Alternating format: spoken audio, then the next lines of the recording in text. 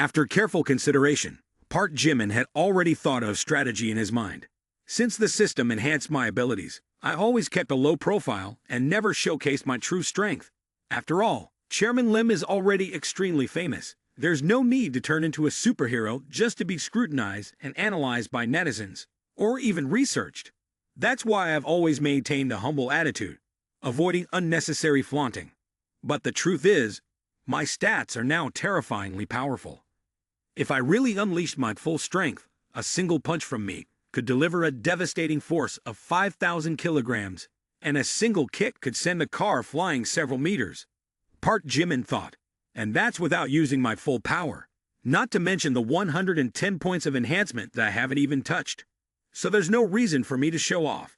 A wise person knows when to keep a few tricks up their sleeve. Knowing how to be discreet is the mark of true skill.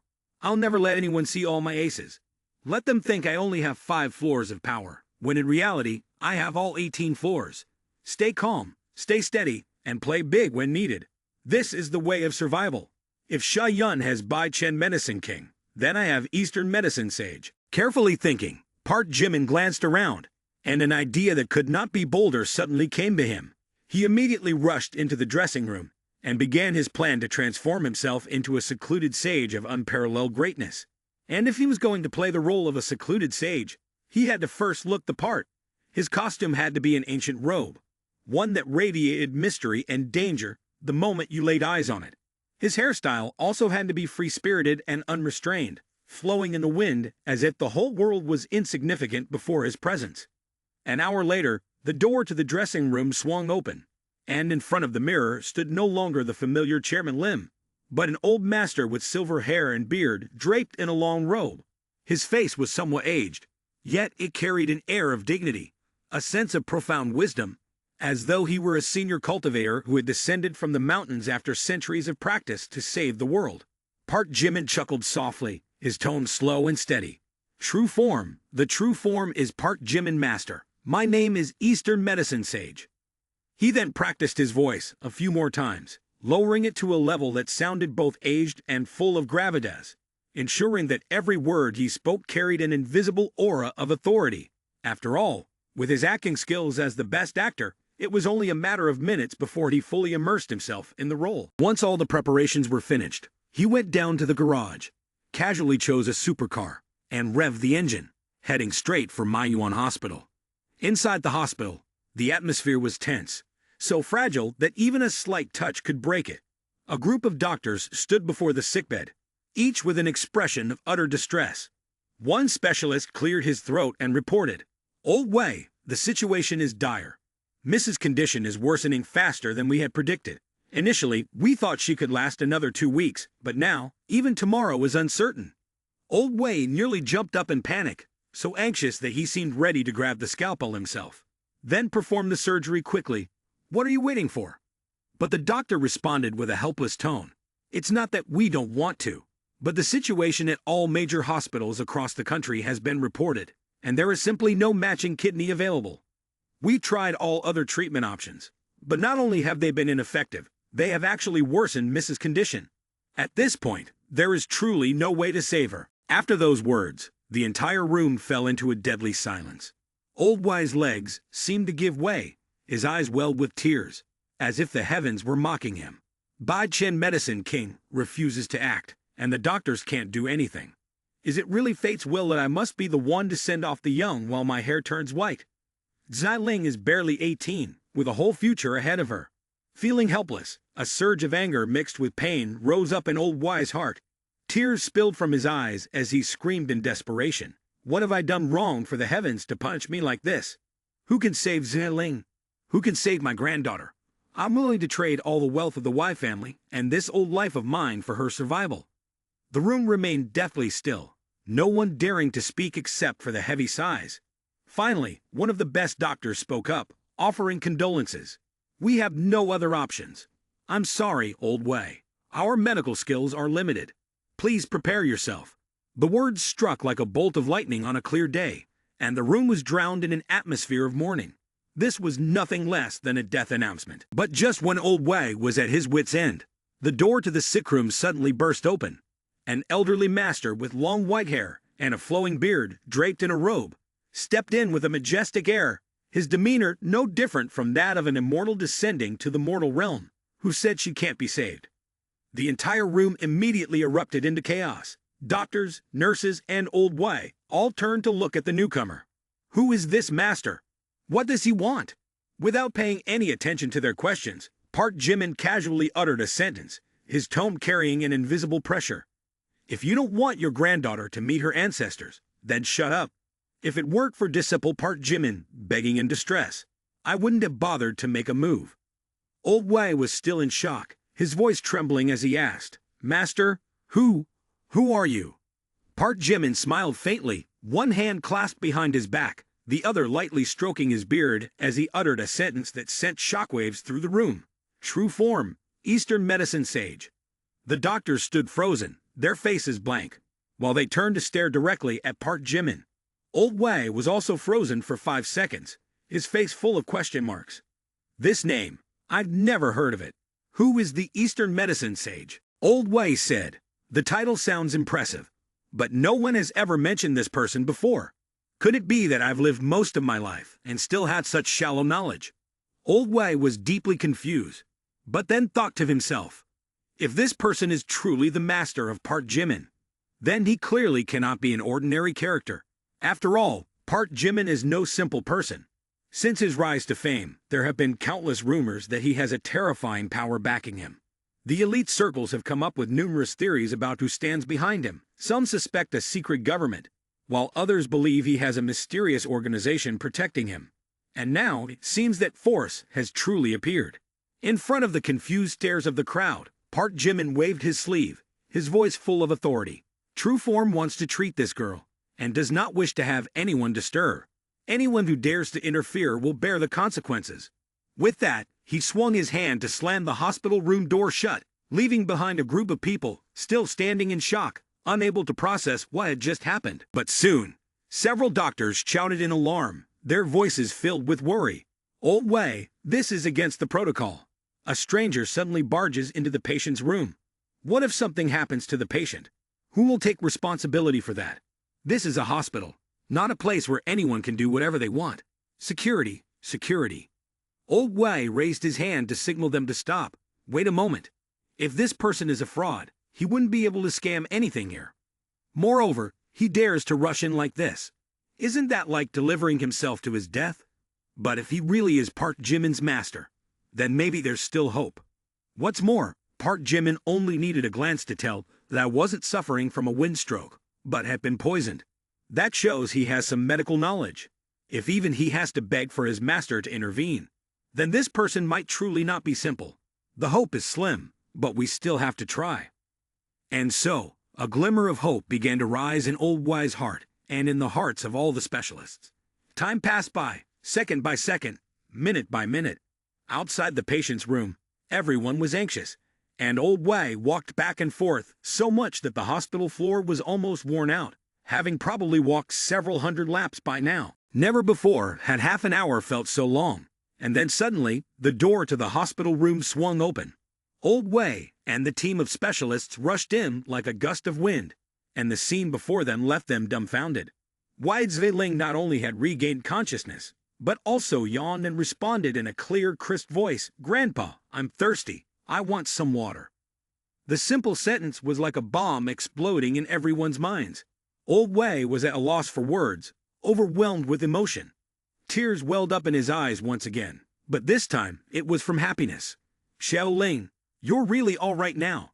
The entire hospital froze in shock, their eyes wide and mouths agape, their brains temporarily short-circuited. Meanwhile, Wide Zveling was gulping down water, the sound echoing throughout the room, and everyone wore an expression of sheer awe. After finishing, Wide Zveling felt an unusual sense of relief, all the pain disappearing completely. Her body felt light as a feather, and she even felt more refreshed than usual.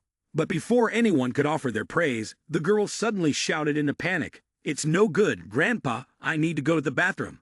I can't hold it anymore. After hearing this, the entire room was in shock, but very quickly, a nurse stepped forward and helped Wide Zveling to the bathroom urgently. At this moment, the top expert was still in shock, his voice trembling. It seems that Miss Wei's condition has completely stabilized. This, this is a miracle. A case of end-stage kidney failure, and in just half an hour, she's recovered as if she were never ill. Normally, these people only believed in science and had never believed in the so-called secluded sage medical techniques from legends. But today, they witnessed it firsthand, and indeed, they couldn't help but believe. Old Wei stepped forward, clasped his hands together, and bowed deeply, full of gratitude. Master, thank you for saving my life. I, Wei Kong, am willing to offer my entire fortune to express my thanks to you. This great kindness and virtue will never be forgotten by the Wei family. Park Jimin, in his elder version, heard this and spoke with a tone full of disdain.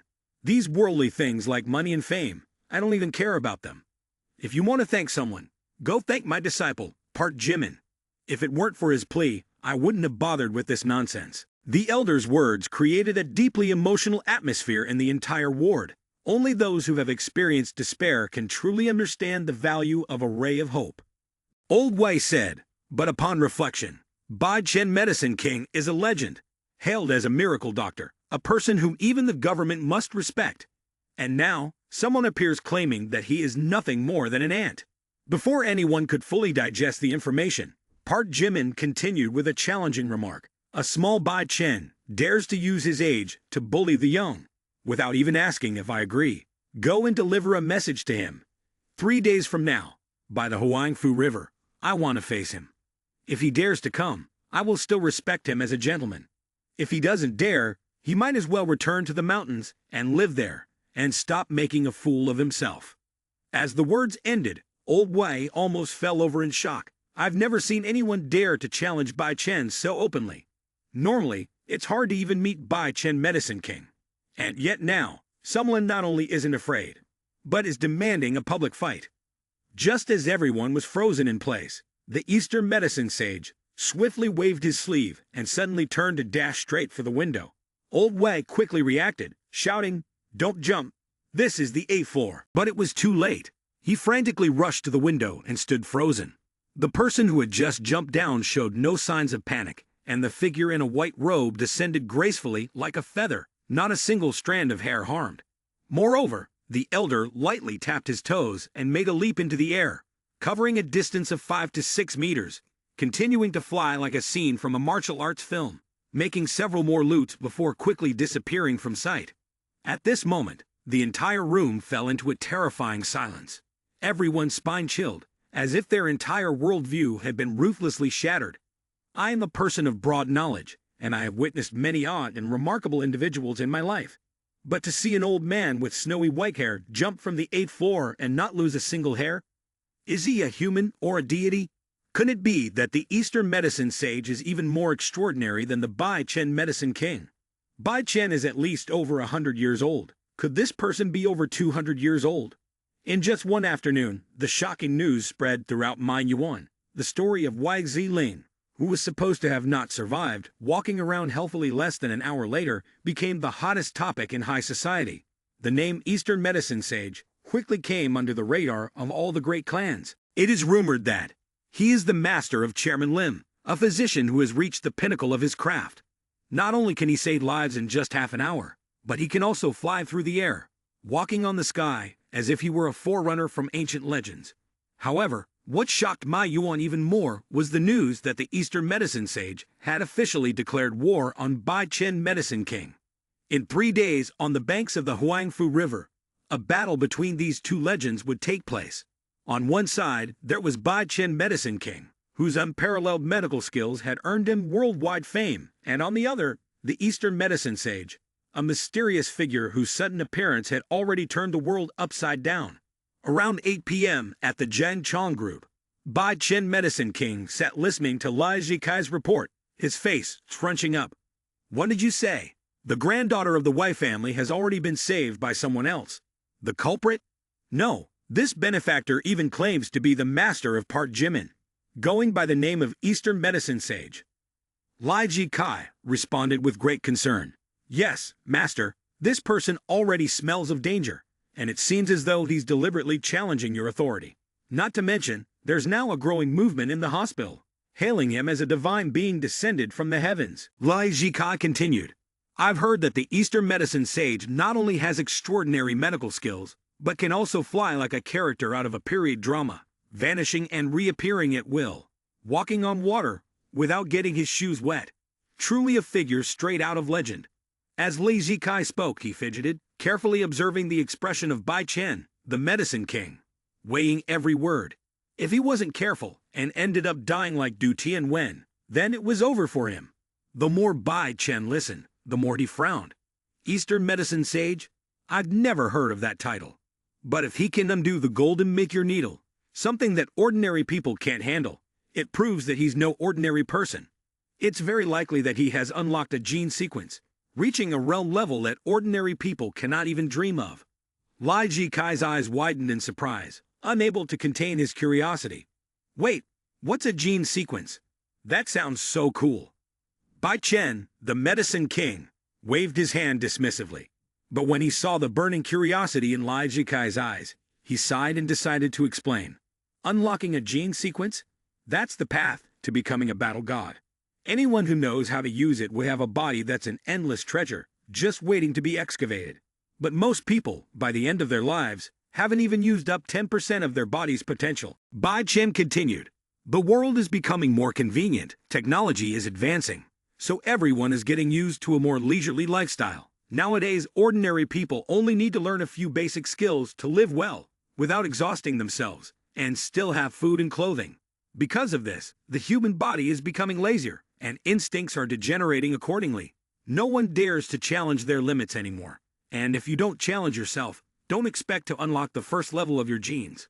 To unlock the genes, you must constantly face life and death moments, push yourself to the edge, and force your body to unleash its hidden strength. Just like a wild animal cornered against the wall, it will naturally find a way to explode with energy. Lai Jikai listened, his eyes wide open in shock. After a while, his face lit up as if he had suddenly understood the meaning of life. Then, with curiosity written all over his face, he asked, eager to get to the bottom of the issue. So, Master, may I ask, how many levels are there in the gene lock? Bai Chen, the medicine king, continued. No one knows how many levels the gene lock has in total, but the strongest in history have only ever unlocked up to the 5th level at most. Bai Chen Medicine King said. Starting from the 2nd level, a person officially steps out of the ordinary realm, but whether they awaken something or not depends on their luck. Some have an exceptionally keen sense of smell, capable of detecting an enemy from 10 kilometers away with just a sniff. Others possess extraordinary hearing, able to catch every whisper from afar. At this point, Lai Jikai was no longer confused, but utterly bewildered, feeling as though his entire world was turning upside down. He stammered, so the Eastern medicine sage that the master just mentioned, which level is he on? Bai Chen Medicine King snorted coldly, his gaze full of disdain. At most, he's on the 3rd level. To be honest, someone who has unlocked the 2nd level is already capable of jumping from the 8th floor without losing a hair. That fool is probably just at the peak of the 2nd level. As for me, I've spent 60 years cultivating and have unlocked the 3rd level gene. This so-called Eastern medicine sage dares to cause a stir, thinking I don't exist. I've been in seclusion all this time, and he thinks he's number 1 in the world. If he really wants to stir things up, I won't hesitate to deal with him first. This statement left Li Zikai both horrified and confused. Initially, he thought, the Eastern medicine sage is the most accomplished figure, but to Bai Chen Medicine King, this person isn't worth a penny. More importantly, if the 2nd level is already so terrifying, how much more formidable must the 3rd level be? He then said, so if it turns out the Eastern medicine sage, the one everyone praises as a living legend, is just someone who has unlocked the 2nd level gene. That means, at this point, Bai Chen Medicine King, like a great scholar, was lost in thought about the essence of the world. If you change your perspective, do you ever wonder if the figures in ancient mythology, from the forerunners of the East, to the gods of the West, to the Arhats, or even Poseidon, the god of the sea, or death god Shawujing, were actually people who had unlocked their genes to a higher level? To put it bluntly, there are no fairies in this world. There are just some people who are so extraordinarily strong, far beyond the imagination of ordinary people, that they become deified. Having spoken, Bai Chen Medicine King slightly curled his lips into a smile, his gaze revealing a hint of arrogance. That Eastern medicine sage clearly enjoys putting on a show at the hospital in front of so many people. He jumped down from the 8th floor without a scratch. It's obvious he's just trying to show off. You should hurry and spread the word. Tell them that I've accepted the challenge. 3 days from now, I want the world to witness the Eastern medicine sage kneeling at my feet, and we'll see who's truly at the pinnacle. The 3 long days finally passed, like a century in waiting, and today arrived. The day when the entire elite circle, strongmen, politicians, and even international agents were more eager than they would be for a football final. From early morning, even before the sun had poked its head above the horizon, a crowd began to gather by the Huangfu River. They came with heavy items in hand, breakfast ready, preparing for a feast while watching the great battle. Although everyone was excited, the biggest issue was the long wait. People had been there since 5 a.m., but despite the time, Bai Chen Medicine King and the Eastern Medicine Sage still hadn't shown up. Xiao Nan stood in the crowd, frustrated, and exclaimed, "We've been waiting for over 2 hours. Are those two even planning to show up? Or are we just supposed to bake in the sun here until noon?" Wang Gai also grumbled, adding, "Exactly, we knew there would be a duel today, but who knew the exact time? If I'd known it'd be this late, I would have slept a few more hours." A few people nearby were also irritated. "Damn it, we were all excited to rush out here this morning, and now we're stuck waiting in the cold wind. Isn't it because we're afraid of missing the most exciting moment? But the Huangfu River is so long, where exactly are they fighting? Couldn't it be that we've been waiting in the wrong place this whole time?" After what seemed like an endless wait, the main character finally appeared. On the river's surging surface, a series of bamboo rafts slowly drifted, heading upstream. On one of the rafts stood a solitary figure, regal and dignified. With their robe fluttering in the wind, they exuded an aura that was both ancient and dominant. What was strange, however, was that there was no one paddling the raft. At this moment, everyone along the banks of the Huangfu River could feel their hearts skip a beat. Is that Bai Chen Medicine King? Oh my God, he's finally here. Damn it, I've been waiting since 5 a.m. Someone give me a bed and a bowl of instant noodles, please. But just as everyone was still marveling, another important issue arose. Wait a minute, Bai Chen Medicine King is here. But where's the Eastern Medicine Sage? A historic battle like this, and everything's running so late, who could stand it? Could it be that a great expert needs time to do their makeup before appearing? Just when everyone was on the verge of losing their minds, the Eastern Medicine Sage finally made his appearance. From a distance, a boat appeared, drifting slowly as if it were filming a nature tourism commercial. The crowd immediately jumped to their feet, shouting in excitement, "It's here! It's here! The Eastern Medicine Sage has finally arrived. We thought we were left hanging, but turns out he's really here." At the bow of the boat sat a figure, still and serene, with robes fluttering in the wind. It was an elderly man with an appearance that exuded the aura of a sage. His face was so weathered that it seemed like the slightest gust of wind could knock him over.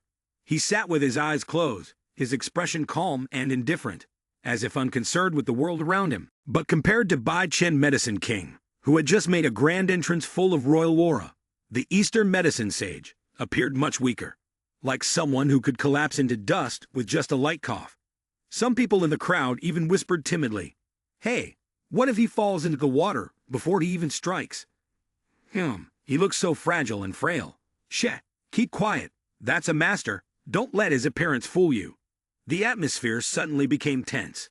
The two small boats were still 100 meters apart, but the pressure of the impending clash was already so intense that anyone nearby could feel the weight pressing down on them. Bai Chen Medicine King sneered, full of disdain. "So what if he can jump 6 meters?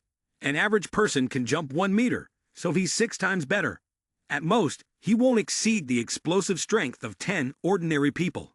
He may look impressive, but in reality, there's nothing to be afraid of. Is that supposed to scare me? That's just laughable." On the boat on this side, Park Jimin didn't dare to underestimate the opponent. No matter how powerful Bai Chen Medicine King is, I don't fully know yet, but he's definitely not someone ordinary. Park Jimin thought, even lions use all their strength when hunting rabbits, let alone when I have to face a top-tier master. If I can't win, then I'll just run. Who's stopping me? And if I can't run, I can dive. If I can't dive, I can fake being dead. In general, whatever it takes, as long as I don't get caught. As long as the mountains are still green, what's to worry about? There will always be a day for revenge. If I don't win this time, I'll definitely make up for it next time. To be sure, he called the system. System, enhance my strength by 100 points. The system replied, Ting, enhancing 100 points of strength will consume 100 enhancement points. Are you sure you want to go all in? Park Jimin said, go for it. The system replied, Ting, done. Now you're in excellent condition. Name, Park Jimin. Age, 22, young and full of life. Weight, 80 kilograms. Height, 1.85 meters. The perfect build of a K-Nation celebrity. Overall strength index, 270. One punch can send someone flying. Physical condition, 220.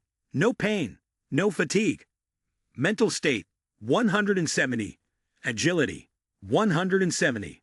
Remaining lifespan, 180 years. Enough time to bear the weight of the world. Current status, too strong. No outlet for such power. Remaining enhancement points, 20. Just enough for a last-ditch effort. As second after the enhancement command was confirmed, Park Jimin felt a terrifying source of power surging throughout his body. It was not a normal sensation like feeling full after a meal or the feeling of strength after exercise, but a transcendental state. It was as if every bone, muscle, tendon, and vein in his body were being immersed in a cosmic-level enhancement pot. Every cell in his body was brimming with energy. His muscles felt as though they had just been inflated with air. His bones were as solid as if they could be used to forge steel, and his tendons and veins were as elastic as rubber bands. Yet being powerful did not mean being reckless. Park Jimin understood a key truth of the game. You might lose face, but your life is something you must protect. At a windy corner by the riverbank, a group of onlookers were using telescopes to observe the situation.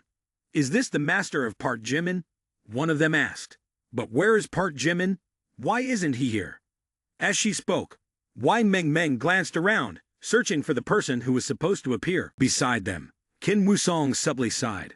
I called Park Jimin, but he said he was too busy grinding games and couldn't be bothered to watch the showdown. Dai Han, upon hearing this, fell silent, his face filled with contemplation, as though he had already anticipated something. For the past 3 days, ever since that Eastern medicine sage appeared at the Manhwa hospital, no one has seen or heard anything about him. It's as if he's vanished into thin air. Yet in his place, his disciple Park Jimin has been busy accepting thank you gifts on his behalf. Now that the sage has reappeared, Park Jimin has disappeared again. Clearly, something suspicious is going on. At that moment, Bai Chen Medicine King suddenly moved. With a slight shift of his foot, the entire bamboo raft beneath them exploded into 1,000 pieces. The river water being forcefully compressed into pillars that splashed into the air. Then, his figure turned into a black shadow, dashing across the river, heading straight for Park Jimin. Eastern medicine sage, prepared to die. The entire riverbank shook, but the most terrifying thing was not the destruction of the raft, but the horrific power emanating from the body of Bai Chen Medicine King. He did not merely take a few steps, he walked on the surface of the water as if it were solid ground. He did not sink, did not sway, and showed no signs of losing his balance. As soon as his foot touched the water, it immediately parted to the sides, creating large waves. From a distance, it seemed as though Bai Chen Medicine King was riding the waves. With each step he took, the surface of the water shattered as if it could not withstand his immense strength. From the distance, Bai Chen Medicine King took just 3 seconds to glide across the river, his killing intent surging forth, with splashes of water erupting as if a deity had descended. In just 1 second, in that brief moment, the entire bank of the Huangfu River entered a state that people often describe as frozen in shock for 5 seconds. Thousands of spectators suddenly felt their hearts stop, their limbs went limp, and some even experienced a chill running down their spines. Damn it! What just happened? Is this lightness skill water gliding? Is Bai Chen Medicine King really running on water? The scene before them left all the doubters in complete silence. Even Qin Wusong was nearly shocked to the core, forgetting to blink. Oh my God, could this really be cultivating immortality? We're in trouble. This time they're going all out. Watching Qin Wusong's anxiousness, Dai Han maintained the calm demeanor, resting his chin on his hand as he analyzed. In theory, if a person runs fast enough, The counterforce from the surface of the water will prevent them from sinking. It's the same principle as throwing a stone horizontally. It will bounce on the water's surface for a while before sinking completely. But theory is one thing, and in reality, no one can actually do it. Bai Chen Medicine King is an existence that surpasses human comprehension. In that moment, even Park Jimin was on the verge of running across the water. I've never tried this trick before, and it's not that I'm timid, but I've always bullied those weaker than me. I've been used to playing the role of power, stomping on the heads of those who can't fight back, hitting when I want and hitting again when I'm done. But today, everything is different. Park Jimin thought, for the first time in my life, I am facing a true master, a heavyweight character capable of crushing all my illusions of strength with just a glance. The feeling right now is unbearable. At this moment, Bai Chen Medicine King was exuding fierce killing intent, shouting like the heavens were splitting apart. Eastern Medicine Sage, prepare to die. As soon as the words left his mouth, he unleashed a palm technique that struck downward, causing the air around him to compress into shockwaves. This was not an ordinary palm technique. This palm technique carried an intensity of true source power, strong enough to obliterate a 10-story building. If it hit, it would definitely spell doom. No need for an ambulance. Seeing this, Park Jimin broke into a sweat, his mind racing with 3 words. Dodge now. No, the pressure was too great. I have to avoid it immediately. If I take this palm technique head-on, I'm definitely dead. Thus, Park Jimin decided against taking risks, opting for a clever strategy of both advancing and retreating, kicking and dodging, using his strength to lessen the impact of the attack, while finding an opportunity to escape. But unexpectedly, right when he swung his leg, he felt something was off.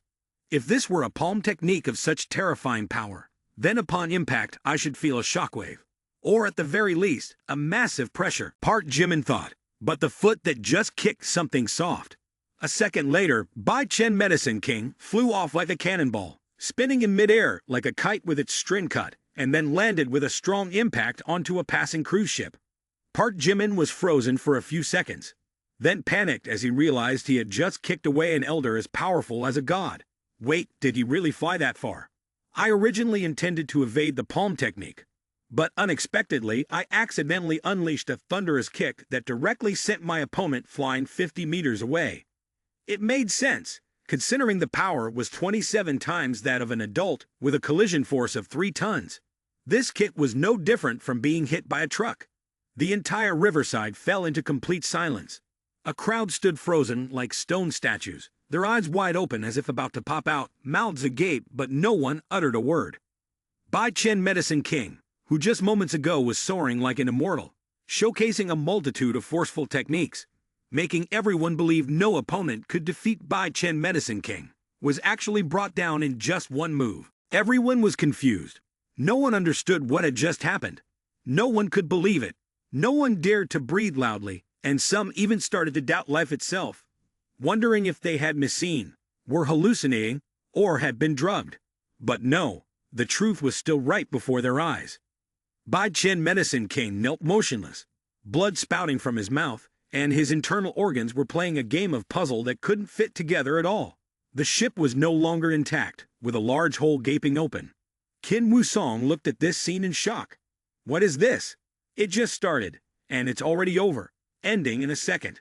I thought this would be a fiercely competitive battle that would last for hundreds of moves before determining the winner. While the entire arena was silent, Park Jimin had an extremely uncomfortable attitude. He stood there, casting a disdainful glance, pouting with a face that couldn't accept it. Oh, is that all? Such a showy display, and this is the extent of the fighting. Almost made me turn pale with fear. Upon hearing this, Bai Chen Medicine King, uncertain whether to feel proud or humiliated, suddenly sprang up like a zombie while kneeling in agony, shouting loudly, Gene Lock, Level 3, unlock. Instantly, he transformed into his peak version. His cells roared with activity, and his brain was so sharp that mental calculations were faster than a handheld calculator. The world around him slowed down like a video played in slow motion, and he became a superhero in 3 seconds. But rather than rushing to continue fighting, the first thought that crossed his mind was, run fast, save me. Because he realized, even having unleashed all his power, the Eastern Medicine Sage was still incredibly strong. One kick without even using genetic locks was already so powerful. So if he unlocked everything, the universe would surely tremble. Bai Chen Medicine King was so frightened that his insides quivered. His heart raced uncontrollably, almost jumping out of his chest. Meanwhile, Park Jimin stood there, hands clasped behind his back, expression cold and demeanor undisturbed. No need to tire yourself out with fancy moves. I will simply lift my foot and deliver one single kick. That's it, straightforward and efficient. No need for slow-motion replays or special effects. But a second later, Bai Chen Medicine King crouched, launching himself from the boat as if he had a spring under his feet. He soared into the air, and in the blink of an eye, he reached the shore, disappearing at astonishing speed, leaving even the wind in awe. The crowd stood watching the battle, as if slapped in the face with a bucket of cold water, their faces blank. Ha! Bai Chen Medicine King is running away. Is he really running away? Even Park Jimin was momentarily stunned, his brain temporarily shutting down. Ha! Ha! What's happening? I thought he just unleashed his strength and was about to execute an earth-shattering move. Who knew this was the demeanor, the aura of a martial arts master? Where is the majesty of Medicine King Valley? Where is his face? Did he leave it behind on the boat? All right then, out of respect for your hard training, I'll generously spare your life. But remember, if you dare to cause trouble again, I will peel your skin off and throw your flesh into a pot to make hot pot just to let you know the taste. Meanwhile, Bai Chen Medicine King was running for his life, terrified of being caught by Park Jimin. No medicine or king for me anymore. Standing before the Eastern Medicine Sage, I'm just a scared speck of dust. This Eastern Medicine Sage is indeed a cunning old fox, hiding such terrifying strength. He didn't even unlock his genes and sent me flying like a truck hitting me, and he hasn't even exerted his full power. If he unleashed everything, I'd be dead for sure. At this moment, the crowd around remained frozen as if lost, but the truth was still the truth. Bai Chen, the Medicine King, whom everyone considered invincible, had now been defeated in less than a second, having been kicked away like a ball, and the space fell into silence. Meanwhile, Qin Wusong shook his head in disappointment, feeling somewhat unexpected. Is this what they call a peerless master? Truly disappointing. Unbelievable. Unacceptable. I might as well go home and sleep quickly. There's nothing left to see. Dai Han was still lost in thought and waved to say, Sister Wusong, the Eastern Medicine Sage has won. Why don't you try calling Park Jimin to announce the result? I guess no one will pick up. Down by the river, Park Jimin was leisurely enjoying himself, when he suddenly discovered several drones hovering overhead, capturing close-up shots of his handsome face. It wasn't easy to be caught off guard in a moment of losing composure.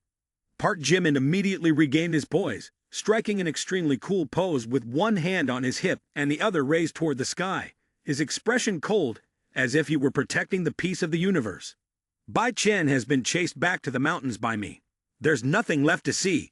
Everyone please disperse. But just as the awe was settling in, Park Jimin suddenly leaped straight into the sky, soaring dozens of meters upward, then gently landing on the roofs of several Western-style villas by the riverside, disappearing as if he had never been there, leaving behind a crowd of people with their mouths agape in disbelief. His speed was so incredible that no one knew what to say to express their amazement. Someone in the crowd widened their eyes, murmuring a few classic lines. He's cultivating immortality. No doubt about it, absolutely cultivating immortality. And it's not from some herbal supplement gone wrong. What science can explain this anymore? This world is truly full of bizarre things that could make your eyes pop. It's heartbreakingly surreal. Anyone who witnessed it knew that the memory would never fade, etched deeply in their hearts, impossible to forget. Especially the Eastern Medicine Sage, who always claimed he was the master of Park Jimin. After this incident, his name became famous, completely overshadowing the title of Bai Chen Medicine King. Everyone who met him had to bow in respect, and it was only a matter of time before a statue would be erected in the square to honor his greatness. On the other side of the globe, while School and Bone were pouring all their efforts into eliminating Park Jimin, in another corner of the map, Jung Hoseok and the assassin Scorpion were enduring an adventure that was far from pleasant, combining a chase with being hunted. During this life-and-death journey, Jung Hoseok transformed from a timid girl, so frightened that the sound of gunfire would make her flinch, into an upgraded version with the expression, "You dare to touch me." Each time she was pushed into a corner, she no longer trembled. Instead, her eyes sharpened like a razor, blazing with a mixture of vengeance and determination. The climax came the first time Jung Hoseok not only fought back, but also killed the enemy in retaliation. From that moment on, Jung Hoseok discovered she was no longer the Jung Hoseok of old. She began to possess an unbeatable combo, with an incredible stamina allowing her to run 10 kilometers without breaking a sweat. It was as if she was just taking a stroll in the park, her reflexes lightning fast. As soon as someone swung their fist, she would dodge, and before they even realized what had happened, their opponent was already dead. Even Jung Hoseok activated her 1 against 100 mode, single-handedly wiping out the entire enemy team as if she were tidying up trash. Her ability to learn faster than I, to know everything, and do everything, allowed her to master reasoning and score a perfect 100. Not stopping there, Jung Hoseok also possessed a rapid healing ability. She could get slightly injured, and in the blink of an eye, she would be healed without needing a band-aid for show. Scorpion, once a master of weaponry, never expected to encounter such a golden student in Jung Hoseok. After just 2 days of training, she achieved a level of spear dancing that was always on target. Every throw hit its mark so accurately that Scorpion began to doubt her own competence, wondering, wait, is this my student? Or am I the one who needs to go back to school? After defeating all the enemies, Jung Hoseok coolly drove away in a vehicle stolen from the military, her eyes shining with determination, as if they were ready to ignite. Turning to Scorpion with an air of confidence, she said, Sister Scorpion, I'm planning to head to Los Angeles Airport soon, steal a plane, and then fly over to Nation K. From there, I'll continue on to Nation H. In fact, every reckless action of hers has a single reason: love. Indeed, love is the motivation that drives her to overcome everything. Since the day she was apart from Park Jimin, she has felt like a pressure cooker being suppressed, waiting for the lid to be blown off and explode.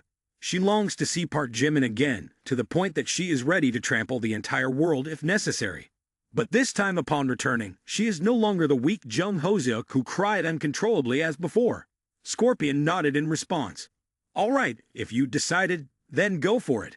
But before he could say more, Jung Hoseok added something that made Scorpion find it reasonable.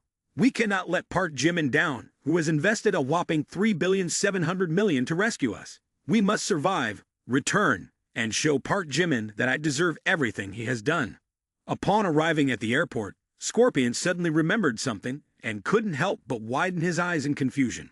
Wait, do you know how to fly a plane to pull off a hijacking?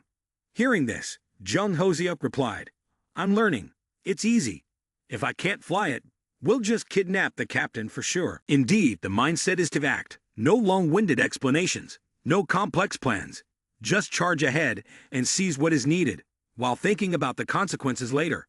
As for the passport issue, the girl brushed it off like flicking away an ash from a cigarette. It's fine without it. Being wanted doesn't matter. If I want to return to Nation H, the only way is to take action. Waiting means who knows when I'll see Park Jimin again. At that moment, a beggar caught her eye, initially seeming like a stranger, but it turned out to be someone from Nation H. Fellow countryman, spare some change. Jung Hoseok rolled his eyes, unable to hold back his tears. Oh my God, how can a man from Nation H be reduced to such humiliation? Don't you know the saying, hold your head high and live? Yet, despite her cold demeanor, she casually pulled out a $100 bill and tossed it to the beggar. Jin Jil-mu looked up, ready to express his gratitude, but his eyes widened and his brain lagged for 0.5 seconds. Thank you, miss. Before him stood a girl in tight-fitting pants, perfectly accentuating her curves, with smooth, fair skin, and she radiated beauty, even without makeup. Notably, Jin Jil-mu is not an ordinary person. He has encountered various types of beautiful girls in life, from friendly beauty queens to edgy ladies.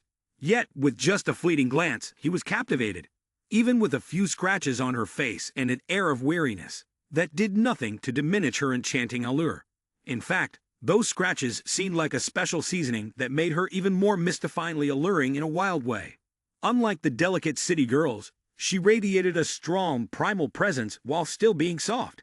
It was the kind of aura that could knock me out in 3 seconds and make me willingly want to be knocked down again. Before he could take a step, Jung Hoseok heard an utterly cringeworthy pickup line from the beggar. Miss, wait a moment, you're also from Nation Age, right? Let's add WeChat. I'm quite famous in Nation Age.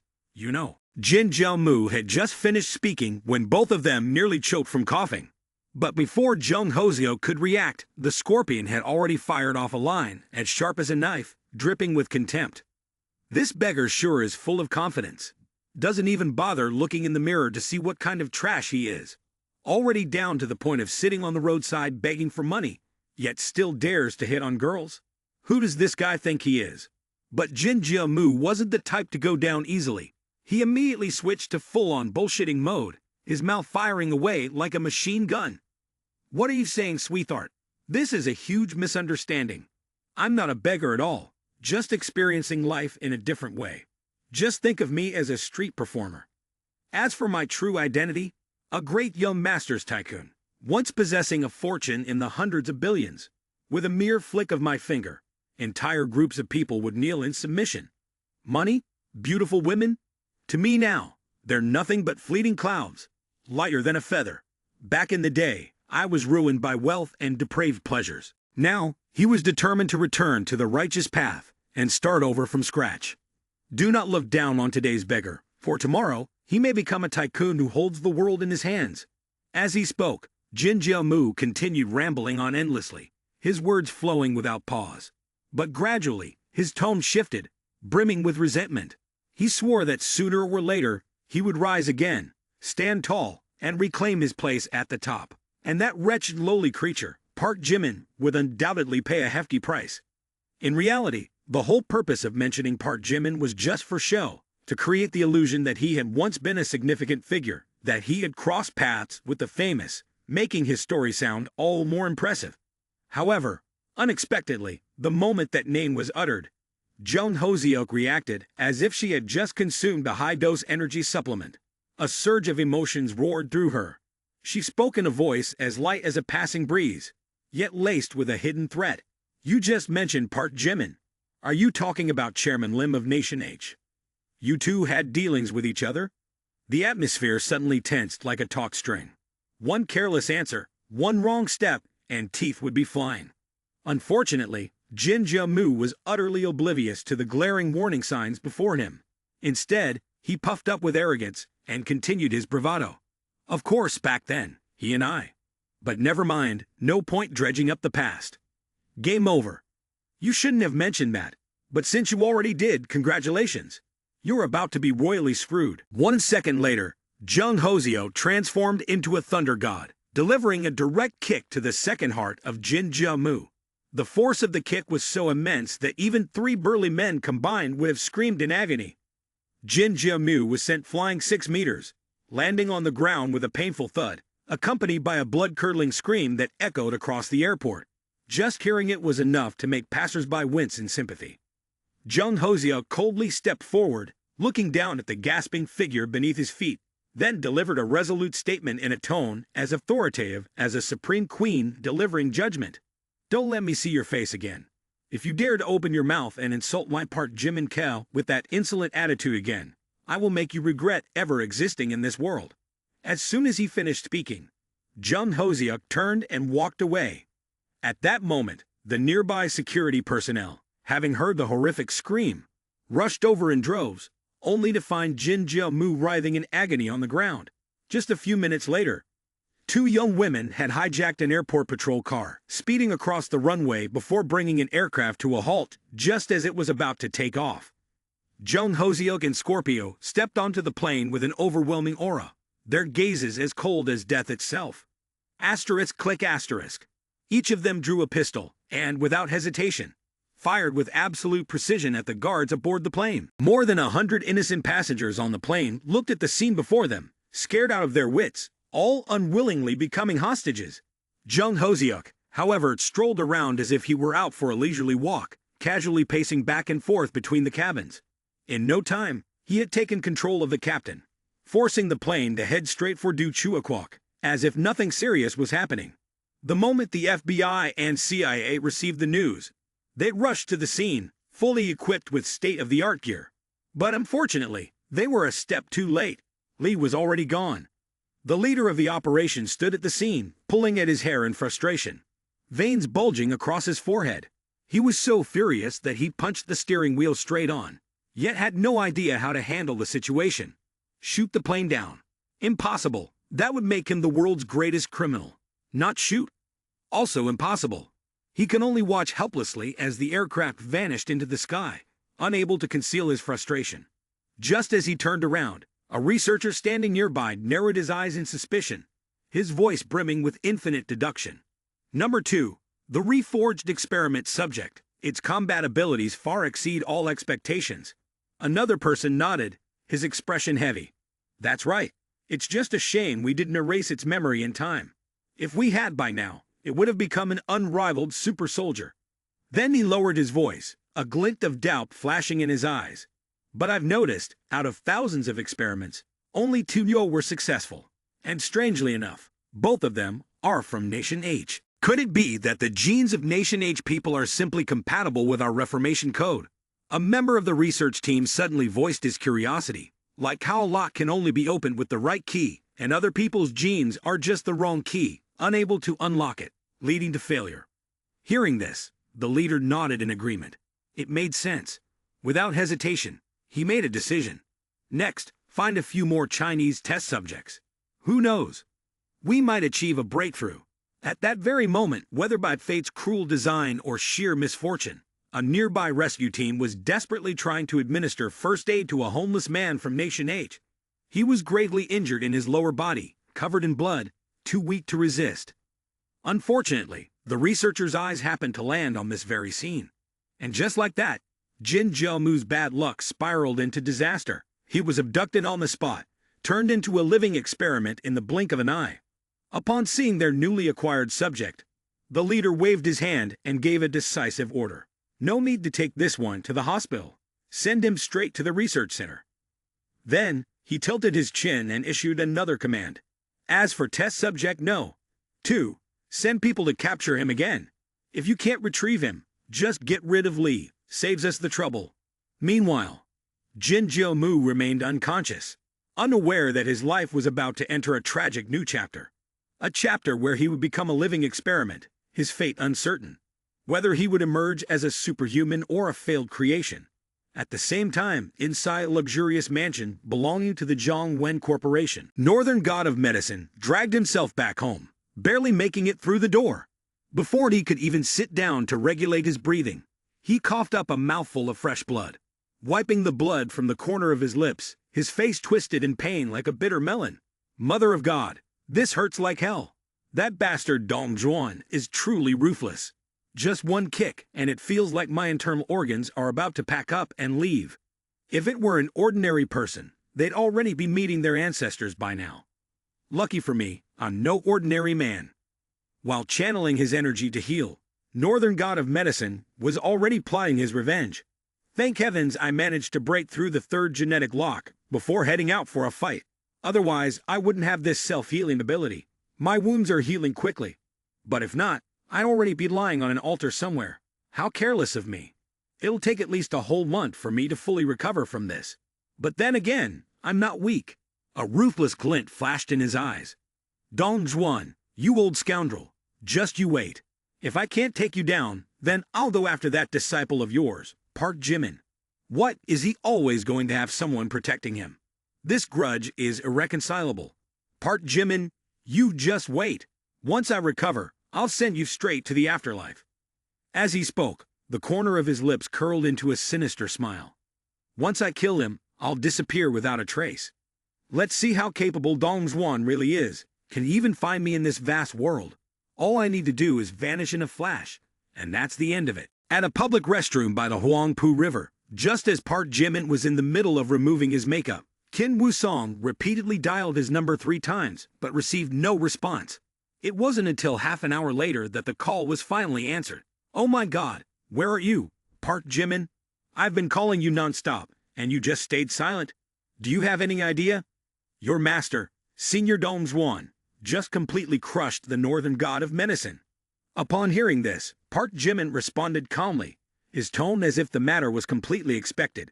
Yeah, that was within my calculations. Who do you think my master is?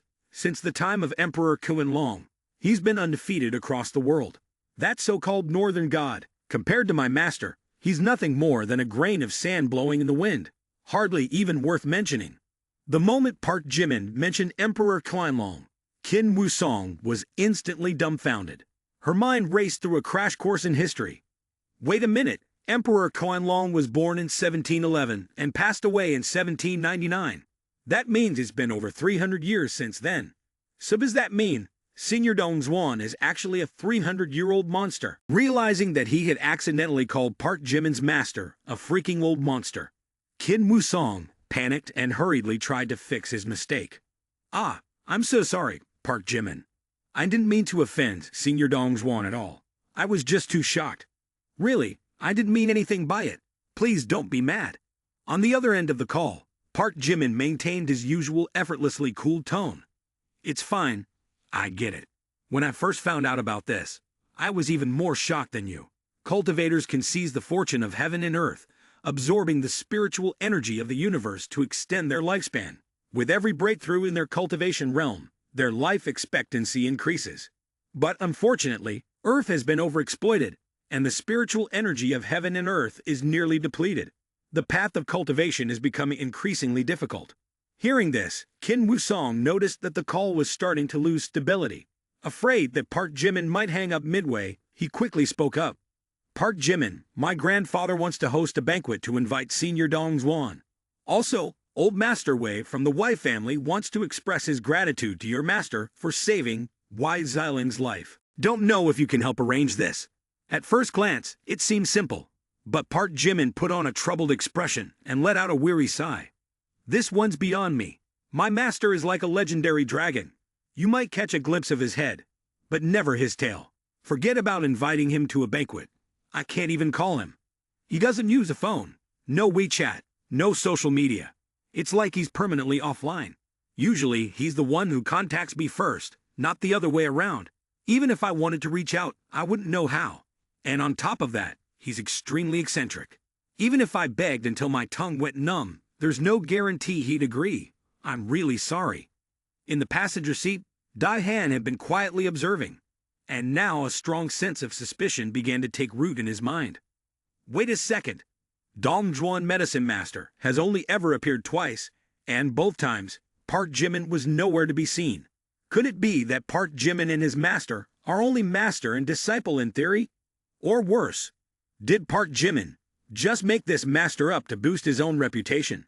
And so, after that conversation, Qin Wusong felt reassured, at least knowing he had tried to extend the invitation, while Park Jimin thought he could finally relax.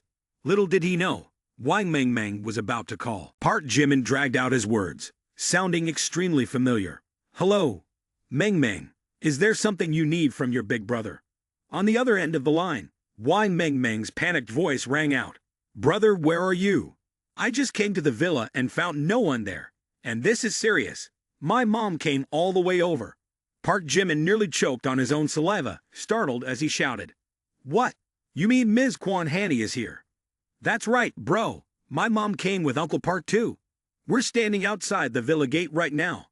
Park Jimin spent 5 precious minutes of his life racing back to the villa at the speed of light, but the scene that met his eyes nearly sent him toppling over from sheer shock. 3 legendary figures were already waiting. First, there was Wang Mengmeng, the nation's little sister, whose very name evoked instant adorableness.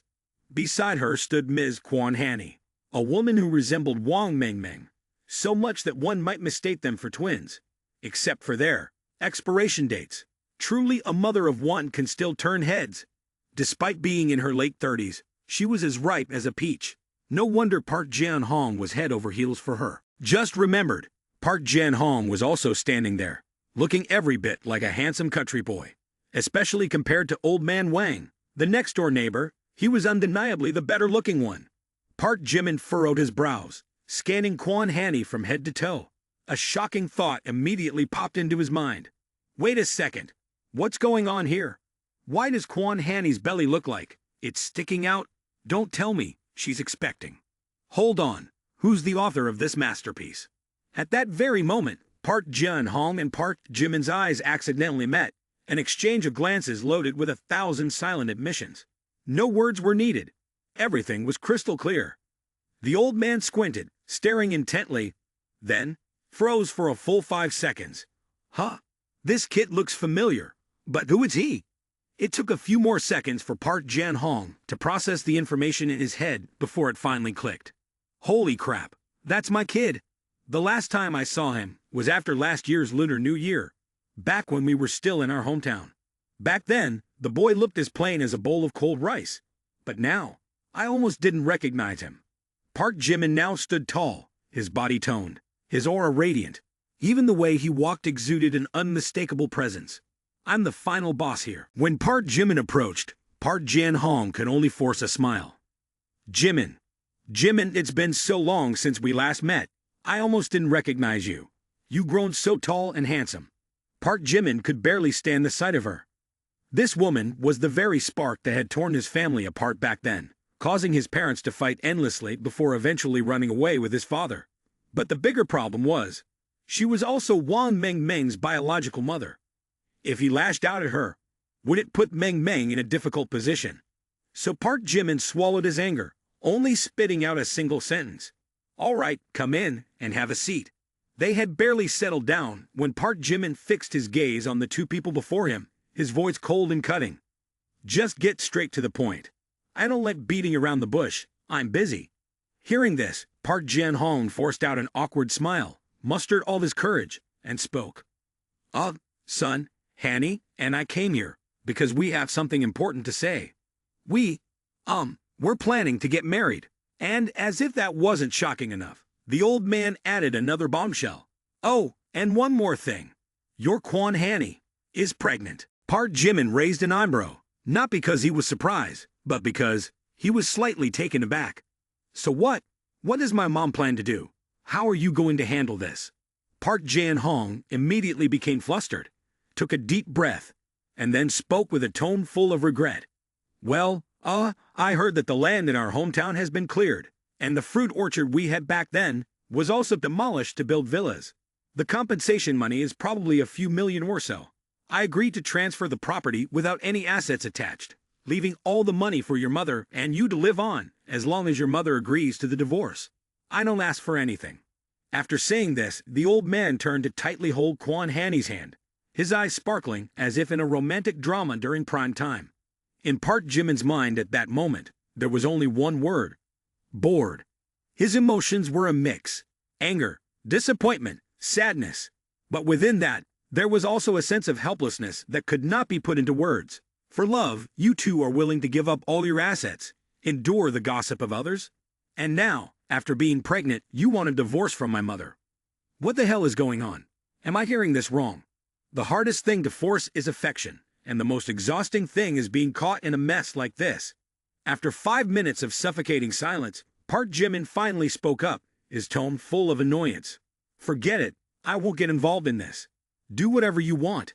I don't have the brain to handle messy situations like this. Hearing Park Jimin wanting to let it go, Wang Mengmeng felt a wave of guilt crashing over her like a tsunami.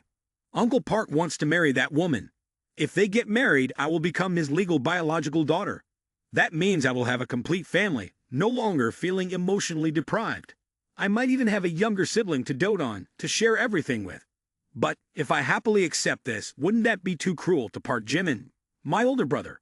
His mother tore his family apart, and here I am, casually enjoying the outcome. Wouldn't that make me nothing more than an intruder?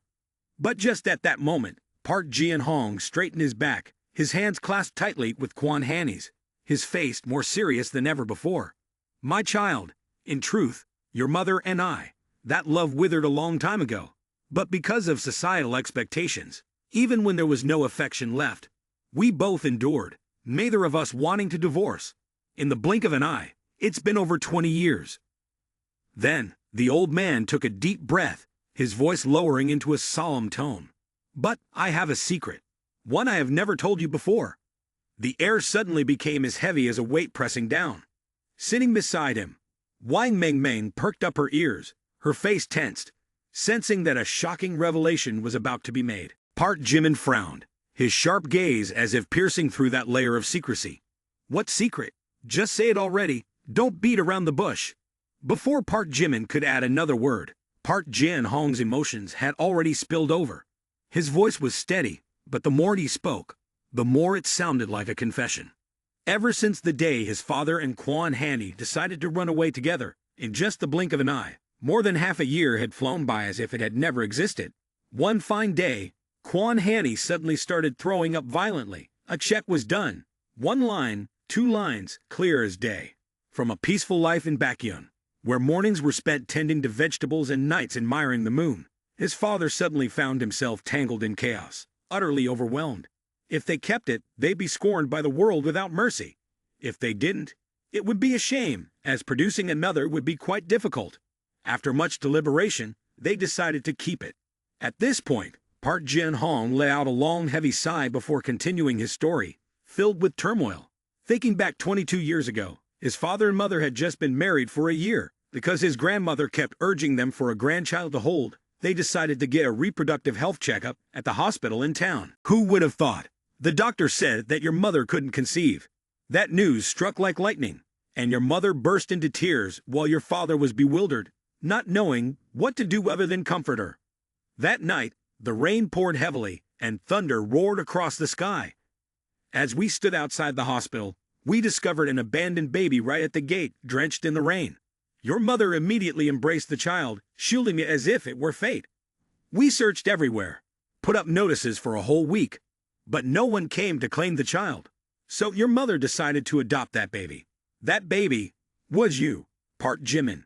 Those words fell like a bomb, leaving Park Jimin frozen for a few seconds. He didn't know whether to be shocked, angry, or to laugh at the sheer absurdity of this earth-shattering truth. All his life, he had always believed he was the biological son of Park Jin-hong, even though their father-son relationship had never been particularly close. Suddenly discovering that was a child picked up from the streets, that feeling is truly indescribable. Park Jin-hong continued, his voice lowering as if to emphasize his words.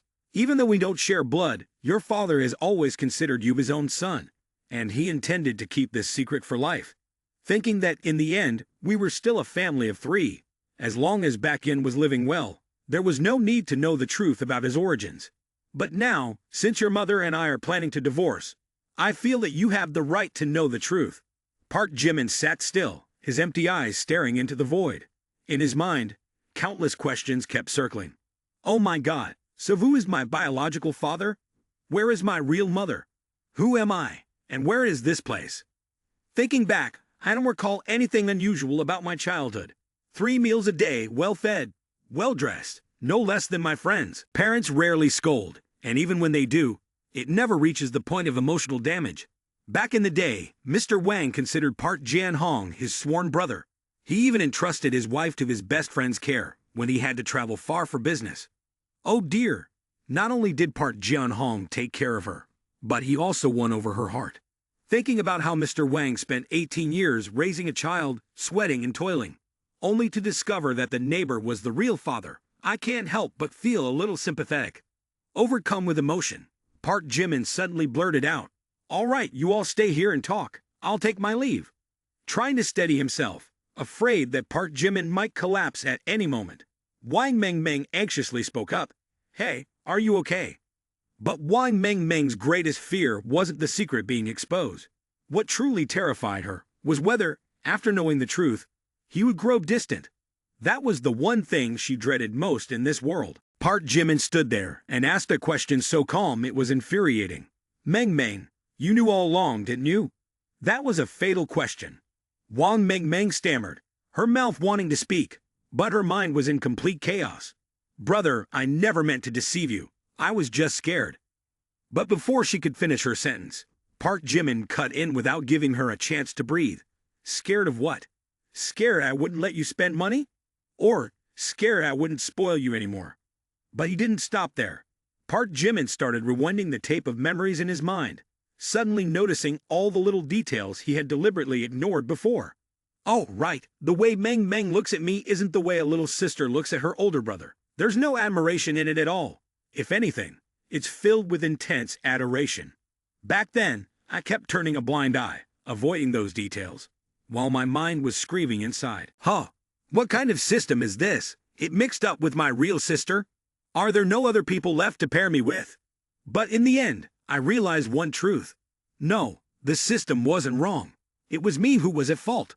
After all these years of living together, I had assumed we were siblings by blood, so I forced myself not to think about it too much.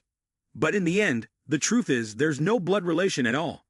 Wang Mengmeng wanted to explain, but the words got stuck in her throat. She didn't know what to say that would sound right. Seeing that she had no excuse, Park Jimin delivered another blow, as if he were afraid she hadn't felt enough pain yet. Meng Meng, all this time, I've thought of you as simple and innocent, but what you've done makes me see you as selfish, fake, deceptive, and even with ulterior motives. Actually, you didn't need to do this. Even if you're not my real sister, I would still be willing to spend money on you. But the thing I hate the most is being lied to. After finishing his words, Park Jimin turned away, his face emotionless. Because for Park Jimin, right was right, and wrong was wrong. And this particular wrong touched upon a core principle of his life. Don't mess with the eel. If you're wrong, you'll face the consequences. There's no room for begging. Wang Mengmeng, hearing this, felt her heart ache as if someone had punched it, but she still tried to hold on to a sliver of hope. Brother, but I've been meaning to tell you for a long time. It's just. Upon hearing this, Park Jimin immediately cut her off. Just what? You've had hundreds of chances. You didn't have to wait until you had free time to confess. If it weren't for old Tran exposing it today, how long were you planning to keep your scheme? Or were you waiting for me to marry you? Finally, Park Jimin threw a harsh sentence straight into Wang Mengmeng's heart. Don't call me brother, I'm not your idol. Upon hearing this, Wang Mengmeng's face went pale. She instinctively took 3 steps back, looking at Park Jimin as if she wanted to say, please forgive me. But the words couldn't leave her lips. But Park Jimin didn't pay attention. He was too angry enough to throw all his emotions out just to feel relieved. Go away, I don't want to see you again. With that, Park Jimin turned and walked away, leaving Wang Mengmeng standing frozen, tears falling before she could wipe them away. All the beautiful memories between the two of them now seemed like soap bubbles, beautiful but fragile, shattering with the slightest touch. In the tense atmosphere, Park Ji-hong sighed deeply and said a philosophical line. All right, Mengmeng, sweetie, let's go. Let little Jimin be alone to balance his emotions. Men sometimes don't need comforting. Just leave him to sit and think about life on his own. And so, the 3 of them slowly made their way out of the villa gates, each feeling heavy-hearted and full of sorrow. But before they could leave the villa, they ran into Yuling Shuang. Oh, Mengmeng, it's you. I actually had something to discuss with you. Didn't expect to run into you like this. Though Wang Mengmeng's mind was in turmoil, she still forced a strained smile and asked, what is it, Sister Yu? Yuling Shuang pretended to be mysterious, waving her hand and saying, let's find somewhere to talk. This is something that will definitely shock you. Just a moment later, the 4 of them walked into a nearby coffee shop. The atmosphere inside was quiet, with soft music playing, but it couldn't overshadow the curiosity burning inside Wang Mengmeng. She fidgeted restlessly, staring intently at Yuling Shuang, and anxiously asked, Sister Yu, what exactly do you want to talk about? Stop being so vague, I'm about to explode from confusion. Yuling Shuang curled her lips into a mysterious smile and pulled a stack of documents out of her briefcase. First, take a look at this, and then we'll continue, she said. Wang Mengmeng took the papers and began reading, only to be instantly stunned. Hey, Sister Yu, what's this? Why do I have 10% of the shares in Fei Dun Zeben? Yuling Shuang remained calm, as if this was no big deal, and lightly replied, that's right, you're not mistaken. These are the shares the boss set aside for you. You must have forgotten, huh? You used to hold shares in Fei Tian Farmland. Later, when Fei Tian merged with Dun Da Group to become Fei Dun Zeben, your shares remained unchanged. Nothing was lost. Wang Mengmeng, after hearing this, was still stunned, her mind spinning as if she had just been thrown into a washing machine on the highest spin cycle. Before she could even regain her composure, Yuling Shuang added another blow. This corporation now manages 37 subsidiaries across all kinds of industries, from real estate, television, tourism, hotels, fresh food supermarkets, the stock market, pharmaceuticals, insurance, security companies, new energy vehicles, and even entertainment gaming. Right, 10% is not a small number, and its value is over 100 billion. And this is just its current value. It might even increase significantly in the future. At this moment, Wang Mengmeng's brain finally connected the dots. Everything in front of her became clear. 100 billion. That was a number beyond what an ordinary person could imagine. It was so large that it could buy an entire small city, build dozens of villas, buy a fleet of supercars, and still have enough money to eat steak every day for 300 years. And so, the girl who had just cried over love now felt like crying again. But this time, it was because she was unexpectedly overwhelmed by wealth. So it turned out that Park Jimin had been preparing all this for me all along. It's not just a few small gifts, but an enormous fortune worth 100 billion being handed over without hesitation, without the need for me to sign any agreement or non-disclosure contract. This is no longer just affection. It is the pinnacle of limitless sacrifice. And then Wang Mengmeng cried uncontrollably, as though compensating for all the time she had held back her emotions. Tears streamed down her face as she sobbed and blamed herself. My dear, I have paid so much, too much, and yet I deceived you. I made you suffer. To save me, you almost lost your life when you rushed into a gunfight with the robbers in Las Vegas. To protect me, you completely destroyed the Tycoon Jin family conglomerate, regardless of the consequences. For my career, you silently gave me 100 billion from Fee Dun Zibin, without expecting any recognition. All of this you did just to protect and help me, while I was selfish, thinking only of myself. I'm so sorry. I truly am sorry. Under the city lights, Park Jimin stood silently on the balcony of the villa, taking a drag of the cigarette, gazing at the sky, the ground, and his own life. Every time the smoke walks out, I feel like my mood is flying along with it. But even after it's gone, I still don't feel any better. Wait, did I say something too harsh? Honestly, I don't really hate Meng Meng. It's just that sometimes I like to toughen up my attitude a bit, to appear cold and unpredictable. If it were any other girl, I might suspect that they have some deep ulterior motive. But with Meng Meng, I don't think it goes that far. After all, she doesn't have a crafty bone in her body, and her face is so adorably clueless. But then, my father isn't really my father, and my mother isn't really my mother. And as I watch other families happily together, I suddenly feel this inexplicable sense of frustration. Wait, who am I? Where do I come from? Am I a child of a rock? Or did the universe get the address wrong? The more I think about it, the more ridiculous it seems. But I still can't help but frown, feeling like this situation is the biggest joke of my life. Just then, the sound of the system's repeated chimes rang out in Park Jimin's head. Wang Meng Meng's affection increased by 1. Current affection is 100 points. Ding! The dog-licking subject Wang Meng Meng has been moved by the master's risky actions. Affection breaking through 100 points. Congratulations to the master for successfully executing a reverse breakthrough. Ding! Detected that the 4th dog-licking subject has scored points in dog-licking, awarding a full attribute increase of 10 points, awarding a strengthening point increase of 50 points. Park Jimin froze for a few seconds, before he couldn't help but get a little too self-absorbed. What's going on here? Meng Meng has made another breakthrough. Why, despite me scolding her harshly, is her favorability towards me increasing so rapidly? Something's wrong today. Couldn't it be that I wrongly blamed Meng Meng? After all, she's just a little girl. The issue is that her favorability reaching the top isn't just about her liking me, but also her willingness to do anything for me. Back at the cafe, Wang Meng Meng cried until she realized the truth. There really are things in life that don't need explanations. Just let the emotions flow naturally to clear your mind. Her younger sister Xiao Yu, who had given her a whole pack of tissues, asked in confusion, "Oh my God, Meng Meng, why are you crying so much? Did something happen today?" Wang Meng Meng sniffled and answered, "It's nothing, Sister Yu, I'm just really moved." But what's worth mentioning is that Wang Meng Meng straight up refused. "Those shares are not mine, I can't accept them. From the beginning to the end, I haven't contributed anything to the company. I've never earned a single cent, or been of any help. So I can't take them. I'm returning them to Park Jimin, please." Indeed, there are people in this world who could leave Yu Ling Shuang wide-eyed in surprise. For others, 1,000 billion in shares would be a once-in-a-lifetime opportunity, a chance to become a female tycoon, rolling in wealth, walking down the street and afraid there wouldn't be enough space to count all their money. But for this girl, money was nothing compared to her self-respect and genuine feelings. Pushing back and forth was not the solution. Yu Ling Shuang seriously asked, "Have you thought this through?" Wang Meng resolutely replied, "I've thought it through.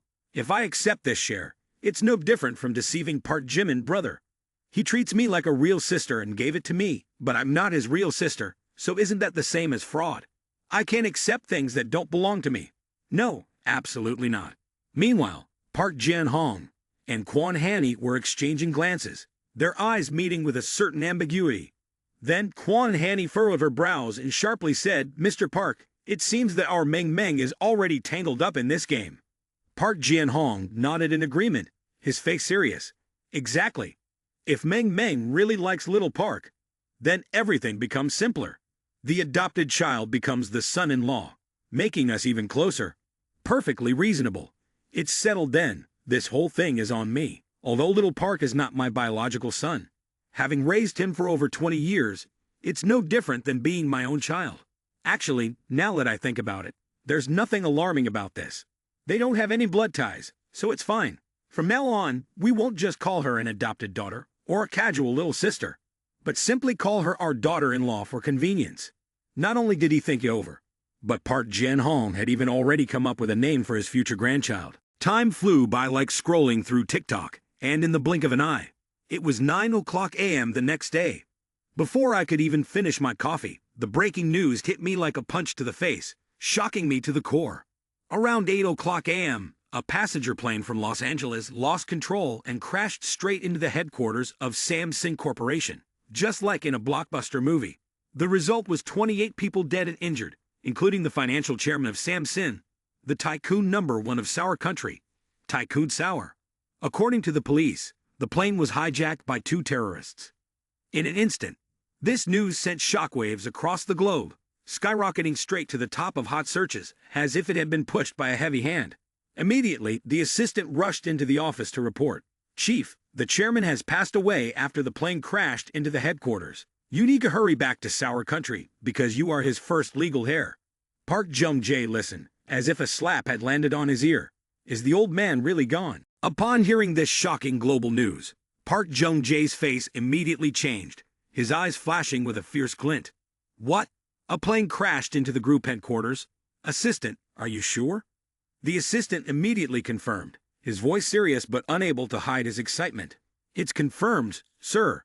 The news is 100% accurate. The chairman has just gone to meet the ancestors, which means you will become the new chairman of Samsung." At that moment, the TV was also broadcasting the news. According to reports, this ill-fated plane, which departed from Los Angeles, was hijacked by 2 terrorists and ultimately crashed directly into Samsung Group's headquarters. According to the police, these 2 women are not only beautiful, but also extremely dangerous, with an exceptional skill in evading capture. After causing the plane crash at the SAM headquarters, both of them vanished without a trace, forcing the authorities to launch an extensive search. After watching the news, instead of shedding a tear of sorrow like the other obedient nephews and nieces, Park Jung-jae smiled broadly, shouting with excitement, "Good, good. I've been waiting for this day for so long," he said, and internally, he was on cloud 9. "At first, I thought I'd have to wait another 20 years before I had a chance to take power, because that old man wouldn't die no matter what. Who would have thought? Fate decided to send a plane off course, and it just so happened to crash right into the headquarters. At that moment, it was as if I had won without lifting a finger. No need for any scheming or fighting, just wait for the plane to fall in the right place. And it's done. Truly, I must be blessed." His assistant also smiled flatteringly. "Congratulations, congratulations. Samsung now belongs to you." Park Jung-jae's face brightened, more radiant than a sunflower in the morning sun. "Wonderful. Let's get going. I can't wait another second." But just as the assistant was packing the suitcase, Park Jung-jae turned back, lit a cigarette, trying to look dangerous, his eyes fixed on the empty space. "Park Jimin, just wait. When I become the chairman of Samsung, I'll return as a king, and I'll slap you across the face myself to see if you can take it." The assistant, seeing this, winked and spoke in a mysterious tone. "Young master, this is an urgent matter. You need to hurry back to Nation K to inherit the position of chairman of the Samsung Group." The assistant continued, "Don't leave the chair empty for too long, or it will get covered in dust. As for that guy Park Jimin daring to tarnish your reputation, if you're so mad that you can't swallow your anger, I have a quick fix for you. In the underworld, there's a dark website that specializes in offering global hitman services. All you need is money, and you've got plenty of that to lay up the whole city. Just name your price, and I guarantee someone will take the job to eliminate your rival fast and clean. Finishing his words, the assistant sneered, pulled out his phone, and accessed the site assassination. Park Jung-jae took the phone, curious, and asked, I'd heard rumors about this assassination site before, but I never knew how to get into that dark corner. Standing next to him, the assistant pointed with his hand and said, Young master, don't worry. A few days ago, I stumbled upon the holy grail of how to access it. All you have to do is post an ad looking for a hitman. You don't even have to get your hands dirty. Just pay, and the hard work is all taken care of. Park Jung-jae had never experienced this feeling before, and was also a little scared. Have I ever done shady things before? Used my connections to throw enemies in jail. Sentenced them to over 10 years like it was nothing. Have I ever personally broken someone's legs and remained as cold as if nothing had happened? But killing someone, that's a whole different matter. But as soon as he thought of Park Jimin's annoying face, the one who had humiliated him in front of everyone, making him so embarrassed he wanted to disappear, all hesitation vanished. What hurts the most? It's the scene where I was rejected by Miss Dai and Yu Ling Shuang. And yet both of them ended up with that guy, and on top of that, he smeared my name online. I thought Park Jimin would stop being friends with him, but no, he stood firm like an immovable stone. Worse still, all the negative news was cleaned up without a trace. Thinking of this, Park Jung-jae's eyes suddenly lit up with a cold gleam, like an ice cube dropping into a cup of tea, and his blood began to boil with fury. Without a second thought, as if going to the market to buy vegetables, he immediately transferred 10 billion into the assassination account. After that, thinking about the scene of Park Jimin running away, Park Jung-jae couldn't help but laugh, laughing to the point where he felt so rich it was almost annoying. Park Jimin, write your will. With this money, it's enough to stir up the entire international assassin world. Let's see you try to run away. From now on, you'll have to dodge bullets every day, and at night you'll have to hide in the closet because you'll be afraid that an assassin might be hiding under your bed. After watching this task, some assassins sat shaking their legs, mocking, nearly laughing themselves to death. Oh my God, who's this brain dead? A bounty on Chairman Lim's head with only 1,500,000 dark coins. Might as well save that money to buy a villa. Assassinating Chairman Lim. This task is harder than even an SSS-level mission, and you might not even come back alive. Don't joke around, the global top assassin, Bloody Rose, couldn't even do it. Mr. X, the former leader of the Darknet, also tried, and now he's still hiding, always living in fear of Chairman Lim. Who has the time to throw their life away for that amount of money? Then another assassin shook his head and sighed. This really is a joke for the new year. Another assassin continued. End of Days Reincarnation tried to assassinate Chairman Lim and failed miserably, then went home, covered himself with a blanket and cried. School and Bone went even bigger, bringing dozens of rockets to obliterate the Mai Yuan district. Yet Chairman Lim stood firm like a bronze statue. And now someone is offering a reward of 1,500,000 dark coins. Planning to hire a beggar or what? And so, the whole group of assassins burst into laughter, spitting, as if to express their utter disdain. Meanwhile, Park Jung-jae was still sitting, waiting for a contract, but the mission just sat there like an unsold binchung after Tet. Huh? What's going on? Why did they post the reward, and no one's accepting it? Don't tell me they're scared. At that moment, Park Jimin just opened his eyes, still not having brushed his teeth or rinsed his mouth, when Wang Kai shouted loudly, fully waking him up, Master, someone just posted a bounty of 500 million, equivalent to 1,500,000 dark coins, to hunt your head. This mission could pose a threat to your safety. Should I take care of it? Remove the problem entirely for you. Park Jimin picked up his phone to take a look, a question mark forming above his head. Huh, there's this too. Let's see who's bold enough to do something like this. Park Jimin lazily stood up and walked straight down to the basement where the powerful computer system was set up. He sat down in the chair, raised an eyebrow, and asked, Who's bold enough to put a bounty on my head? But these petty tricks wouldn't fool Wang Kai. It scanned everything in one go. immediately pulling up the payment traces and hidden IP addresses, then locked onto the target in the blink of an eye. Master, the payment task comes from Nation K. The account is registered under Samsung Financial Group. Based on the network traces, I've locked the origin of the task creator, which is from manhwa. Please wait a moment, Master. I'm currently scanning global data and filtering out the specific identity. Upon hearing this, Park Jimin smirked slightly and added a few sarcastic remarks to pass the time. No need, I already guessed it. Nation K Samsung has money and a grudge against me. It can only be that Prince Park Jung Jae, no one else. At that moment, Wang Kai also reported the news from this morning. Master, at around 8 a.m., a passenger plane lost control and crashed directly into the Samsung Group headquarters. Among the passengers was the financial chairman of Samsung, the elder Tycoon of Nation K. After listening, Park Jimin stood still for 3 seconds, then shook his head in frustration. Didn't the president of Samsung just die in a plane crash? Unbelievable, his family's mourning, and he couldn't even be bothered to attend the funeral. Still in the mood to offer a bounty for an assassination. This guy must have something wrong with his brain. As Park Jimin was still pondering whether he should respond, the assassination system popped up with a new mission, hot and fresh, straight from the oven. Assassinate Park Jung Jae, the Prince of Samsung, with a bounty of 2 million dark coins, along with 3 photos showing his perfect profile. Park Jimin squinted at the screen and asked Wang Kai, did you post this? Wang Kai replied, Master, it wasn't me. This mission is real. Someone else posted it, not me messing around. Hearing this, Park Jimin couldn't help but sneer. What a coincidence.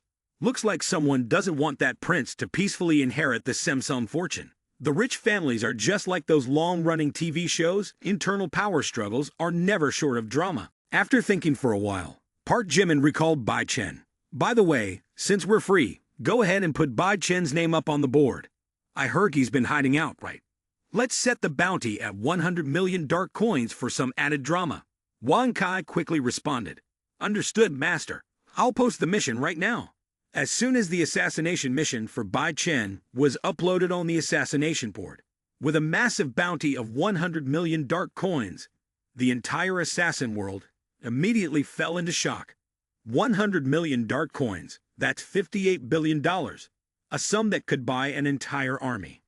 In less than 5 minutes, 10,000 assassins worldwide had viewed the information. On the other side of the story, at the Jiangchong Roots Villa in Maiyuan, Bai Chen was meditating when he suddenly sneezed loudly, feeling bewildered as if there were thousands of eyes secretly watching him. And after a day of recuperating, he praised himself. Thank heavens, this time I brought the secret medicine with me. This pill is the essence of hundreds of types. Rare herbs. My injuries have improved quite a bit. But injuries like this, even with miraculous medicine, can't heal in an instant. Tendons and bones, at least still take months. Roughly, I'll need a few more rounds of spa therapy before I'm back to full strength. Well, I'll be sensible, no need to rush into a fight. Let me recover fully first, and then we'll see. At that point, just hearing my name would make Park Jimin tremble with fear.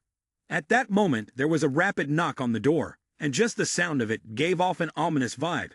Bai Chen Medicine King furrowed his brow, his voice darkening.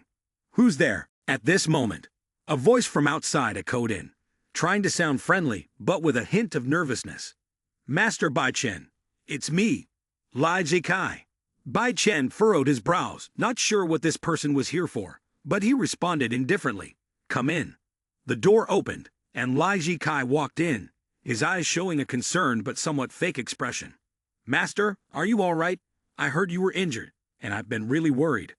Bai Chen waved his hand dismissively, his face cold as if saying that nothing could faze him. It's just a minor injury, nothing to worry about.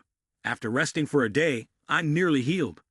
Lai Jikai asked out of politeness, but then he started acting as if he were in a hurry, his voice emphasizing the story with more drama. It's good that you're fine, Master, but honestly, I didn't expect the Eastern medicine sage to be so powerful, enough to injure you. The world outside is already buzzing with rumors. Bai Chen narrowed his eyes, a cold aura beginning to leak from him. What rumors? Lai Jikai felt pleased inside, but still pretended to be serious on the outside. They say your strength and medical skills can't compare to those of the Eastern medicine sage. Some even claim that you once refused to treat Miss Wei because you didn't have the ability to heal her, that your medical skills aren't up to par. At this point, Lai Jikai sneaked a glance at Bai Chen and thought to himself, I wonder when this old man is going to lose his mind.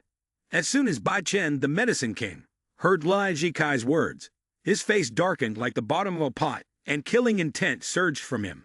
Those cowards. Fine, I can tolerate being defeated by an Eastern medicine sage in terms of strength, but to say I'm inferior in medical skills, sorry, that's unacceptable.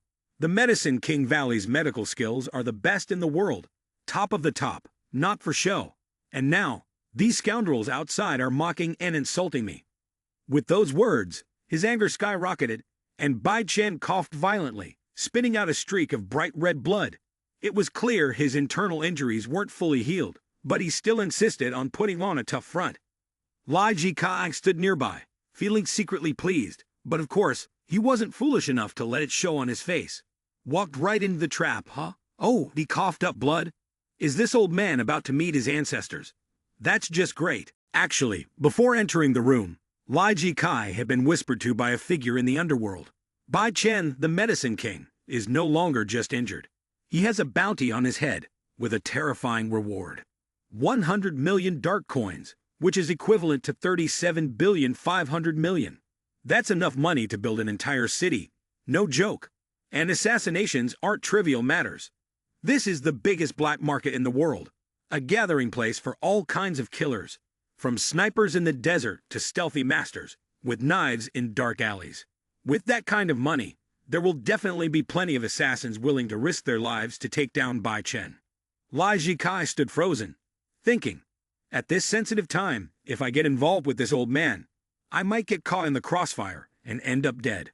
But thinking about the enormous bounty, he not only didn't feel scared but also let go of any remaining conscience. Wait a minute, over 30 billion in bounty. Don't joke, that's enough to buy an island, build a villa, and even keep a bunch of sharks as pets. But hold on, I'm not an assassin. Doing the dirty work myself would be way too dangerous.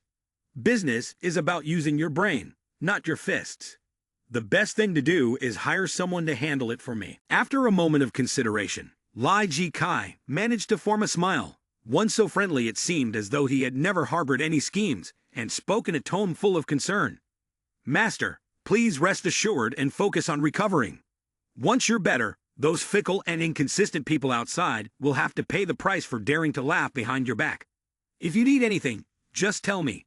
I'm more than happy to serve you all day long. Bai Chen nodded in satisfaction. All right then, I'll write you a prescription. Help me gather some medicinal herbs. I need them urgently. With that, he took pen and paper, carefully writing down a list of herbs. Just reading the names alone would be enough to make even the most experienced apothecaries faint from the difficulty of locating them. Lai Jikai took the paper and smiled with a sly grin. Of course, master. I'll head out right away.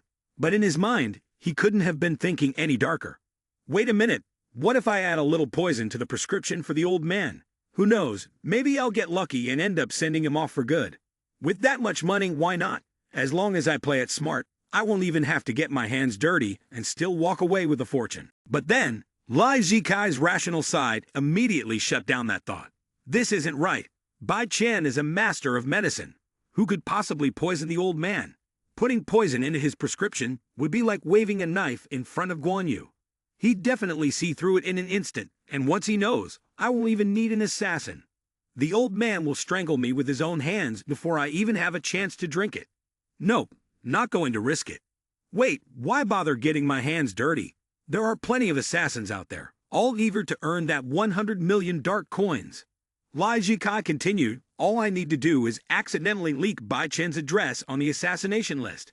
I'm sure the international assassins will come knocking on his door by themselves. No need for me to lift a finger, and I still achieve my goal with minimal effort. And if the old man survives, no one will ever know I was involved. I can attack when needed, retreat when necessary, and still win without lifting a hand. Smart people operate like this. Pulling strings behind the scenes is both safe and effective.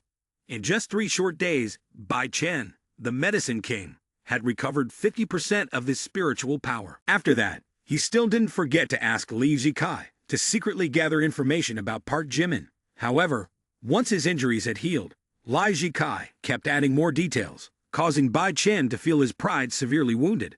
He gritted his teeth, his anger rising uncontrollably. Fortunately, he didn't end up spitting blood.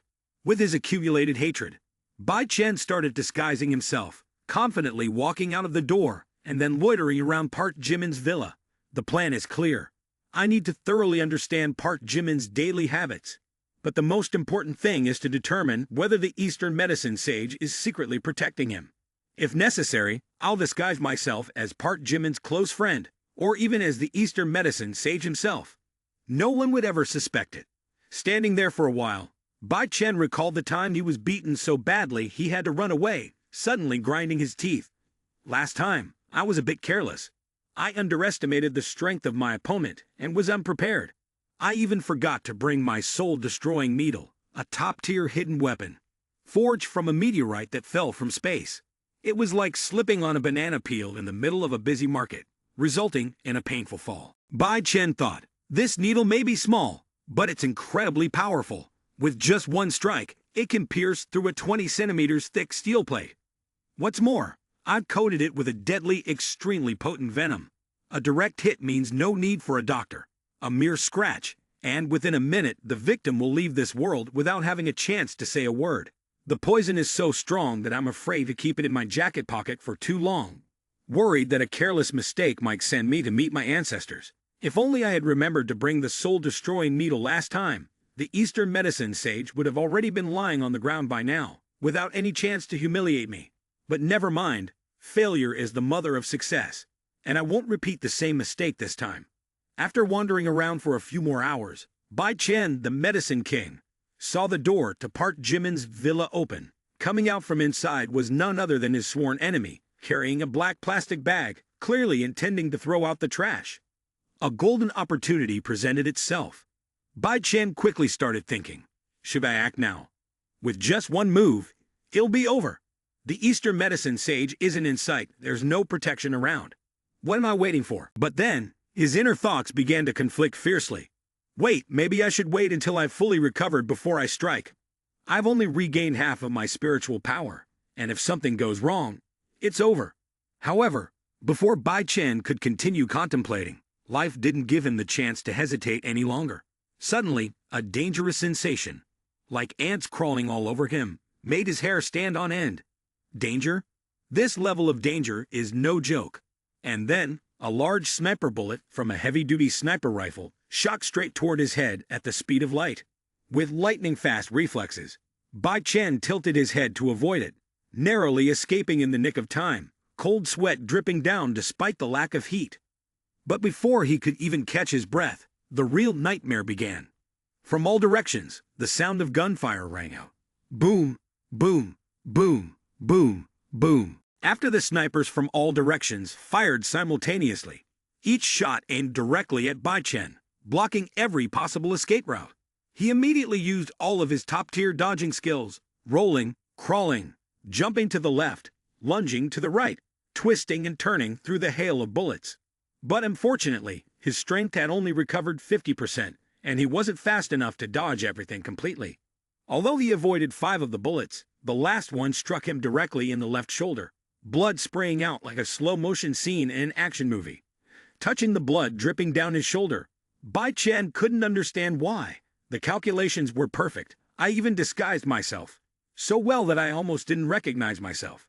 Yet I still got assassinated. The pain didn't just stop at the flesh. It ignited a furious explosion of rage. Bai Chen, whose face had been feigning calm, instantly shifted to an expression of utmost fury. He gritted his teeth, his bloodshot eyes burning with the intent to set the world ablaze. What the hell? Who dares to shoot me from the shadows? You dare to play dirty? Fine. None of you are leaving here alive. The very next moment, he abandoned his disguise entirely, revealing an overwhelming aura of murderous intent. Activate third-tier gene mode. Right now. In the blink of an eye, everything around Bai Chen Medicine King seemed to stretch and slow down, as if time itself had turned into slow motion. The moment this domineering sensation emerged, he instantly detected 6 hidden snipers attempting to take his life. And within just 0.01 seconds, he had already locked onto their exact locations. Without hesitation, Bai Chen Medicine King flicked his right hand, sending 3 silver flashes streaking through the air like ninja shuriken.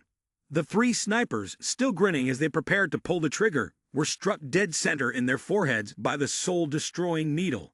They collapsed on the spot, not even managing a final scream. Swift, clean, and deadly. The other 3 were scared stiff, scrambling to find a hiding spot, not daring to show their faces. But the danger wasn't over yet. From the roadside, a massive truck suddenly charged forward at a speed exceeding 120 meters per second, heading straight for Bai Chen Medicine King. Facing this dire situation, Bai Chen steadied himself and roared, "You wanna die." A silver flash shot out at incredible speed, piercing through the truck's windshield and straight into the driver's forehead. One hit, instant death, no second thought needed. But the problem was, while the driver was dead, the truck wasn't. It kept barreling forward like someone had slammed the accelerator and forgotten the brakes. Then came an impact as violent as it could get. Bai Chen Medicine King was sent flying over 10 meters by the truck. The crash was so intense that it smashed straight into the residential area's fence, leaving behind a spectacular scene of destruction. Without wasting time, Bai Chen struggled to his feet. His hair was a tangled mess, his face and body covered in blood, so battered that anyone passing by would think he had just fought off an entire gang. Bai Chen Medicine King roared in fury, "Damn it, if it weren't for my old wounds still not healed, plus that bullet in my left shoulder slowing me down, there's no way I wouldn't have dodged the damn truck." The remaining 3 snipers were scared out of their wits, their hearts pounding. But before they could even slick back their hair to look cool, Bai Chen Medicine King flicked his hand. Asterisk whoosh, whoosh, whoosh asterisk. 3 silver flashes shot out like lightning, weaving through the air in an impossibly sharp trajectory. In an instant, they struck the 3 snipers, who were still gaping in shock, unable to process what had just happened. A swift and clean execution. No hesitation. Bai Chen flipped his hair and took the chance to strike a stylish pose. "Even when I'm covered in wounds, you're still just a bunch of nobodies not worth my time." But before he could fully bask in his own badassery, a squad of over 10 assassins jumped out, rudely cutting short his moment of glory. Each one looked at him like he was a walking fortune, pulling their triggers relentlessly, as if the chaos wasn't enough already. Bai Chen Medicine King instantly leaped to the side, dodging the bullets, then turned around and bolted. While dodging and gasping for breath, he was furious to the point of exploding. What is this? Why are there so many assassins? Sure, I used to have status, but the moment I fell into misfortune and lost power, I became a target for those weaker than me to trample on. If I weren't still recovering from serious injuries, no matter how many of you there are, I would take you all down. Just wait. Once I recover, every single one of you will pay the price." Bai Chen then swept his gaze across the scene, as if engraving his oath into the minds of the assassins before him. But life was never that simple. As he continued to flee, panting heavily, the shouts of the assassins erupted from behind him, like a group of debt collectors spotting their debtor. "Chase him down. He's gravely injured. This is the best chance to take him out. If we let him escape this time, don't even dream of getting a second opportunity." Upon hearing this, Bai Chen Medicine King nearly passed out from rage. "I am a Grandmaster of Medicine King Valley, wielding the power of the 3rd level of the Gene Lock, and yet I've been reduced to being hunted like a stray dog by a bunch of nobodies? Humiliating. Absolutely humiliating." But what made Bai Chen so furious he could vomit blood didn't stop there. Just as he thought things couldn't get worse, something completely unexpected happened, forcing him to widen his eyes in disbelief. That was when he was running, as if being chased by ghosts, and yet, someone lurking in the distance managed to enrage him even more. A reckless brat, completely oblivious to the dangers of the world, sat right at the edge of the road, casually holding a bag of potato chips. Munching away, he watched as the man was hunted down. To make matters worse, Park Jimin's eyes gleamed with amusement, as if he were watching an entertaining play. The sight made Bai Chen Medicine King so furious he could crush the entire universe. Unbelievable, absolutely unbelievable. Not only am I being hunted by assassins, but even a mere brat can sit there leisurely, eating potato chips while watching me run for my life. Like some kind of joke. My God, what is wrong with this world? I have never experienced such humiliation in my entire life. But that's not even the worst part. What truly left me speechless was the sheer contempt in that kid's eyes. That look, exactly the kind of gaze that sees no one as worthy, the same scornful stare I once saw on his master's face. Bai Chen Medicine King thought. Eastern medicine sage. Well played. That bastard. He really is the disciple of Eastern medicine sage. Such arrogance. Like master, like disciple. But right now, my life is more important. I need to run. Park Jimin, you bastard, you came prepared. But did you really think you could trap me that easily? Keep dreaming. With that thought, Bai Chen Medicine King took off, dashing out of the encirclement like a gust of wind. At that moment, Park Jimin stopped eating his potato chips, but his eyes still gleamed with amusement. That's all it takes for you to act tough in front of my house. I expected more. Turns out, you're just a harmless old man, being hunted like prey among a pack of wolves. Bai Chen Medicine King immediately blended into the crowd. No matter how many assassins there are, they cannot recklessly open fire in a crowded place. After that, he took advantage of the terrain in Manhwa, where tall buildings sprouted like mushrooms after rain, darting in and out among the alleys, leaving the group of assassins both furious and helpless. In his mind, Bai Chen Medicine King quickly calculated, "Humph, you think you can easily hunt me down? Not a chance. But then again, even if I have escaped the first round of attacks, my situation is far from good. The old wounds haven't healed, and now I have new ones. My left shoulder is still bleeding profusely. If this continues, I won't need the enemies to kill me. I might just collapse from blood loss." Before finding a place to recover, Bai Chen didn't forget to perform the most important step, tearing off the human skin mask from his face.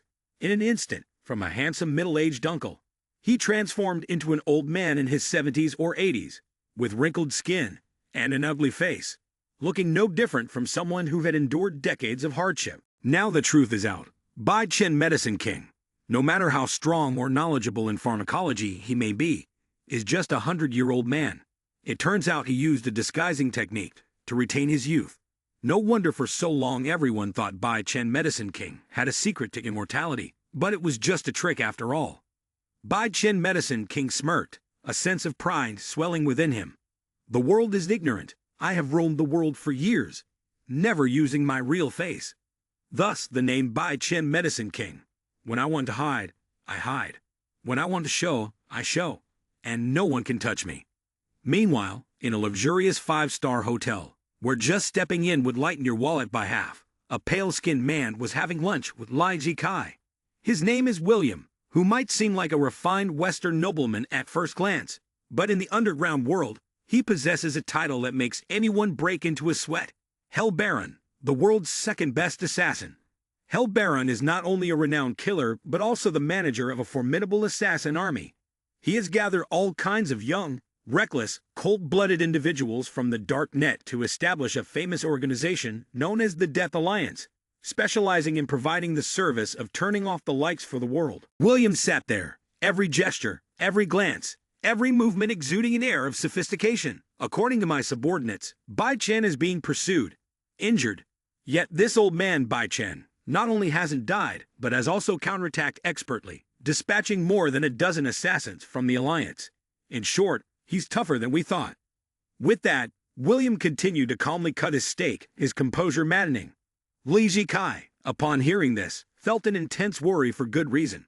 If Bai Chen wakes up after this battle, he will definitely suspect my involvement, especially since he's the kind of person who kills immediately without a second thought, with no hesitation whatsoever. Imagining that scene, Li Jikai gulped nervously and then anxiously asked, "So what do we do now?" William, unhurried, coolly replied, "What we do now? We carry on, of course. As long as Bai Chen the Medicine King isn't dead, we still have Plan B, Plan C, even Plan Z if we need to. The 100 million dark coins bounty is still up for grabs. Who wouldn't want that?" William continued, "Don't worry, the target is heavily injured, and he definitely needs a place to rest and recover. According to my calculations, the likelihood of him sneaking back to the Manhwa apartment is about 50%. I've had explosives rigged with remote control installed in apartment number 3. This type of explosive is no toy. It's enough to turn the entire room to dust in an instant. As soon as the target steps inside, not only will he not survive, but there won't even be a body left to recover." Lai Jikai was still in a state of panic, his lips quivering as if he wanted to say something, but ultimately he only managed to ask a worried question. But what if Bai Chen, the medicine king, doesn't come back?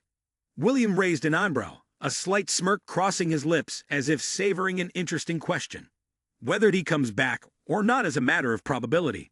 However, Bai Chen's belongings are still there, and everyone has a habit of wanting to gather their things before leaving. Moreover, he's seriously injured and needs urgent bandaging. The chances of him returning are quite high, and if Bai Chen doesn't come back, that's easy enough. You just need to make a call to lure him back, or, at worst, set up another trap. I've done this many times before, so there's nothing to worry about. Lai Jikai felt a chill run down his spine as he listened. The plan was concise, effective, and lethal, yet presented in such a relaxed manner. He began to feel that dining with William was perhaps more pressuring than being hunted by Bai Chen himself. He then raised his glass of wine, smiling ingratiatingly. "Mr. William, indeed you are a top assassin in the world. True experts are not just strong-handed.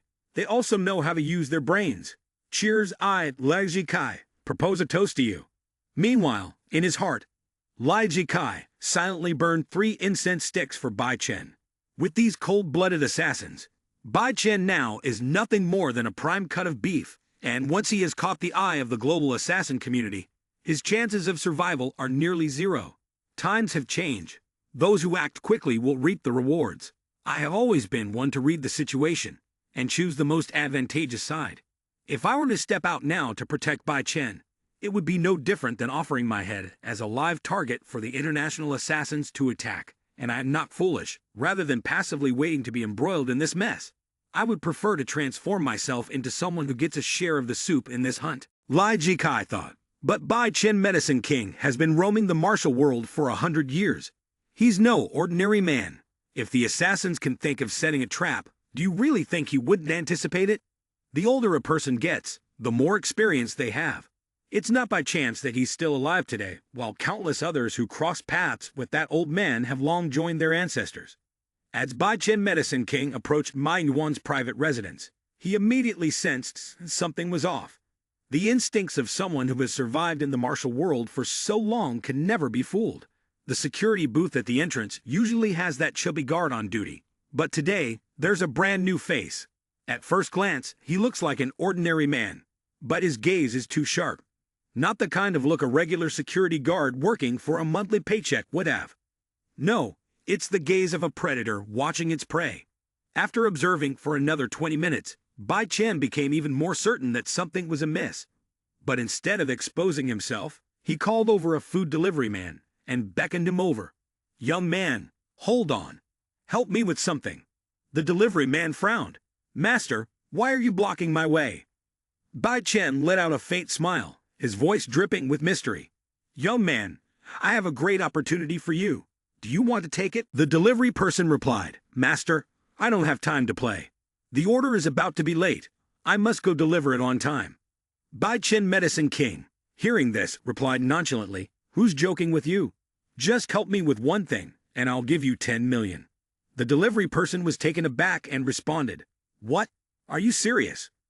Bai Chen Medicine King, upon hearing this, waved his hand and took out a human skin mask, continuing to entice. "Of course it's true.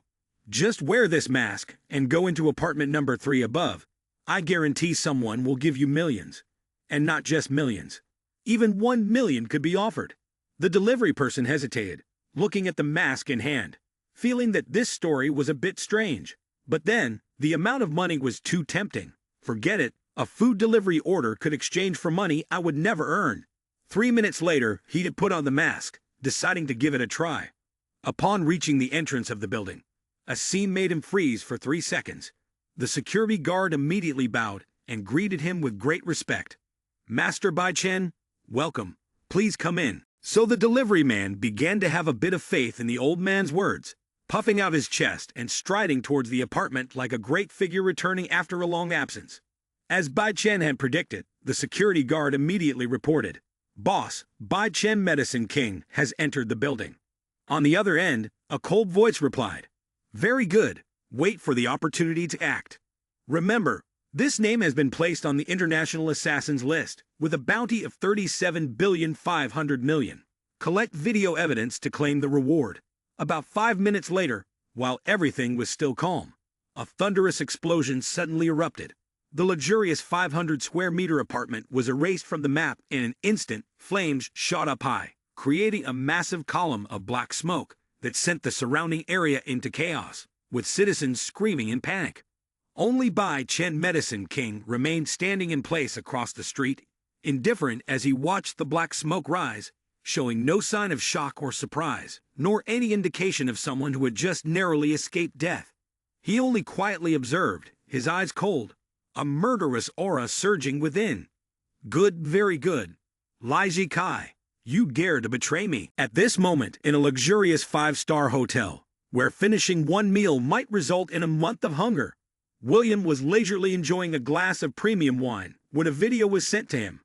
William smiled contentedly, picked up his phone, and handed it to Lai Jikai, saying, "Director Lai, the target has been dealt with. Happy cooperation."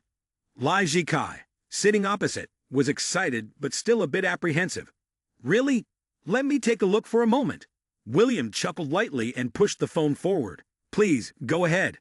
Lai Jikai snatched it away, staring intently at the video. In the video, there was nothing but the scene of Bai Chen Medicine King entering the apartment and instantly being turned to smoke.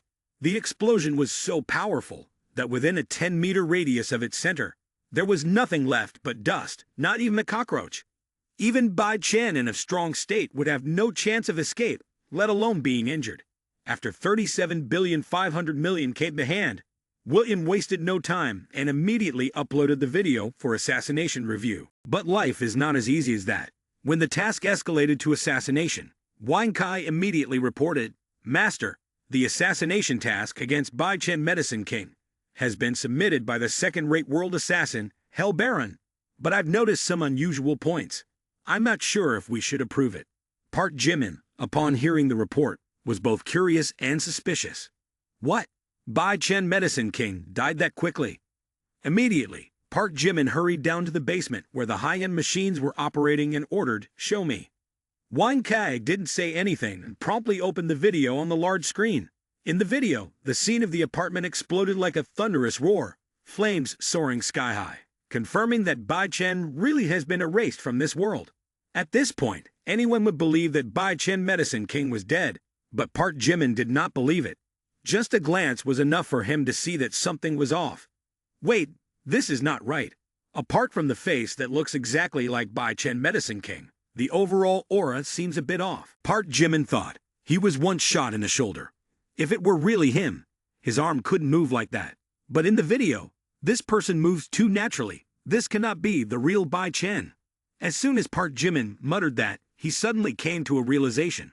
Oh no, this is a fake. The real Bai Chen is still alive. Without hesitation, Park Jimin ordered, "Wang Kai, hack straight into the traffic management system of manhwa and simultaneously activate the global positioning satellites. Use facial recognition technology to track down Bai Chen, the Medicine King." Wang Kai replied, "Understood, Master." In no time at all, a multitude of surveillance cameras were activated, covering all of manhwa and the surrounding areas. Everything was under control. Every small alley and major road was now in sight. After a thorough search, Wang Kai had locked onto the target and excitedly reported, "Please take a look at the big screen, Master." On the screen was clearly Bai Chen, the Medicine King, who had removed his human skin mask to avoid suspicion. He was seen near a building, conversing with the food delivery guy. It didn't take long, but it was enough for Wang Kai to record what had happened. Park Jimin commanded, "Clarify everything." Park Jimin gave the order immediately. Those assassins really have no brains. Killing the wrong person and still wanting to collect the bounty is quite funny. Wang Kai, cancel this mission right away. At the same time, send them a notification explaining the reason, to avoid any dissatisfaction that might cause trouble. Next time someone dares to take on a mission like this, deduct their payment entirely. Wang Kai promptly responded, "Understood, Master." A sudden reversal from the review system made all of William and Lai Jikai's plans collapse in an instant. Bai Chen Medicine King not only hadn't died but also turned the assassins into a laughingstock. More importantly, A new game was truly about to begin.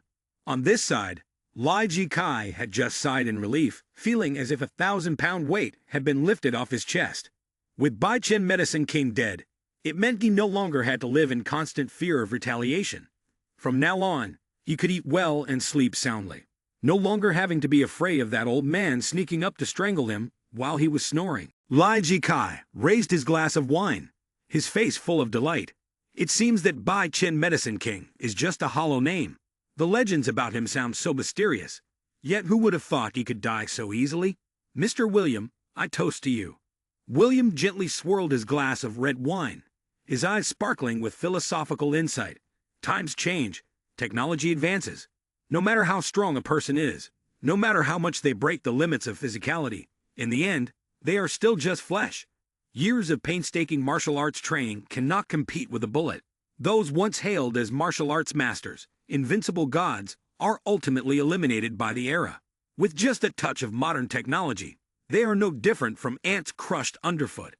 Upon reaching this point, he swirled the wine in his hand, his gaze full of self-satisfaction. Even if someone could dodge bullets, what about artillery?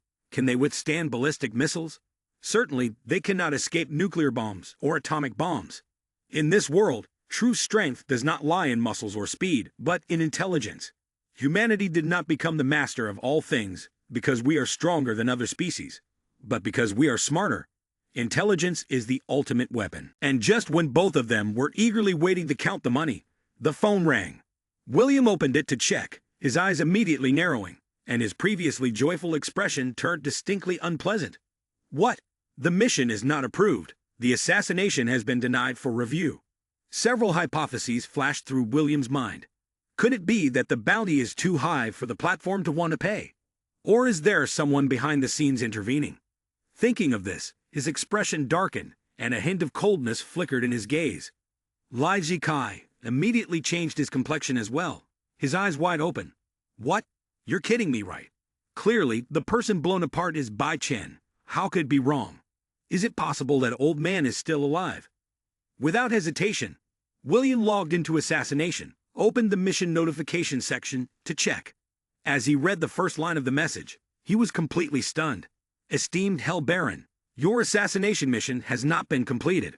According to the official review results from Assassination, the target Bai Chen Medicine King is still not deceased. William had just opened the video in the attachment to watch, his face frozen in place. Just a quick glance revealed that Bai Chen Medicine King was still alive, yet William had celebrated prematurely. This feeling was truly a slap in the face, no less. Afterward, William sighed deeply, his voice full of exhaustion. It seems we've identified the wrong person. That was just an unfortunate food delivery person. Lai Ji Kai's mouth fell open, his brain seemed to freeze for 3 seconds. But the surveillance video clearly shows it. The one who was blown up was definitely Bai Chen. William replied helplessly. It's hard to believe, but it's the truth. The assassination group just sent credible evidence that Bai Chen was disguising himself to swap places with someone else, and this is going to be troublesome. It looks like the 100 million dark coins won't be easy to get. Lai Ji Kai felt his legs start to tremble slightly. Then he lost all strength in his body, a wave of dizziness hitting his head, followed by a chill running down his spine. Bai Chen Medicine King is definitely not someone to be easily overlooked. If he comes back looking for us, we're doomed. Lai Ji Kai thought. No, I must return to HK immediately. It's best to escape to Europe for a while, waiting for someone to kill Bai Chen before coming back. Staying in Manhwa right now is no different from waiting for death. That's right, the world is so vast. If I can't play the game, there's no way I can escape, right? However, he didn't dare express these thoughts aloud, fearing that if Bai Chen managed to deal with William and revealed him, it would be the end. So Lai Ji Kai stood up and hurriedly said, Mr. William, I just remember I have an urgent matter to attend to. I must take my leave. As soon as Lai Ji Kai left, William immediately contacted his organization. Everyone, pay attention. The target is capable of disguising and changing outfits frequently. This is his true face. The person who just exploded was merely a decoy, so raise your alertness and continue the pursuit. Additionally, everyone must keep our movements confidential. There has just been a major explosion in Manhwa, and there's a high possibility of an impending lockdown. At the same time, Park Jung-jae had just landed back in Nation K without even having a bite of kimchi, and he immediately encountered a life-threatening attack. To be frank, from the moment his feet touched the ground, he had nearly died several times already. Fortunately, at that critical moment, a girl descended from the sky like a fairy, coming to his rescue, and destiny was not yet ready to let him go. In just 3 short days, he had almost taken a one-way trip to the other world 3 times, first in a car crash, then in a sneak shooting, and finally in an assassination attempt. If it weren't for Jung Hoseok shielding him, he probably wouldn't be alive to discuss romance right now. Just as he was catching his breath after all those harrowing experiences, his assistant rushed in, serious-faced, trembling, holding a stack of documents. "Young master, it's all done. Here are the passport and ID of Miss Jung Hoseok." Upon hearing this, Park Jung-jae happily replied, "Great, that's wonderful. You go and deliver it to her right away. If it weren't for her this time, we would definitely be dead." The assistant nodded thoughtfully, but then his serious expression returned as he spoke in a mysterious tone.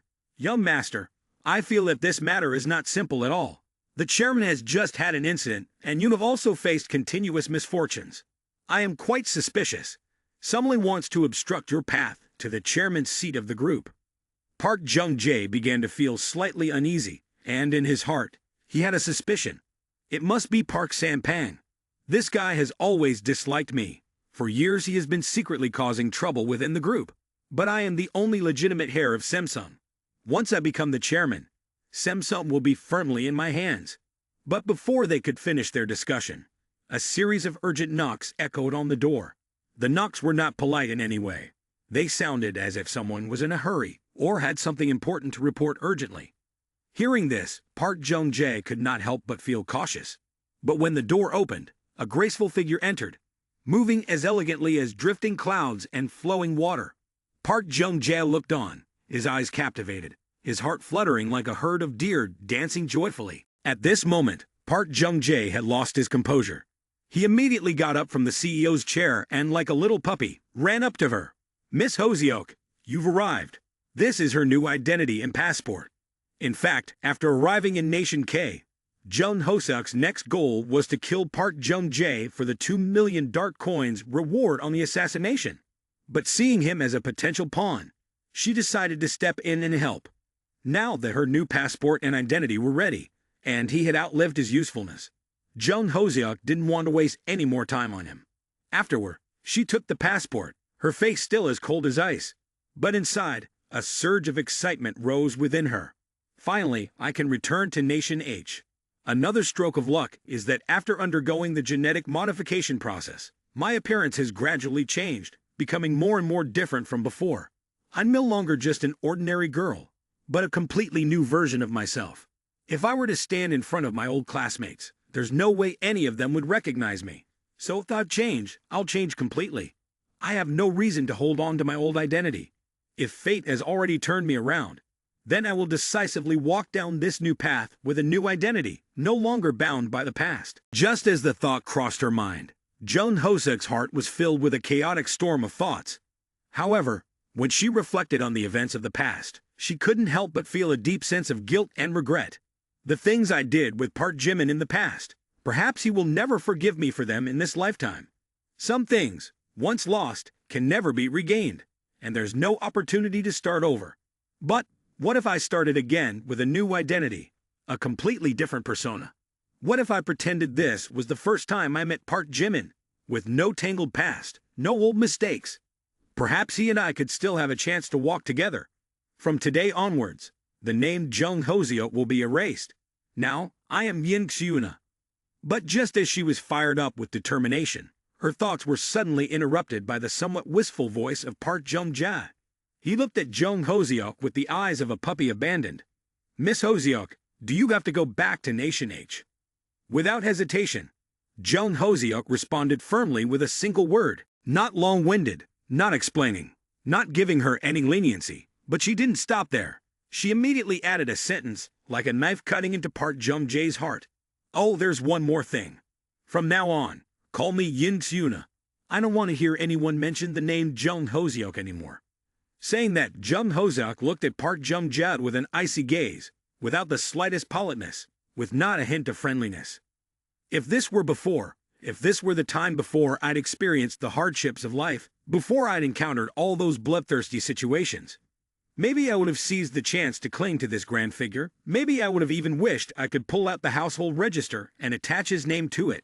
But now, looking at Park Jung-jae's overly eager simp lord demeanor, all I feel is disgust. Wait, is this really the prince of a top financial group? Is this the future heir of a massive financial empire? Why does it feel so off? Where did that noble aura go? Why does he look like a dog wagging its tail happily every time he sees its master? Honestly, it's hard to even look at. Compared to Park Jimin, Park Jung-jae doesn't even measure up to a single hair on his body, let alone anything more. At this moment, Park Jung-jae's heart was already filled with endless disappointment, but he still tried to hold on to the last bit of connection with a reluctant gaze. All right, Miss Tyuna, but if you leave and I end up in danger, what will happen? However, Jung Hoseok didn't care. He maintained his cold, icy expression and replied with a remark so blunt that anyone who heard it could feel the harshness. I'm not your bodyguard. Why should I protect you? If you have so much money, why don't you hire your own bodyguard? Why are you always following me around? I don't have time to pay attention to you. Don't ever show up in front of me again. After hearing this, Park Jung-jae's face turned gloomy, his eyes like a puppy abandoned, hoping for just a bit of sympathy from the goddess. But the goddess was not the type to embrace trouble. In fact, Jung Hoseok pushed the door open and left without ever looking back, showing no hesitation or longing.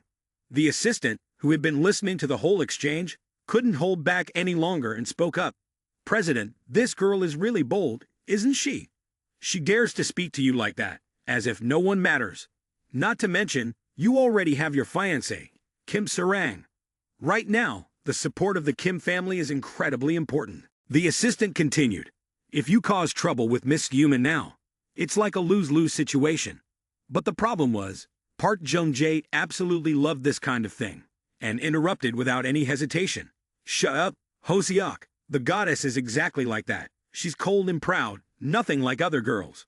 Don't talk badly about her here. If I hear you bad-mouthing her behind her back again, deal with the consequences. Why? Because, in Nation K, the number of girls who pursue me is overwhelming, to the point where they lose all their dignity and rush at me like bees to a broken hive. The level of initiative is, no joke, strong enough to overpower even a tsunami, and even the most famous celebrities aren't an exception. But Hoseok, the goddess, is completely different. She has a mysterious background, a calm demeanor, and she doesn't flinch in the face of adversity. She can take down a killer in the blink of an eye. The most important thing is, she knows I'm Prince Samsung. But doesn't matter. She remains as composed as ever, unaffected by material things. That's enough to prove that she is a goddess who treats wealth like dirt, and that is the ideal type of woman I dream of. Park Jung-jae then thought about his fiancée, Kim Sarang, and a fierce internal struggle raged within him between reason and emotion. I understand now. For the greater good, I'll try my best to take control. But as soon as he thought about Kim Sarang's face, a perfect creation of editing technology and full silicon, he felt a deep sense of disgust. I feel utterly frustrated, even nauseous. Once I take over Samsung, I won't have to deal with Kim Sarang or Kim Clan's expressions anymore. By then, I'll definitely marry Goddess Hoseok, not just call her Goddess Hyuna. At this moment, Jung Hoseok and the Scorpio assassin were on their way to the airport. Both already had new passports and identities. Scorpio tilted his head in curiosity as he looked at Jung Hoseok, then asked, Hoseok, you had planned everything in advance, didn't you? We're at Los Angeles Airport, planning to hijack a passenger plane, but instead of flying back to Nation H, we're heading straight for Nation K. Did you intend to change identities all along? Jung Hoseok didn't bother to hide it and casually responded, That's right. If I don't change my identity, how could I start over? Moreover, this also helps us avoid being hunted by Skull and Bone. One arrow, two birds. Scorpio pursed her lips upon hearing this, her eyes still full of curiosity. So are you planning to continue living with the identity of Jung Hoseok? If Jung Hoseok is already buried, then who's going to pay for my mission expenses? When the topic turned to money, Jung Hoseok chuckled softly, his eyes gleaming with a mischievous spark. Don't worry, Scorpio, I won't let you suffer. I wouldn't be who I am today without your help. I promise, Once we get the reward from the mission, the identity of Jung Hoseok will be completely erased. No one in this world will ever know I existed under that name. With that, Jung Hoseok's gaze became firm. Throughout the journey of being hunted everywhere, I've learned countless skills. From reconnaissance, evasion, weapon use, hand-to-hand combat, to techniques for taking down enemies in the blink of an eye. Jung Hoseok thought, the person who taught me all those things was none other than Scorpio. Even though I'm now better than the master, there's a saying, when the master enters the door, whether they succeed or not depends on the disciple. But the disciple must always remember the efforts of those who came before. So, Jung Hoseok planned to assassinate and take the reward, but still didn't forget to acknowledge the one who planted the seed, saying, Sister Scorpio, would you be willing to follow me? If I take on an assassination mission, with my current abilities, it won't take long to earn this money. At most, it'll take 1 or 2 years, maybe even faster. Just take on some of these high-paying jobs like dealing with Bai Chen, and one mission alone will be enough to fill up my pockets. Once I've filled my pockets, I can make up for the losses you've suffered. That way, both sides benefit. Upon hearing this, Scorpio couldn't help but react sharply. You plan to sign up as an assassin, and then take on a mission to hunt down Bai Chen, the Medicine King, yourself? Jung Hoseok didn't think twice. He just nodded firmly, his eyes filled with determination. I've been following a top female assassin for long enough to understand how the underground world works. I know how much people are worth, who's worth taking action against, and who to avoid. Jung Hoseok said, especially the assassination, where assassins from all over the world gather like a night market, a place where high-value contracts worth entire fortunes are traded in secrecy, but with great risks. However, Scorpio frowned after hearing this. Hoseok, I think your idea is a bit too risky. It's true that the assassination mission of Bai Chen offers a high reward, but with it comes an unimaginable level of danger. A professional assassin doesn't just look at the money, but also evaluates whether the mission exceeds their capabilities. Then Scorpio further emphasized, previously, the assassination mission of Bai Chen was taken by Hell Baron, the world's #2 ranked assassin. And what happened? Hell Baron nearly lost his life and even let the target escape. If someone like him could fail, we can't be sure we can handle it either. Hearing Scorpio's analysis, Jung Hoseok did not refute, as she understood that some things couldn't be rushed, but she still harbored the intention to assassinate Bai Chen in her heart. Therefore, her tone remained firm. I know it won't be easy to strike. Women who work as assassins have a natural advantage, especially when they are both skilled and beautiful. The men, when they see a woman, lose their focus, thinking they're encountering some goddess, letting their guard down, only to vanish without realizing it. But you wouldn't understand because Park Jimin is too perfect. Not everyone is capable of appreciating his noble background, exceptional talents, and handsome appearance that disrupts heartbeats, along with his mastery of numerous special skills. That's why I must become even stronger, keep moving forward, and continue to claim what's rightfully mine. Park Jimin, wait for me. One day I will become someone worthy to stand beside you. This scene felt so familiar, Scorpio wanted to faint. She could only sigh, shaking her head in frustration, her heart screaming, here we go, she's been heavily enchanted. There's no saving her now. At the same time, Park Jimin was also at Homekyo Airport, and ironically, just as Jung Hoseok landed, he was about to depart. Neither of them had the chance to meet each other. It's true that fate will make you meet sooner or later, but if it's not meant to be, you won't cross paths. As soon as he boarded the plane, Park Jimin leisurely sighed. Recently, my yuan has become so chaotic. Any foreigner is dragged off for investigation. This place really isn't suitable for staying too long. I should leave this land of gossip as soon as possible. Thinking he might be flying to Las Vegas to become the wife of a gambling god, Xiao Lai eagerly asked, Boss, so where are you going next? Are you going across the ocean to gamble? Park Jimin heard this and calmly shook his head, replying, No, we're flying straight to Didu. The national finals of the talent show are about to be held. I'm one of the 4 main masters of the show, so of course I need to be there to give professional guidance. Also, I just received the acceptance letter for graduate school at Yenching University and will start my studies immediately. Who knows, I might even continue on to pursue a PhD and research some fun inventions. Xiao Lai looked at Park Jimin with eyes full of admiration, her heart overflowing with love and admiration. rising in waves like the sea. At his age, he's still continuing his studies. Doesn't he ever get tired of learning? Could it be that life is so dull that he has to write books and study endlessly just to pass the time? The boss really puts in so much effort. He's achieved such incredible accomplishments, but still remains humble, always learning and improving himself. So different from those men who start to show off as soon as they achieve a little success. The boss truly deserves to be famous all over the world, and even that wouldn't be enough. At the same time, in Nation H, it was the Spring Festival season, a time when millions of workers rushed back to their hometowns to celebrate the new year. Normally, Park Jimin would have returned home as well. However, the situation was complicated, because he had discovered that he was not the biological son of the Park family. Moreover, Park Jian-hong and Kang Chae-won had officially agreed to divorce. But that was not the end of it. Park Jian-hong had now begun to try and match him with Wang Mengmain. Upon hearing this, Park Jimin was stunned, overwhelmed by the confusion. From biological father to adoptive father, and now potentially becoming my father-in-law. So Park Jimin decided not to care anymore. Whether he went back to his hometown this year or not, it seemed it didn't matter anymore. Around 10 o'clock, Park Jimin was picked up by Yang Saisen and taken to the Longtang International Villa area, located in the imperial capital. To put it in an elegant and luxurious way, there's nothing exaggerated about it. The roads are wide, the trees are lush, and the air is even cleaner than that of some resorts. Just a few steps, and you reach the subway station, and stepping out of the neighborhood gate, you're immediately greeted by 3 top-tier hospitals, an elite elementary school, a cultural center, playgrounds, a stadium, and a shopping mall, all among the best in the country.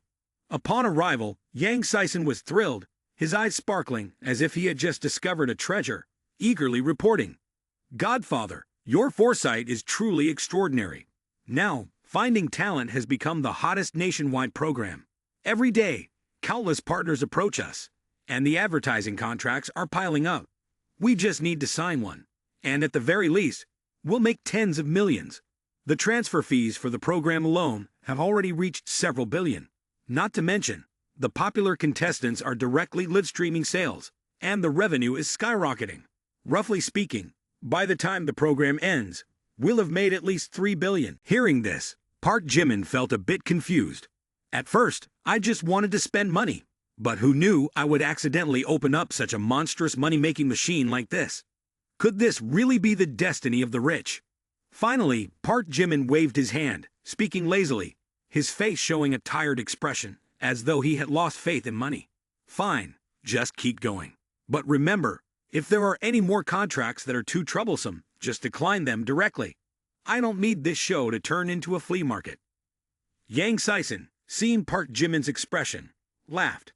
"Foster father, even if you blame me, it won't change the fact. This show is just too popular. Too many brands want to collaborate. Even if I wanted to reject them, I couldn't. Besides, who told you to have such a good eye, to invest in the right places, and make the show more successful than expected?" Park Jimin signaled to stop and said, Stop.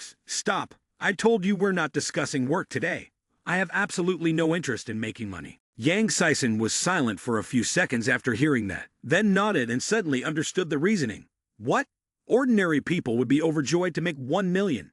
Yet here we are making tens of billions and still dissatisfied. Indeed, in Moss's eyes, 10 billion is just a small number, like a speck of dust. My vision has been too narrow. But that's not important. What truly matters is that the best decision of my life was following Chairman Lim. Because as long as you follow the right person, you don't need to struggle too much. Success will come naturally. Everything goes smoothly. Everything is easy. However, there was still work to be done. Yang Saisen quickly gathered his thoughts, pulled out a thick stack of documents from his briefcase, which looked like a textbook. Adoptive father. This is the list of 120 finalists, including all their detailed information. As one of the 4 masters, you need to study it carefully to understand each of them. It must be said that Yang Saisen was thorough, documenting everything from their measurements to how their machines operated, leaving nothing out, except perhaps the exact day of the month and their preferred poses. Who would have thought that he believed Park Jimin was hosting the program to find another adoptive mother? Park Jimin calmly accepted it, showing no special expression, only nodding once. "All right, this is my job. I will try to understand each contestant clearly. As Park Jimin flipped through a few more pages, Yang Sison continued to announce, adoptive father Jung Hoseok Television has invested in 6 villas in the imperial capital. All the contestants participating in the talent search finals are staying there. Some contestants haven't arrived yet, but they will be present in the next few days. The adoptive father's room is on the 3rd floor. It is the largest room in the villa, fully equipped with all amenities. If you need anything, just let me know. Park Jimin waved his hand gently. It's been a busy day. You should go rest early too. We'll discuss the work tomorrow. Yang Sison replied, all right, adoptive father. Please rest early as well. At this moment, the clock had just passed 11 p.m., but instead of diving into a fairy tale dream, the girls were still gossiping, spreading rumors, and going crazy over a special figure. Breaking news, shockingly, Chairman Lim has arrived in the imperial capital. He's staying right next to our villa, haha. At the forefront of the movement was Liu Wen, who from the outside seemed demure, but in reality, her personality was as wild as a mad woman. She stood there, hands on her hips, grinning as if she had just won the lottery, shouting, Chairman Lim is here, my husband is here. Oh my god, I've been waiting forever, and he's finally here. But before she could get too excited, a sharp voice cut through the air. Liu Wen, stop laughing like you're possessed. What kind of girl scares people like that? Another girl jumped in, her eyes sparkling as if she had just found a diamond. Ladies, I have a real question. Do you think Chairman Lim might use his power to do something shady with us? I've heard rumors that he's quite the trap boy, and there are so many girls who've been involved with him, you could count them on one hand. This statement immediately split the crowd into 2 factions. One group shrank back, anxiously wondering, oh my god, do you think we'll be teased or mocked? The other group, however, brightened up and laughed. What's there to be afraid of? The real question isn't whether Chairman Lim will be interested. It's whether he'll even notice us. But after she got over her infatuation with men, Liu Wen became clear-headed again. Hey ladies, stop with the whole idea of chasing after rich guys. We're here to compete, not to find a husband. Look at QZ, she's not only beautiful and talented, but she's also a Harvard student with 20 million fans. Let's learn from her. Upon hearing this, someone took a deep breath and silently wiped away their tears. Don't bring QZ up as an example. The more we compare, the more we feel inferior. We're all contestants in the same competition, making it to the semifinals and finals. Yet her fan count is 20 million, while I still haven't even hit 1 million. It's heartbreaking. This is the lead of girls in the eyes of a male idol. In front of handsome guys, we shy away, act demure like young ladies from noble families. But as soon as they turn away, we let go and indulge. We talk about anything and everything, from the neighbor's cat to how to lose weight. Amidst the conversation that was surging like a tsunami, there was one person who stood outside the radar. She was Nai Wen Kuzi, the most promising candidate with a level of elegance that only lacked a crown on her head. While others were still shouting about handsome guys or lamenting their fate for being so lowly, Nai Wen Kuzi had an entirely different thought. She stood silently in the corner of the room, her gaze distant, her mind consumed by a single thought. Park Jimin has finally shown up. I've waited for him for so long, to the point where I almost became an A-list star, with a dedicated fan base nationwide. But the wait hasn't been in vain, because I know a world-shattering secret. Park Jimin isn't just an ordinary person. He is the one who holds the most advanced artificial intelligence, something that can completely alter the world order. She thought further. The problem is, he keeps it for himself, and quietly uses it for improper purposes. Honestly, this is not just a waste of cosmic-scale resources. It's also a toxic boil blocking humanity's progress. All these years of enduring and pretending to be an outsider were just to avoid suspicion. When the decisive moment comes, I will strike a fatal blow. Park Jimin, he must be destroyed. At that moment, Liu Wen, curious, walked over and stared at Nai Wen Kuzi. Kuzi, what are you thinking about? And just as expected by the onlookers, Nai Wen Kuzi gently tucked a strand of hair behind her ear, her tone full of philosophy, causing Liu Wen to almost strain her neck trying to keep up with her thoughts.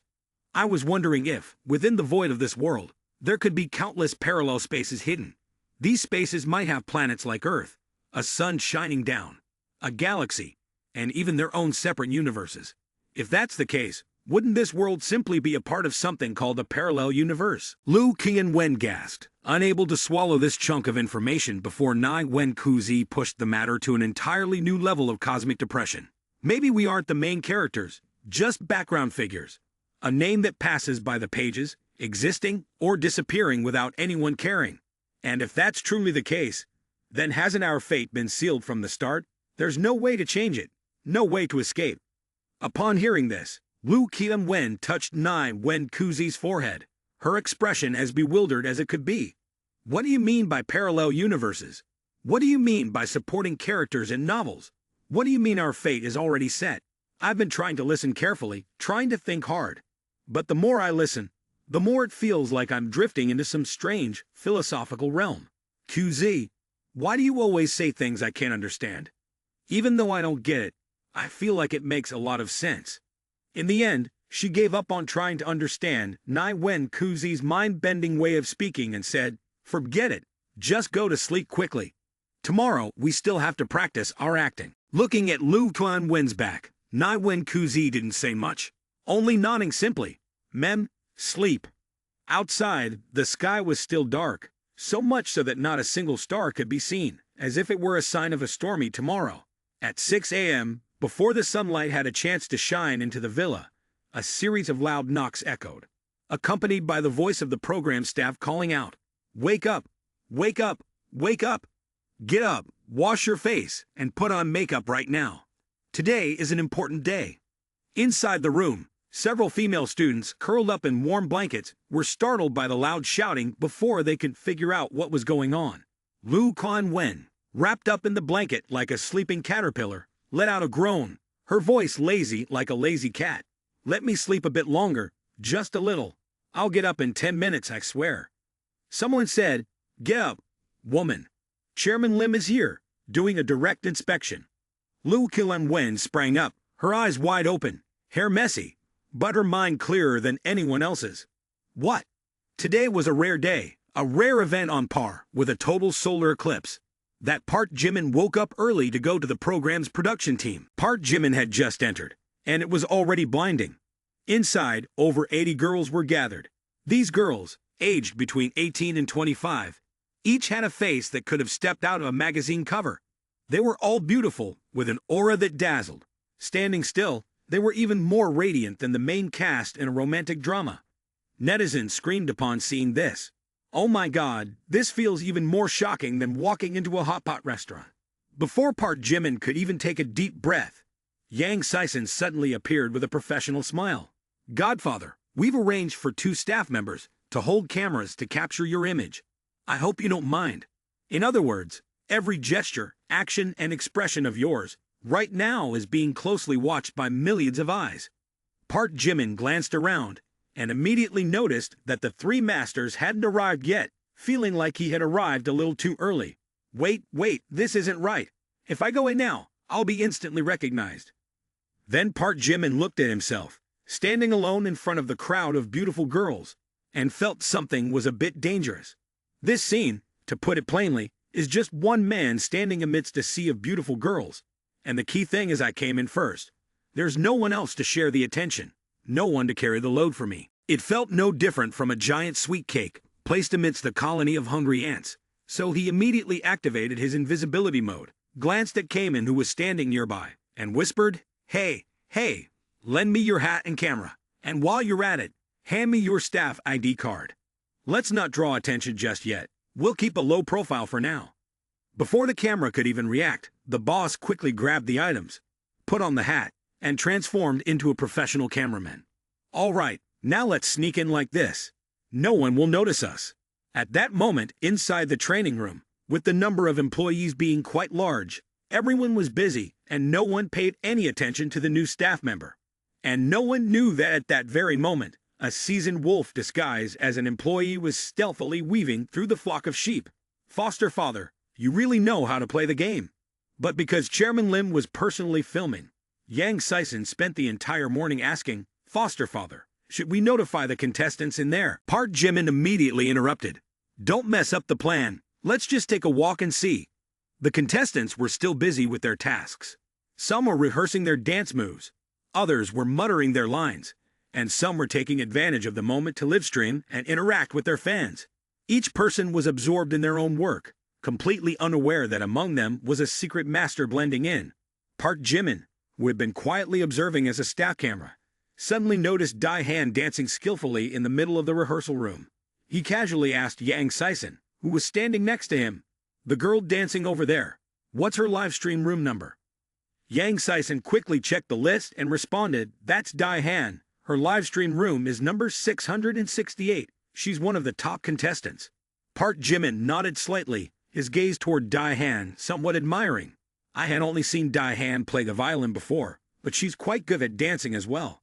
Though I say that, I still find it a bit strange.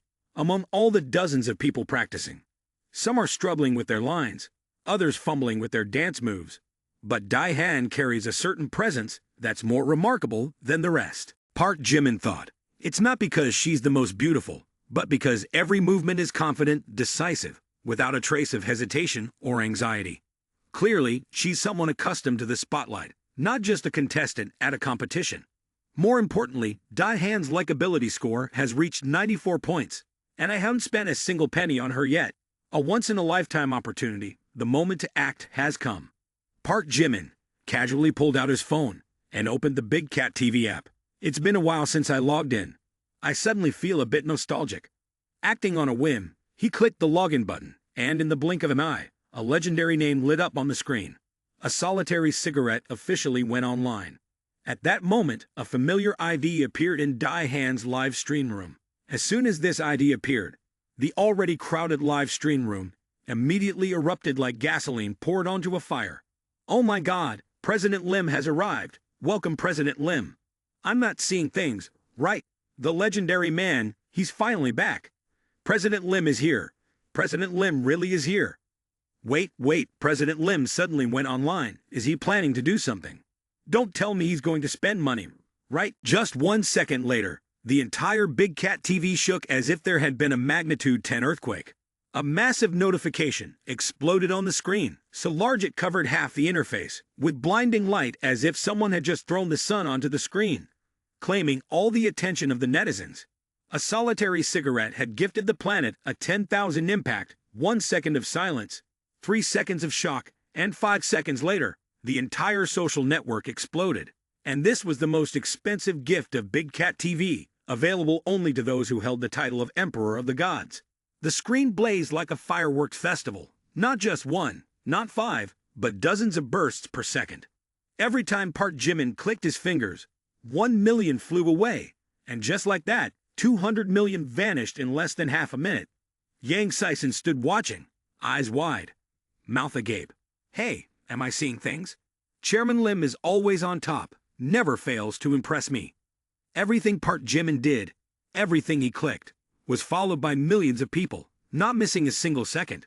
And what's even scarier is that he still had no idea. The planet continued to madly sweep across the screen, its speed so fast that it felt like the naked eye couldn't keep up. Behind the scenes, the staff at Big Cat were also wide-mouthed and eyes bulging, as if they had just won the lottery. Crazy. This is really crazy. Chairman Lim hasn't even been here for 5 minutes, and he's already burned through 1 billion. I kneel, Chairman Lim. Do you need another dog that can bark? I'm ready to take the job.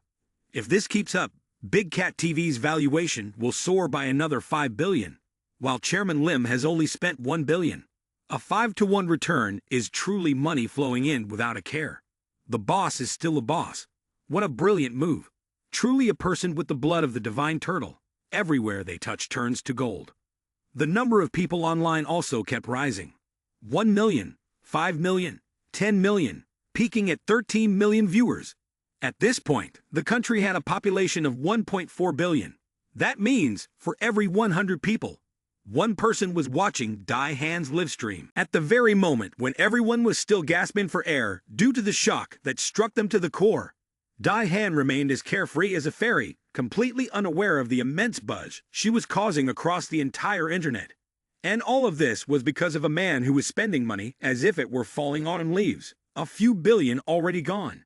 At that exact moment, Liu Qianwen rushed over, her face full of excitement, shouting, "Oh my God, Sister Dai-Han, you probably don't know this. Chairman Lim just gifted you tens of billions as a present, and the live stream is going crazy. Dai Han was frozen in shock. What? Park Jimin gifted me tens of billions? Dai Han immediately felt her head spin, as if she had just been thrown into a completely different world, without having a chance to adjust. The biggest problem, however, was why Park Jimin had done such a thing. At that moment, Dai Han could only ask herself, what kind of normal person would casually throw away several billion like that? It can't possibly be something as simple as that. Based on how long I've known Park Jimin, I'm 100% certain that he's not the kind of person who would just throw money around for no reason. There must be something behind this. If Park Jimin isn't interested in me, then why would he only give me several billion, and not throw money at the other female contestants in the program? Isn't Kim Jisoo also competing, and Kim Woo-song too? Are they not deserving of it? Yet Park Jimin didn't even glance at them, and only I received this. This is no longer just about supporting a friend.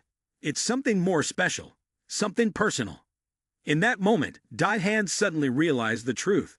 Park Jimin loves me, so how can he still deny it? Park Jimin, let's see how long you can keep pretending. Notification system. Dai Han's affection level increased by 1. Current affection level is 95 points. Ting. Target. Simp Lord Dai Han. Affection breakthrough reached 95 points. Congratulations to the Master for successfully completing a reverse raid. The Master has spent a total of 26 billion. Reward for return on investment is 2.6 billion. Reward includes 60 points for enhancement and mastery rewards in the following skills: psychology, violin, calligraphy, English level 8, Japanese level 8. Park Jimin sighed, his heart filled with helplessness.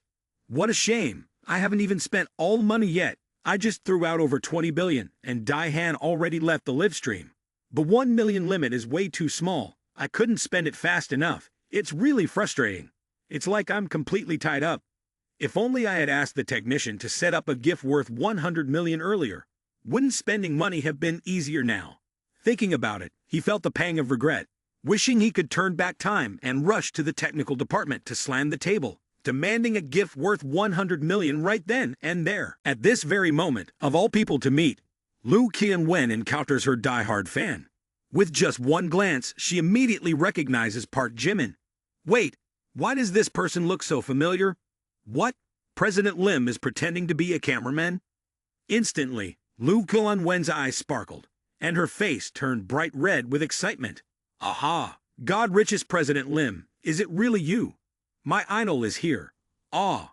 The girls who had been calm earlier suddenly transformed into wild fans, screaming and shaking the place. President Lim really came. Master Park is incredible. Hello, Master Park. Hello, Master Park. Hello, Master Park. My heart is about to burst out of my chest. The male god is truly the male god. Park Jimin stood there slightly stiff, a bit confused. Huh. Wait, Master? Wait, this feels familiar. I think I've heard it somewhere before. But now that I think about it, it makes sense. My last name is Park. I'm the master of the show, and I'm also the best actor praised by the media. Calling me Master Park isn't unreasonable. But somehow, the atmosphere feels a bit strange. Facing nearly 100 beautiful girls, all looking at me with sweet smiles like they're waiting for me to grade them. The pressure is intense. Park Jimin coughed lightly twice, trying to regain his composure, then took off his hat and greeted the crowd. Ah, hello everyone. And just like that, all 120 official contestants were present, a truly overwhelming lineup. Park Jimin stood before the crowd, his gaze scanning over a series of familiar faces. Dai Han, Kim Woo-song, Kim Jisoo, Jun Sun, Seok-won, Park Min-young, Kim Jenny, Kim Hae-won. Everyone was there. Park Jimin felt the pressure skyrocket, because all these people were simp lords. Oh my god, am I going blind from how many girls there are? Alright, now I have to face 120 contestants, half of whom are fanatics. How am I supposed to stay calm? Fine, if we're doing this, let's do it big. At that moment, Yang Sison unexpectedly held the microphone up to Park Jimin, his eyes full of anticipation. Boss, would you like to say a few words? Park Jimin rolled his eyes and looked around at all the girls and the organizers who were intently waiting, feeling the pressure was quite overwhelming. But he had no choice but to grab the microphone, because he couldn't avoid it.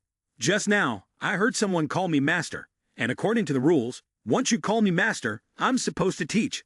So now we're going to start our first lesson. I need to take attendance first. When I call your name, respond with yes and raise your hand, understood? The crowd responded in unison, their voices booming. Yes, sir. Park Jimin looked at the list and began calling names. Lu Quan-wen. She responded, yes. At that very moment, a series of magical sounds rang out in Park Jimin's head. Ting. Simp Lord action triggered. Affection level 95. Bind failure. Since the master didn't even get a chance to do anything, but encountered a successful reverse raid from a girl, proving the master's charm has reached the level of breaking universal laws, successfully escaping fate, awarded 50 enhancement points. Park Jimin almost dropped his jaw in shock. Damn it, what is happening? What is this simp lord action? What is binding? What is this successful reverse raid? I haven't even done anything yet. Park Jimin said, just by calling a name, the affection reached the absolute maximum. That's too much. Not quite believing it, Park Jimin decided to try again. Chen Tian Tian. She responded, yes. The system notified. Ding, affection level 60 points. Binding failed. Park Jimin took a deep breath and called another name. Lu Yufei. She replied, yes. The system reported. Binding failed. Park Jimin called out, Xin Xiaojia. The system announced, binding failed. Park Jimin shouted, Fang Xiaolan. She said, yes. The system reported, binding failed. The more Park Jimin called out names, the more something felt off. He couldn't stop questioning himself.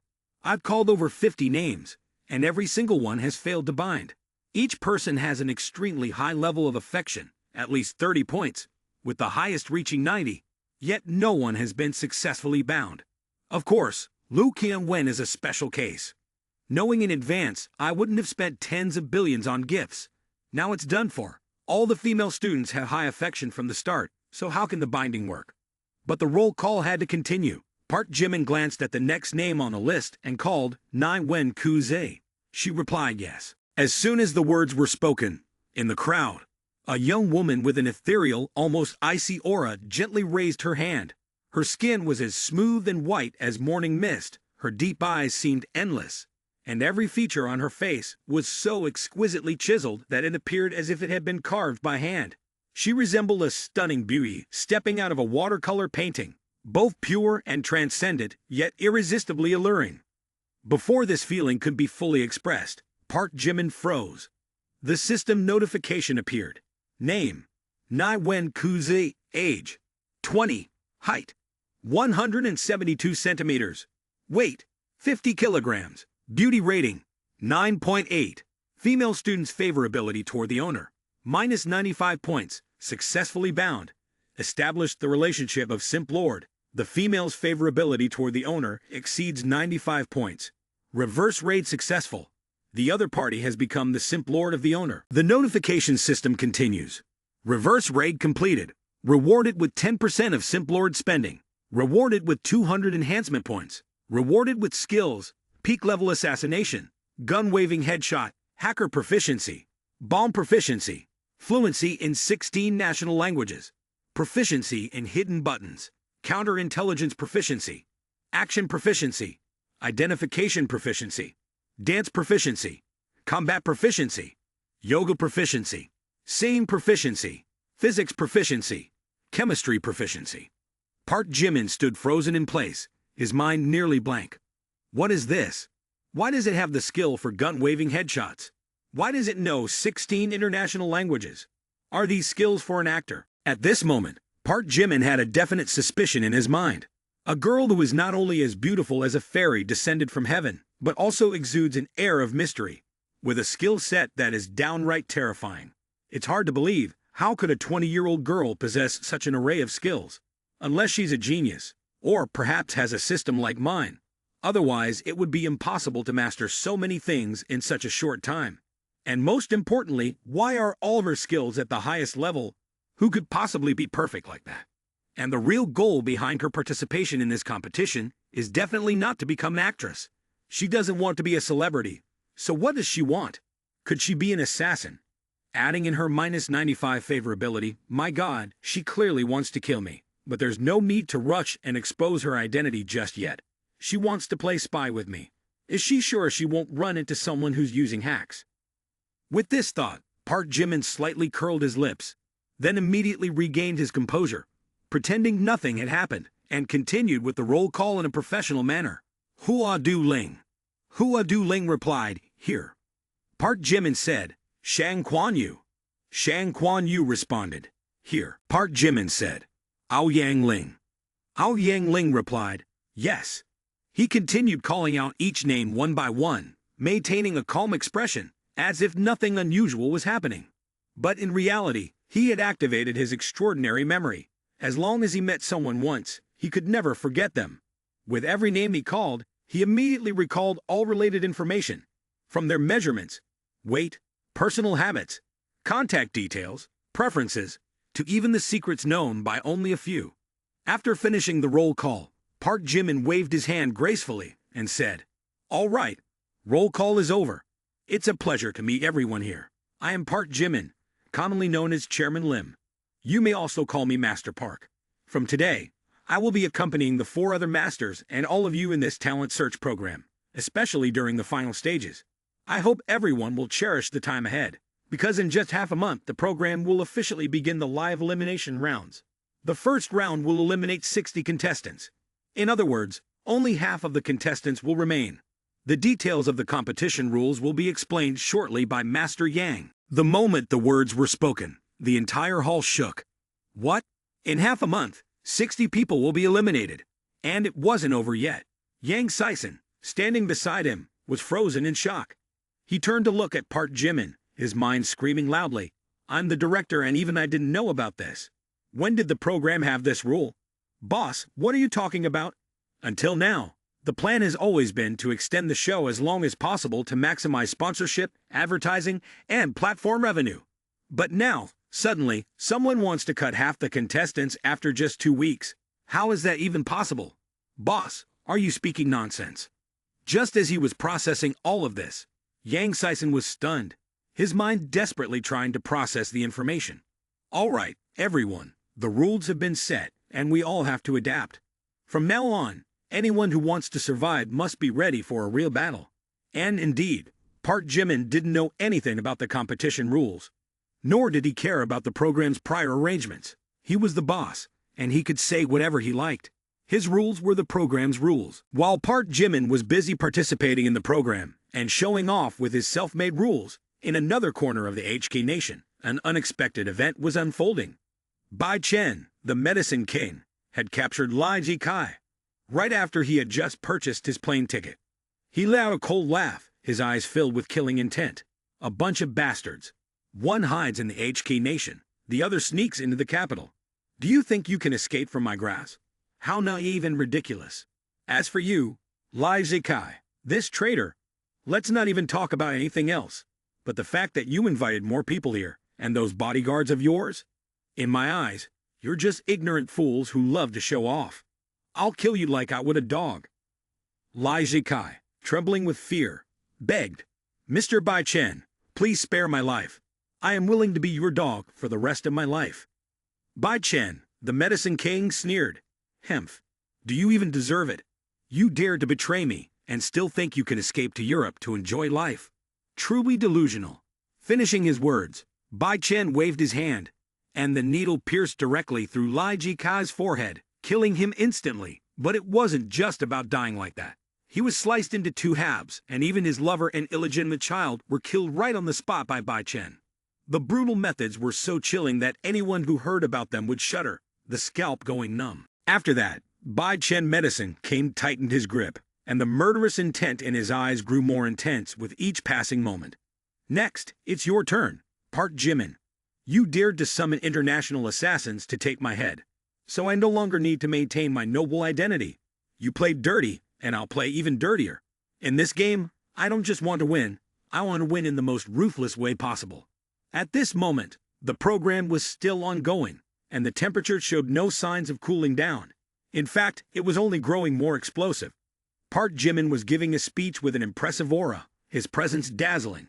Today is the first day of the grand finals. Are there any contestants who would like to come up on stage and showcase their talents? As soon as he finished speaking, a contestant suddenly spoke up from the crowd, eyes sparkling like bright stars, face flushed, voice trembling with excitement. President Lim, how about you be the one to start?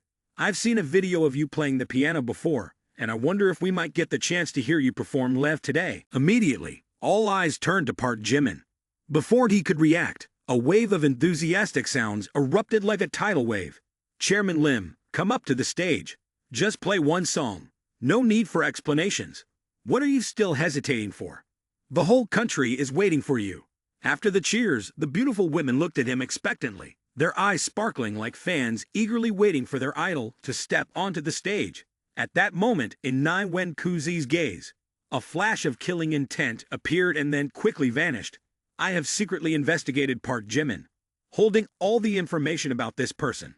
This guy is extremely fond of showing off his talents, always wanting to be the center of attention, especially in situations with many girls around, particularly when playing the piano.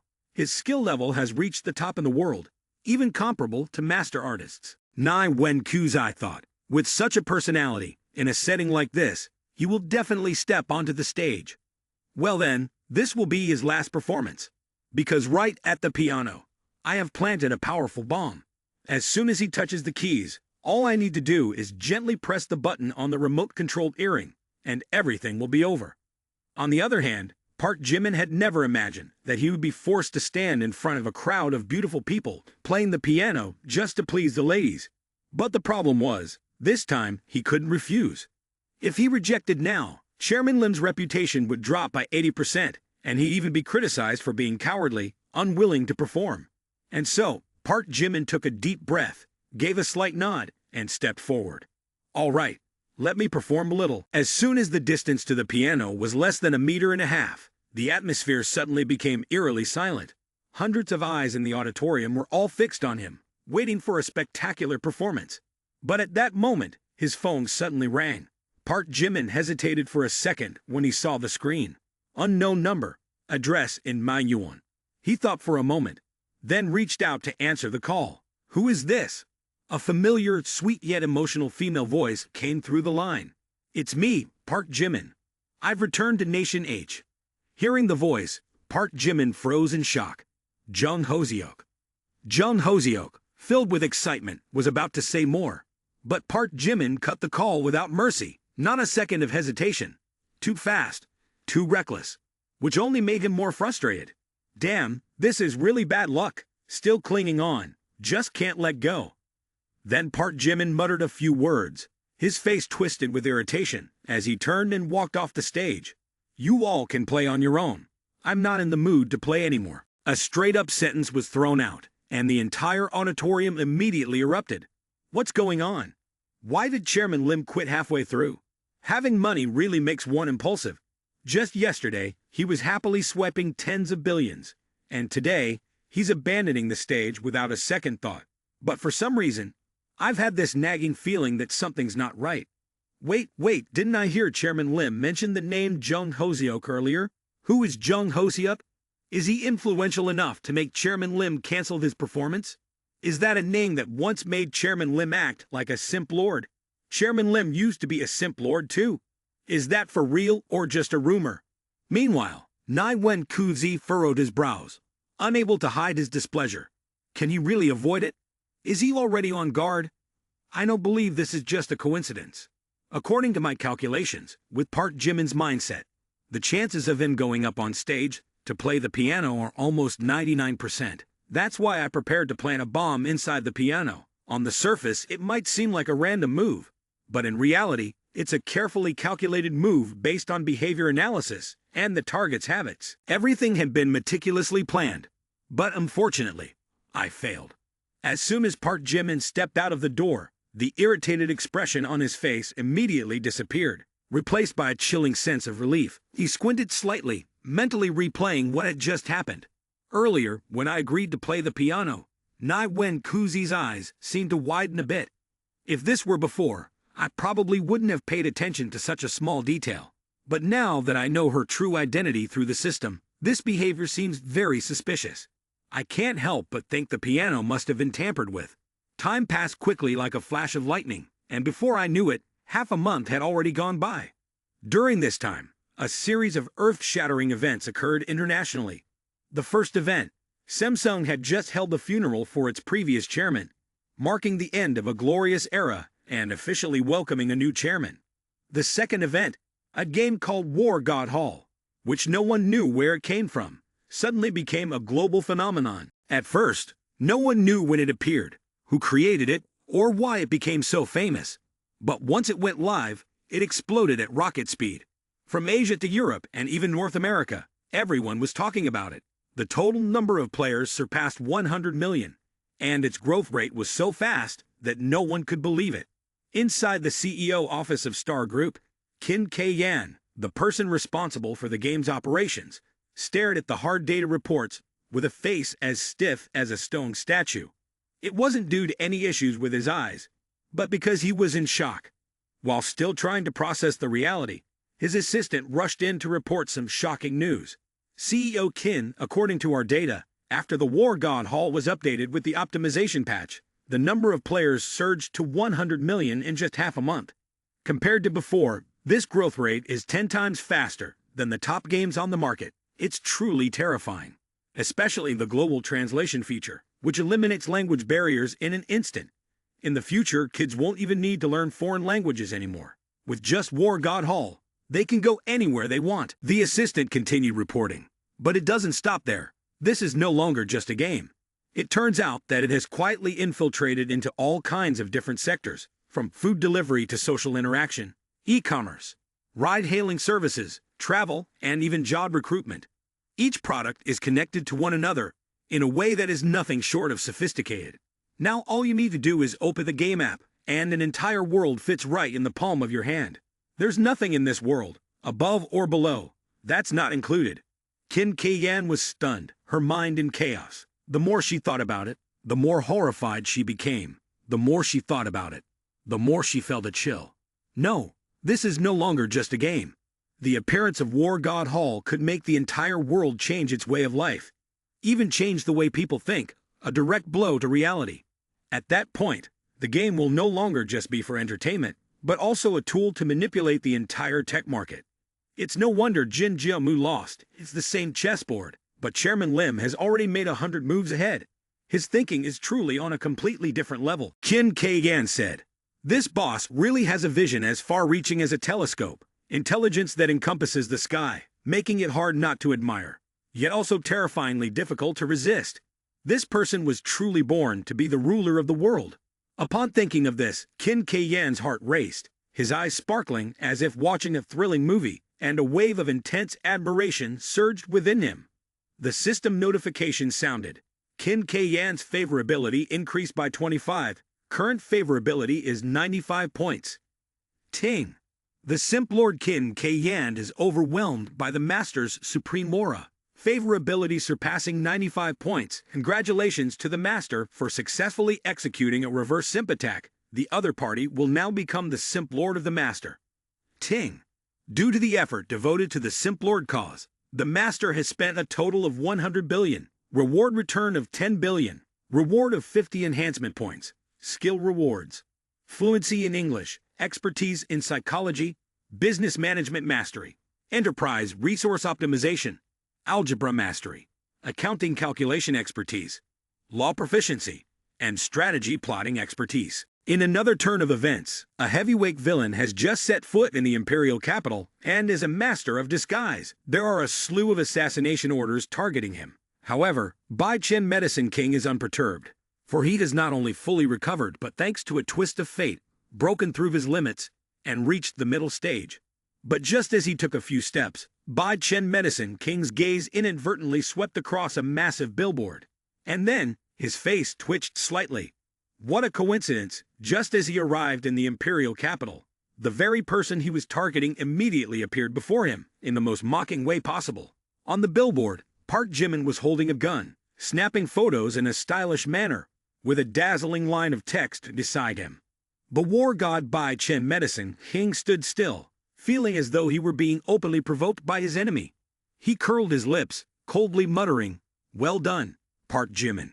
You just wait, but I must admit, this kid really is a genius. If he develops for a few more years, Park Jimin could become a legend, shaking up the entire era. It's a pity though, he's about to die. Bai Chen Medicine King said. Now not only have I changed my appearance, but I have also borrowed the reputation of the Eastern medicine sage to conceal my true identity. Even if Park Jimin is a genius, this time, he will find it hard to escape from my grasp. However, before Bai Chen Medicine King could do anything, the entire imperial capital was shaken. The major families were in an uproar, and it felt as if a deity had descended to the mortal realm. Everyone rushed to greet him, eager to be the first to do so. A few people who had just jumped out of their cars immediately rushed to Bai Chen's side. Master Eastern Medicine Sage, it's really you. You've truly arrived in the imperial capital. Bai Chen froze for a moment, but quickly regained his composure. His demeanor was serious yet carried an air of profound wisdom. Indeed, I am the Eastern Medicine Sage. Hearing the name Eastern Medicine Sage was like a fanatic fan hearing news about their idol coming back to the country, especially for the Sun, Zhang, and Zhao families, who hurriedly prepared transportation and gifts, hoping for a personal audience. The reason was that the patriarchs of these three families were in critical condition, with nothing left to do but wait for a miracle from the immortals. If the Eastern Medicine Sage intervened, there might still be a chance to save a life. The Wei family was one of the most excited. Last month, their granddaughter, Wei Ziling, had almost lost her life from poisoning, and it was only thanks to the timely intervention of the Eastern Medicine Sage that she survived. However, they hadn't even had the chance to invite him for a thank you meal back then. Now, with the heavens granting them the opportunity, and with the Eastern Medicine Sage personally coming to the imperial capital, not welcoming him would be like slapping themselves in the face. The Wei family immediately threw all their efforts into preparing the grandest reception, ready to clean the beds, lay out a lavish banquet, and show their utmost respect. But the Wei family wasn't the only one eager. Several other families also had sick relatives who had been running around seeking treatment everywhere with no success. Now hearing that the Eastern Medicine Sage was coming, everyone rushed to take the opportunity to ask for a favor. Bai Chen Medicine King had planned everything carefully, thinking he could easily find Park Jimin to settle the score. However, before he could make a move, a whole bunch of powerful families from the imperial capital showed up at his door. He couldn't help but widen his eyes, wondering if these people were being overly eager, clearly hoping the immortal figure would step in to help. Wei family, Chen family, Zhang family, Zhao family, Sun family, all these influential forces who can command the weather, and now they're all crowding in to meet me, or rather, to meet the Eastern Medicine Sage. But hold on, I came here for revenge. Why has this turned into a mobile doctor's consultation instead? The tangled love triangle left Bai Chen Medicine King standing there, his mind racing. I've never really studied the personality of the Eastern Medicine Sage, because the only time I came into contact with that person was when I was defeated utterly on the Huangfu River. So now, facing this situation, I'm not sure how to react. If I refuse to treat them, I might be suspected. What if Park Jimin realizes that I'm not actually the Eastern Medicine Sage? My whole plan will be ruined. But if I agree to help, there are just too many patients. I'm not here to be a charity doctor. Bai Chen Medicine King thought. But after reconsidering, I realized I can't be too obvious. The Eastern Medicine Sage is a master of the righteous path, and last time he even helped Wei Ziling, showing that he's not a cold-hearted person. If I pretend to refuse everything now, it's no different from slapping my own image in the face. Well, I'll have to play the part, treat a few patients, and at least act like a true master, making sure not to leave any openings. Whether I'll find an opportunity to act against Park Jimin afterward is another matter. But for now, I must focus on playing the role I've chosen. So Bai Chen Medicine King decided to endure, put on a kind expression, and prepared himself to reluctantly play the role of an unwelcome medical master. Everyone, please come in. If you're sick, sit and wait and line up in order. Park Jimin was left speechless, only able to gape in shock. What? The Eastern Medicine Sage has come to the imperial capital? Oh my God, what's happening right now? Dai-Han looked at him with a suspicious expression, as if she had just caught her cat speaking human words. Hey, Park Jimin, I heard the Eastern Medicine Sage came to the imperial capital looking for you. What's going on? Any hot gossip? Just asking like that, but in Dai-Han's mind, The puzzle pieces started flickering, and the more they were put together, the more off track it seemed. Actually, I've had a suspicion for a long time that the Eastern medicine sage might just be Park Jimin in disguise. But with everything unfolding now, it's clear that it's a huge twist, completely shattering that outdated thought. But looking at Park Jimin's reaction, even she couldn't help but feel a little surprised. His master came to the imperial capital to find him, which should have been perfectly normal, right? Yet Park Jimin feels like something's off, and he doesn't quite believe his ears. Or is there something shady going on that I don't know about? Meanwhile, Park Jimin was frowning, thinking hard, and only one name flashed in his mind. Bai Chen, yeah, that's right. Only the old man Bai Chen could pull off this kind of ghostly transformation, shifting shapes and vanishing like a magician. What's this? Master of disguising, with godlike medical skills. Of course, who else could it be but him? But wait, if the Eastern medicine sage doesn't exist, what exactly is this old Bai Shen up to? This thought quickly flashed through Park Jimin's mind, and he scolded himself for being foolish. Damn it! Disguising as a fictional character I created, and then conveniently giving me a beating? To be honest, if I didn't know this was fake, I would have probably bowed my head and begged for a dose of flu medicine by now. After a brief moment of processing, Park Jimin came up with a vague remark. You must be worried that I'll get ambushed, and you're here to protect me, right? Honestly, I've made enemies with quite a few people. There are always some hitmen lurking around, trying to take me down. Nearby, Nai Wen Kuzi also caught wind of this earth-shattering news.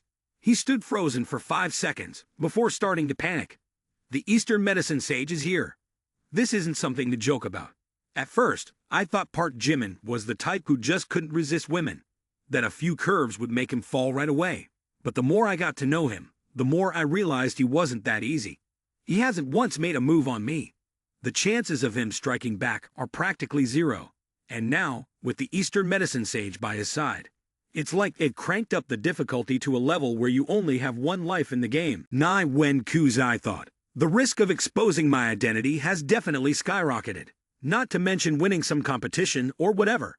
It seems like even getting close to Park Jimin would be as difficult as reaching the sky, let alone secretly stealing artificial intelligence data. If I just sit and wait, I might be sent packing sooner than expected. No, I have to act first if I want to win. This time, I might have to turn to the organization for help, because trying to do it alone will likely lead to disaster. Eastern medicine sage is definitely going down. After a few seconds of panic, Nai Wen Kuzi finally managed to calm herself down, mentally giving herself a pep talk. But just as she was about to contact the organization for help, Lu Qianwen approached her and asked innocently, Sister QZ, what are you thinking about? You look so absent-minded. Nai Wen Kuzi was startled, her brain quickly shifting into safety mode, and she immediately pretended like nothing was wrong. No, nothing at all. Don't be fooled by Lu Qianwen's innocent appearance. She's actually a survival expert. Knowing she couldn't go solo, she decided to cling tightly to this muscle. Lu Qianwen said, I heard that starting tomorrow, we will be filming at the television time base. There, each troupe will have 10 contestants. The one who performs the best will be promoted straight into the top 30. Sister QZ, please help me. I'm willing to play the role of a maid. Even a supporting role is fine, as long as I'm with you. I'll take any part. Nai Wen Kuzi listened to Lu Qianwen chattering beside her, while trying to keep a calm expression, then pretended to leave on some errand. But in her mind, an idea was already forming. Going to television time tomorrow is really a stroke of luck. I've been racking my brain to find a chance to deal with the Eastern medicine sage, and now suddenly there's going to be a chaotic film shoot. With people rushing around, it's a once-in-a-lifetime opportunity. By then, I can arrange for special forces to infiltrate the film crew, posing as extras. Perfectly executed. All I need to do is swap a few plastic props for real ones, and no one will suspect a thing.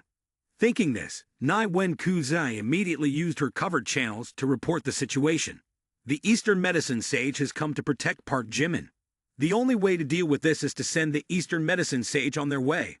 And then it will be much easier to get the artificial intelligence that Park Jimin is holding onto. On the other side of the ocean, Shoal and Bone, upon hearing the news, immediately decided to go all in, sparing no effort. They had to break Park Jimin's wings, for if Eastern medicine sage continued to protect him, Stealing the secret techniques would remain nothing more than a daydream. This time, they have the support of 136 elite commandos, with only one goal in mind: sending Eastern medicine sage off, no matter the cost. Cinema City, known as the sacred land of filmmaking in Nation H, truly was a paradise for those who loved acting, and for those who liked to act authentically. There, people from all walks of life gathered: extras, film crews, and tourists from all over. As for the scenery, it was nothing short of breathtaking, with everything from ancient war settings to youth idol themes. Props were everywhere, whether it was swords, bows and arrows, or pistols. Just a glance, and they were at your disposal. As for the rules of the game set by Park Jimin, despite the many questions swirling in everyone's mind, they all united in following his instructions. Because in the world of Deep Bis, there is an unshakable truth. If you don't understand, just follow the instructions. Once you act, you'll understand. As for Liu Wen, she remained blissfully unaware that she was caught up in a grand play. She thought she was about to become a star, to be supported by Wen Kuzi, and to shine on the screen. But in reality, she was just a pawn on Wen Kuzi's chessboard. And what will her fate be? Perhaps it depends on where this game of chess leads. Wen Kuzi nodded, her face serious. All right, you can have a place in my heart. Liu Wen listened, delighted. Oh my God, really? Sister QZ, you're truly my lifesaver. Thank you so much, but we sure are unlucky, drawing the spy movie, and I have to play the female special agent too. Wen Kuzi remained calm, her voice soft yet full of confidence. Don't worry too much. Being in a spy movie doesn't mean you'll be at a disadvantage. Just focus on showcasing your abilities, and go all the way. Who knows, maybe there will be a surprise. After hearing this, Liu Wen still felt uneasy, but her eyes had brightened a little. I'll follow Sister QZ's advice. Meanwhile, Bai Chen, the medicine king, was still out there practicing medicine, saving lives and helping the world. I heard that he just saved 3 old man masters from the Sun, Zhang and Zhao families. These old men had been bedridden for years, taking medicine, with doctors unable to do anything for them. But after meeting Bai Chen, the medicine king, they suddenly got up and walked. It was truly a miracle. At exactly 10 a.m. the next day, the crew of the talent search show arrived at Cinema City, a crowd of over 500 people, split into 6 small teams. This mission was considered tough, not only because of the high expectations, but also due to the tight schedule. The teams had 1 week to complete a full film, from brainstorming ideas, writing the script, filming, to post-production, and the 6 films would be shown in theaters. Whoever had the best results, the highest box office sales, would be promoted. At that moment, a seasoned man nearby laughed and said, "You just graduated, huh? Having dreams is great, but don't let them fly too high. I've been to the imperial capital for 10 years, spent 5 years playing extra roles. Don't think this industry is easy to break into. Without talent or luck, you might end up starting. But meeting the right person who does it for passion responded as expected. I joined Chairman Lim's theater troupe not for the money, but for the girls. The girls in the troupe are all exceptional. Just standing close to them, even without being paid, I'd be willing to pay extra to join." At the same time, the special agents from the school organization and Bone had also infiltrated, waiting for the right moment to act. However, because they swapped fake items for real ones, the prop box became dozens of times heavier, leading to an oversight. Seeing this, the 2 extra actors chatted with each other. This spy movie is really well invested. Look at the props. There's the AWM sniper rifle, the 82 grenade, the M18 smoke bomb. Then there's the rocket launcher and the 220mm MP5 submachine gun with body armor. This is definitely a big theater troupe. Heavy equipment all over. My buddy sure knows his stuff. Yeah, I'm into military stuff. When I'm free, I just read newspapers and watched the news. Hey, let me borrow that AK rifle of yours for a bit. It looks awesome. Hearing this, the Special Forces soldier was startled and quickly shook his head. No, that's not possible. Playing with fire will eventually burn the house down. But he quickly regained his composure and continued his role as an ordinary extra, silently telling himself, if this guy knew that the gun in this box isn't a prop but a real one, if he knew that behind my calm exterior lies an entire plot, would he still be able to laugh like that? Meanwhile, the extra was still rambling on, though his eyes never left the two people carrying the props. It was indeed worth the 500 per day. The extras were truly dedicated. Having just joined the troupe, they had already immersed themselves in their roles so quickly, such professionalism, truly impressive. However, no one noticed that among the crowd of extras, there were a few faces that looked somewhat too cool. Everyone took their positions while the crew worked diligently, and the sound of the camera running echoed through the entrance of Cinema City. A shiny car pulled up.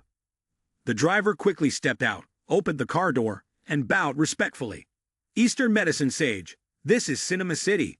Chairman Lim and the crew are inside filming.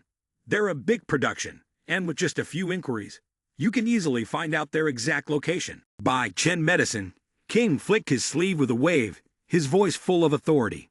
All right, you go back, I will go in myself. With that, Bai Chen walked forward with an overwhelming aura, his presence so powerful that it felt as though he could stop falling leaves mid-air with just a wave of his hand.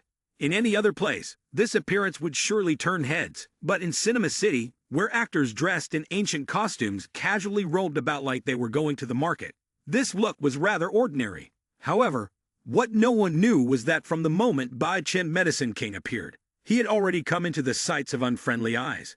All attention! Eastern Medicine Sage has appeared at Cinema City. The target has been revealed. Repeat, the target has been revealed. Upon hearing this, Nai Wen Kuzag responded in a flat tone. Though he couldn't hide his excitement, do not act rashly, everyone get ready. Wait for the target to enter the ambush zone. The scene continued to unfold, the actors still in character, but the atmosphere around them had slowly grown as tense as a drawn bowstring. Nai Wen Kuzai had temporarily borrowed an AVM sniper rifle. The moment she held it in her hands, she felt an overwhelming sense of power, her eyes cold and sharp like a blade. To ensure everything went according to plan with a single shot, she climbed to the roof and chose the highest point to peer through the scope. The image of the Eastern Medicine Sage appeared clearly. If I'm not careful for even a moment, my identity could be exposed, and not only would the plan fail, but it could also affect the entire school organization and the underground network. But I have no other choice. The Eastern Medicine Sage must be eliminated. Otherwise, the situation will only become more complicated, and when things spiral out of control, the consequences will be unpredictable.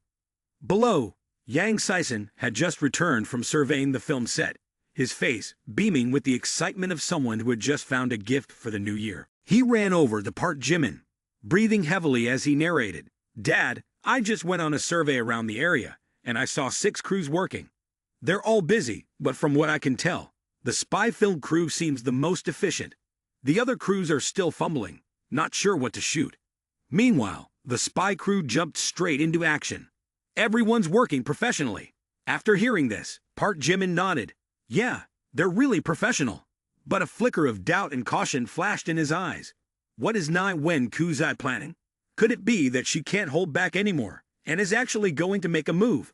Among the extras, there are clearly a few faces that seem a bit too professional. Could the real purpose be to use this opportunity to assassinate me? In Park Jimin's mind, a series of defensive strategies were devised, each countermeasure carefully planned. Especially when it came to Nai Wen Kuzi, she was not someone easily predictable. Who knew how many trump cards she had prepared, and how many special forces were lurking in the shadows? The whole capsizing in the ditch thing was not new. Many people had experienced it in their lives. A moment of carelessness could lead to being caught off guard, going from the one in control of the game to the victim without realizing it. Besides, my current strength couldn't even withstand a rocket-propelled grenade, let alone afford to lower my guard. After all, in the history of the underworld, those who were arrogant often met an early end. Park Jimin thought for a while. Although he knew his strength was no longer as weak as before, it was better to be cautious now than to regret it later. Prevention was always better than cure. Without wasting any time, he quickly called the system. System, enhance my strength, physique, and mental agility. Basically, boost all attributes by 50 points. The system notified. Ting, this enhancement requires 200 enhancement points. Do you confirm, Master? Park Jimin replied, confirm. What are we waiting for? The system notified. Ting, enhancement in progress. Enhancement complete. In the blink of an eye, Park Jimin felt a surge of new energy rush into his body, from the tips of his hair to the soles of his feet. as if he had just been fully recharged. To make it easier to understand, Park Jimin's current strength was 33 times that of an average person. To put it simply, one punch from him would be enough to send an entire elephant packing, one-way ticket, no return. Moreover, his physical attribute of 280 points allowed him to withstand intense impacts. Even taking a baseball bat hit would feel no more painful than a mosquito bite. Mentally, with 230 points, not only could he maintain extreme focus, but he was also resistant to psychological tactics. His agility, with another 230 points, was off the charts. It was as if he had wings on his feet. Anyone who wanted to catch up with him would need a jet engine strapped to their back. After finishing his enhancement, Park Jimin chose to stand in an open area, so that if anything were to happen, he would have the freedom to fight without being restricted. All right, Nai Wen Kudzi, if you want to play, let's play to the end. Let's see who gets the last laugh. But at that very moment, from a distance, an elderly man dressed in a traditional robe, with white hair, suddenly leaped into the air and began floating toward him. His steps were light and graceful, like a dragonfly skimming over the water. With a jump, Bai Chen soared over several houses and landed on a rooftop without the need for any supporting equipment. Needless to say, all the extras present were stunned, mouths agape, staring at the seemingly blurred scene. One person, confused, asked, "Wait, is this a wire harness? Why can't I see any ropes?" The person next to them nodded in agreement. "That's right, the film technology is so advanced now. I guess the wire harness must be transparent now, huh? But just look at the old man's demeanor. He really is a seasoned actor. His presence is overwhelming." While others looked at Bai Chen, the medicine king, with admiration, Park Jimin saw a lurking danger in the old man, one that was hard to predict. If Bai Chen the medicine king was here, it was certain that he wanted to deal with him too. The whole film set suddenly became tense.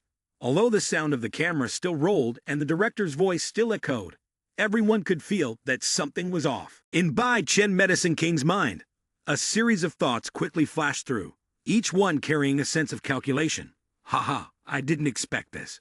This kid sees me and doesn't even show any sign of respect. Does he not realize that if I get any closer, his life will end in an instant? My storm rain soul-destroying needle is as fast as lightning. No one within a 10-meter radius can avoid it. Once the poison enters the bloodstream, in just a few breaths, he won't have any chance to regret it. On the other hand, Park Jimin remained calm, even feeling a bit amused. Has Bai Chen hit his head, or something? Does he really think he can fool me by disguising himself as an Eastern medicine sage? If he had disguised as someone else, I might have been tricked. But pretending to be someone so familiar, that's just a joke. As the two experts subtly sized each other up, the shout of the director brought everyone back to reality. Everyone, take your positions, cameras ready, prepare, action. However, no one could have anticipated that the action about to unfold would be even more real than they could imagine. Right in the midst of this mystical atmosphere, when everything seemed to be hanging still like before a storm, the sudden sound of gunfire erupted in quick succession, sharp and crisp, like firecrackers. Not just one, but 12 sharpshooters fired at once, all aimed directly at Bai Chen Medicine King. In the blink of an eye, Bai Chen transformed into a shadow, his body moving like a ghost. Wherever the bullets flew, he managed to dodge just in time. Bullets that should have struck him were only embedded into walls, pillars, or the ground. Not a single one touched the hem of his clothes. While dodging the bullets, Bai Chen Medicine King let out a cold laugh, his eyes revealing a look of contempt. "Again with these snipers? Do you think I'm still the injured man from before, easy to be hunted down? Today, my wounds have completely healed. You still dare to come here? Truly you're seeking your own path to meet your ancestors." As soon as the thought ended, a cold gleam flashed in his eyes, and the murderous aura surrounding Bai Chen Medicine King suddenly surged, as if his strength had been maxed out. He only waved his sleeve with a swift motion. It was light, but the effectiveness of the action was no joke. Whoosh, whoosh, whoosh, whoosh, whoosh, whoosh, whoosh, whoosh. 8 silver streaks of light shot out from his sleeve, so fast that the naked eye could barely keep up. In an instant, 8 of the 12 professional snipers had been pierced through the forehead, falling to the ground without having time to utter a word. The remaining commandos who witnessed this scene all shuddered. Nai Wen Kuzi was no exception. She could hardly believe her eyes. The Eastern medicine sage strikes, truly terrifying. In one blow, he annihilated 8 top commandos. This person is beyond my expectations, and as soon as she realized the situation was no longer under control, Nai Wen Kuzi immediately ordered the remaining commandos, "We cannot let him continue dominating the situation. Everyone, follow my lead. Full-scale attack. We must eliminate the Eastern medicine sage right here." As soon as Nai Wen Kuzi's voice fell, it was like a switch had been flipped. Over 100 commandos instantly took their positions, their faces tense, but still exuding a professional demeanor. There was no need to wait long before the heaviest weapons were brought out. From submachine guns and semi-automatic rifles to even bazookas, they all fired in unison. But amidst the storm of flames, the figure of Bai Chen Medicine King remained unaffected, instead dominating the scene. He moved with the agility of a shadow, each movement quick and precise to an almost unbelievable degree. Every time he dodged, the bullets whizzed past him by mere inches, and black smoke billowed up, obscuring the sky. And whenever he swung his hand, silver streaks shot out, taking down his enemies in the blink of an eye. Bai Chen was like a mobile nightmare, each appearance bringing death and fear in its wake. "You're pretty good, using the bazooka to deal with me. Do you think I'm so easy to defeat? You clearly lack experience." While Bai Chen Medicine King was still showing off his dart-throwing skills, in a hidden corner, Nai Wen Kuzi had already chosen her ambush spot.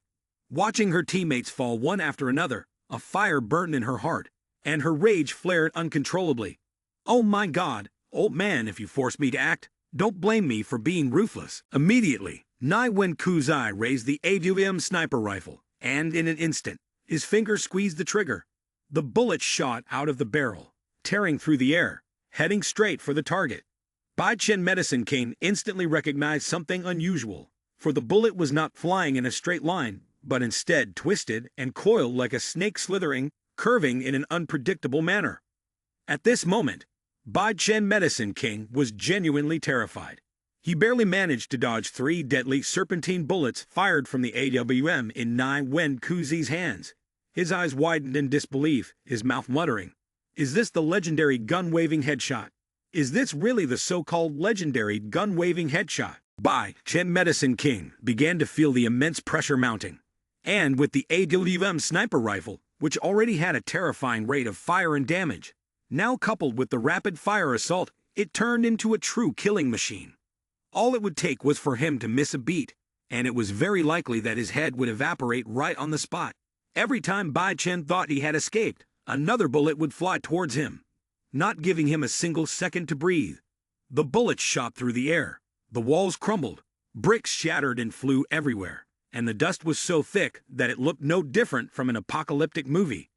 Bai Chen Medicine King reached up and touched his sleeve. The soul-destroying needles were down to only 10. He started to feel anxious.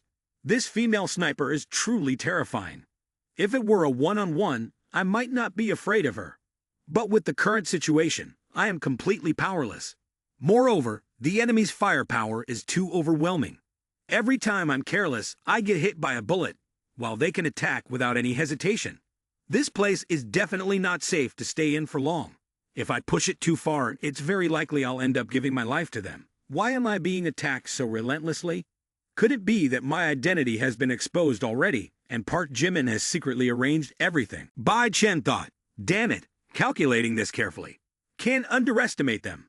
Even someone strong can hardly stand against many people. The fierce tiger can't fight off a pack of wolves. Right now, I need to know when to retreat, and if I can run, I should run.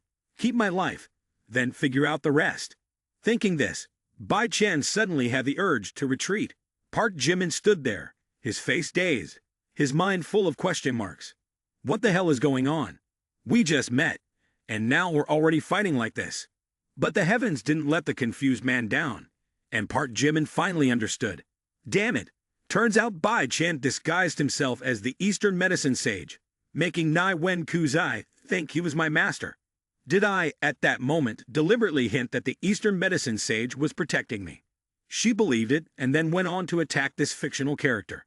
Wait, hold on. There's no information about her in the top-secret Darknet database. Only top 10 world-ranked assassins get that kind of concealment. Who the hell is she? But no matter who she is, if this organization is targeting the Eastern medicine sage, it means they don't like me at all. Park Jimin thought. And then there's Bai Chen, the medicine king. Does he and his disciples have some kind of hobby of being wrongfully blamed or what? Truly unlucky. Nai Wen Ku's eye remained persistent, each shot fired with precision and carrying an eerie coldness. She didn't need to rush. She steadily applied pressure, pushing Bai Chen like a rat trapped in a corner, his every move forcing him to suffocate. How come he hasn't died yet? What kind of life force does this Eastern medicine sage have to survive this long? Masters facing off aimed for the fatal spots, not allowing the opponent any chance to breathe. The bullet from the ambulance shot out like a flash of lightning, aiming straight for Bai Chen's head. In that moment of life and death, Bai Chen, the medicine king, raised his left hand, using his arm to block the bullet.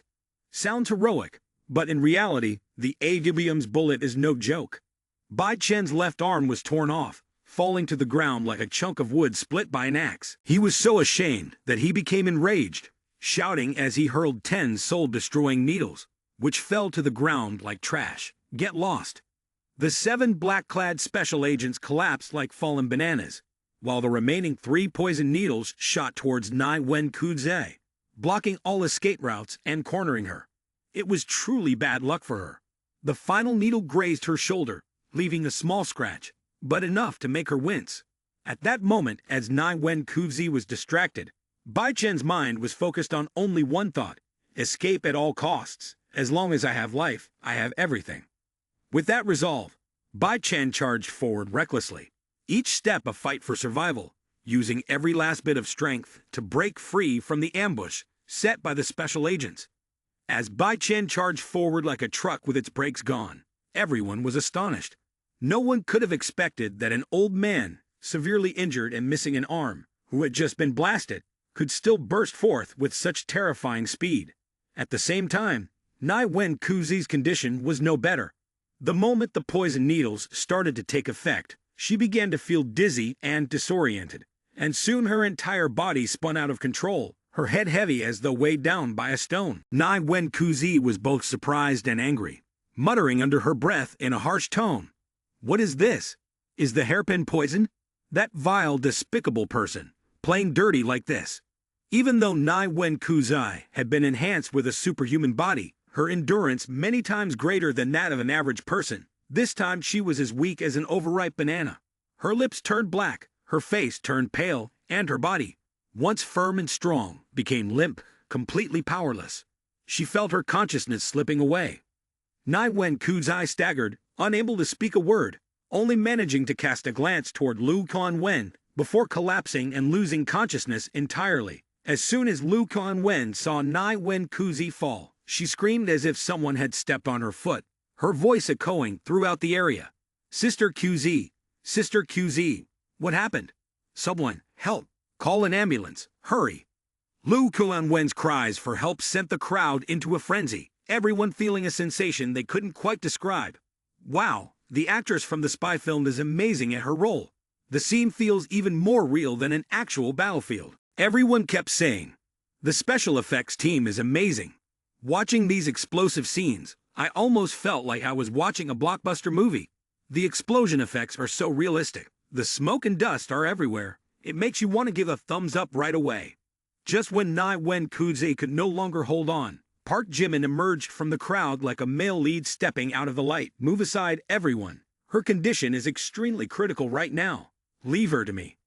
Without hesitation, Park Jimin carried Nai Wen Kuze to a temporary resting room. But in his mind, there were only 2 words.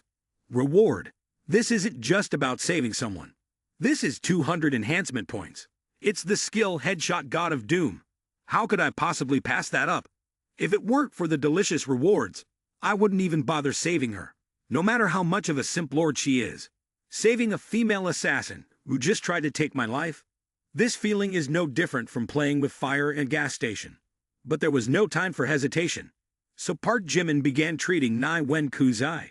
In her dazed state, she felt someone leaning down on her shoulder, a cold and damp sensation, as if someone was sucking the poison out of her wound. She thought, good heavens, this kind of poison is something even I can't endure. A normal person who dares to suck it in might as well be asking for a meeting with their ancestors. After thinking for a while, she fell asleep, not caring about anything anymore. The next morning, Nai Wen Kuzi woke up with a start, feeling as if she had just survived hell. Her whole body ached terribly, her limbs felt weak, and all she wanted was to lie in bed and turn into stone right there.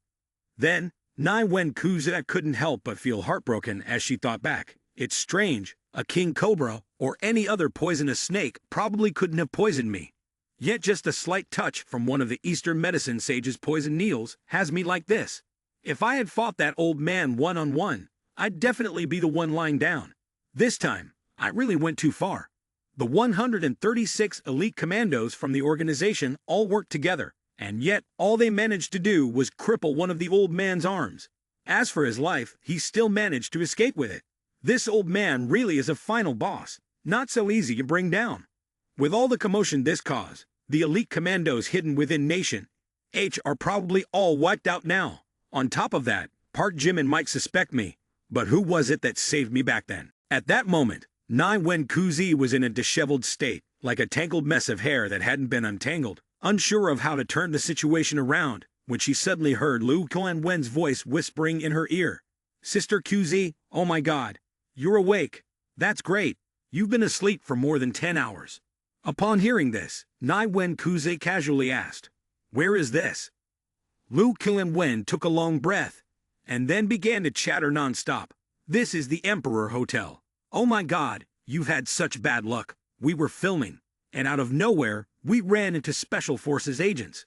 They were trying to assassinate some important figures, and unfortunately, you got injured. When Nai Wen Kuzi heard this, she couldn't help but feel a little uneasy. But before she could ask anything further, Lu Qianwen continued. At first, I wanted to call an ambulance. But just then, Chairman Lim, like something out of a romance novel, said he wanted to treat your injuries himself. And well, you know, in the end, you're better now, so it's all good. I heard that Chairman Lim even sucked the poison out of your wound with his mouth. Oh my god, if I got injured too, I wonder if Chairman Lim would be willing to help me suck the poison out. Hearing this, Nai Wen Kuzi felt as if an electric current had passed through her body, sucking out the poison with the mouth, and it's Chairman Lim. Lu Qianwen continued to daydream, her eyes sparkling as if watching a romance movie. That's right, QZ, don't be shy. It was such a critical moment, and I could tell Chairman Lim wasn't just saving you out of the goodness of his heart. He definitely had some feelings for you. Who else would risk their life like that? Oh my god, being held in Chairman Lim's arms and having him suck out the poison with his mouth, that's something people only dream about. If I were injured, would anyone get to continue such an intimate moment with a male idol? After Lu Qianwen finished speaking, her face reddened even more, her eyes filled with longing. Nai Wen Kuzi, hearing Lu Qianwen, confirmed that Park Jimin was the one who treated her, felt a mixture of surprise and conflicting emotions. If Park Jimin knew that I'm the assassin who killed his beloved teacher, he definitely wouldn't have saved me. In his eyes, I'm just an accidental victim. In other words, my true identity hasn't been revealed yet. If he knew the truth, don't even dream about a heroic rescue of a damsel in distress. From this moment, a plan suddenly flashed through Nai Wen Kuzi's mind. That's right, this life-saving grace cannot be overlooked. I must use it to get closer to Park Jimin. After all, as the saying goes, water wears down stone, and I now have a legitimate reason to approach him. If I act as though I'm grateful, wanting to repay his kindness, then it will make perfect sense for me to become close to him. And once I gain Park Jimin's trust, I will certainly have the chance to get close to the secrets of artificial intelligence. This is truly a blessing in disguise. Not only have I lost nothing, but I've gained a great opportunity to carry out my mission. Park Jimin, just wait. From now on, every step you take will be calculated by me. Thinking this, her plan became as clear as the streetlights on a dark night. Nai Wen Kuzi's determination was as solid as a rock. Even though Park Jimin had saved her life, her resolve remained unshaken. The mission was still a mission, and she would not abandon her plan just because of a small favor. But what she didn't realize was that, little by little, her feelings for Park Jimin had begun to grow, imperceptibly, over time. Notification system. Nai Wen Kuzi's affection level increased by 10, current affection level minus 85 points. But faced with a difficult problem, choosing a gift. Nai Wen Kuzi found herself at a loss. Park Jimin already had everything. A mansion, cars, and pockets full of money. He could get anything he wanted. Unsure of what to give that would show genuine thoughtfulness, she asked Lu Wen, with a face more serious than when she was plotting an assassination. Xiao Lu, do you know what gift to give a guy that would be both thoughtful and meaningful? Lu Wen froze for a few seconds, her face lighting up as if she had just achieved enlightenment. A gift? Wait, don't tell me you're planning to give a gift to Chairman Lim. Upon saying that, she couldn't help but imagine the harsh realities of life. I never thought the cold and aloof Kuze would end up becoming my rival in love. But well, I can't blame her. After all, my idol is just too perfect, isn't he? Nai Wen Kuza couldn't help but laugh in frustration, quickly explaining. Xiao Lu, you misunderstood. I just want to give him a gift to thank Chairman Lim for saving me last time. It's just a gesture of courtesy. I have no feelings for him at all. But no matter what she said, Lu Wen kept nodding vigorously, her eyes full of I understand everything. And the way she agreed, yet in such a subtle manner, made Nai Wen Kuzi feel helpless. Speaking any further would only complicate things more. Then, Lu Wen started playing the role of a love strategist, offering advice. Actually, I think the most important thing when giving a gift to President Lim is the thought behind it. As long as your heart is in it, even a simple gift will leave a strong impression. Besides, President Lim isn't lacking in money, so expensive or luxurious gifts won't move him. But if it's something you made with your own hands, it's sure to be memorable. For example, you could knit him a scarf. It's really cold in the capital this season, so a scarf would be the perfect gift. If President Lim receives something made by you, maybe he'll be so touched that he'll develop feelings, who knows? Nai Wen Kuzi sat there, listening and thinking, imagining making the gift herself. After hearing this, Nai Wen Kuzi felt as though her head had suddenly swollen, and her heart stirred with waves of emotion. Here I am, a top assassin, skilled with knives, guns, and all sorts of heavy weaponry, and now I'm being told to make a gift by hand. It sounds so offbeat, she thought. But never mind. For the mission, for artificial intelligence. If I have to make the gift myself, then I'll make it myself. It won't kill anyone. A little extra effort is nothing. What matters is completing the goal and earning Park Jimin's trust. Nai Wen Kuzi wasn't the only one wanting to give a gift. 2 days later was Valentine's Day, and everyone wanted to express their feelings to Park Jimin, especially Dai Han, who searched high and low but couldn't find anything grand enough for her to choose. In the end, Dai Han had to mobilize the entire Dai family, deciding to buy an entire mansion to show her class. When the major families heard that Dai family wanted to purchase it as a gift for Chairman Lim, they immediately gave their approval, helping her complete the process. As for Kim Woo-song, he made a few rounds at the 4S showroom and decided to buy a supercar as a gift. 2 days later, before the sun had even stretched its rays, Park Jimin had already staggered into the training room at Villa No. 6 in Longdang District. Today, he was taking on the role of master, planning to teach some movie-standard acting techniques to the contestants. But just as she stepped into the room, Nai Wen Kuzi appeared before her, holding a gift box tightly in her arms. Her gaze was both shy and determined, as if she had summoned all her courage to come here. Master Park, thank you for saving me. This is a small gift I want to give you. Upon hearing the word gift, alarm bells went off in Park Jimin's mind. Who gives a present so early in the morning, especially one in a sealed box like this? Could there be a bomb inside? But if she wants to get close to me, she must have a purpose. But I'm not worried. If she's acting, I'll play along with her. If she wants something from me, then I'll find a way to get something from her. It's a win-win for both of us. No one loses. Despite these thoughts, Park Jimin remained calm. He didn't immediately take the box. Instead, he scrutinized it as if searching for any signs of irregularity. But before he could do anything, he saw Kim Woo-song storming from another room, face flushed with vigor. Park Jimin, hand it over. Glancing at the logo on the key, Park Jimin suddenly realized the truth. This is a Bugatti. Are you really planning to give me a real Bugatti? Kim Woo-song, upon hearing that, couldn't help but smile sweetly and replied briefly, Mom, I just bought it casually, not sure if it's to your liking. Upon hearing this, the young actors in the rehearsal room simultaneously felt a chill run down their spines.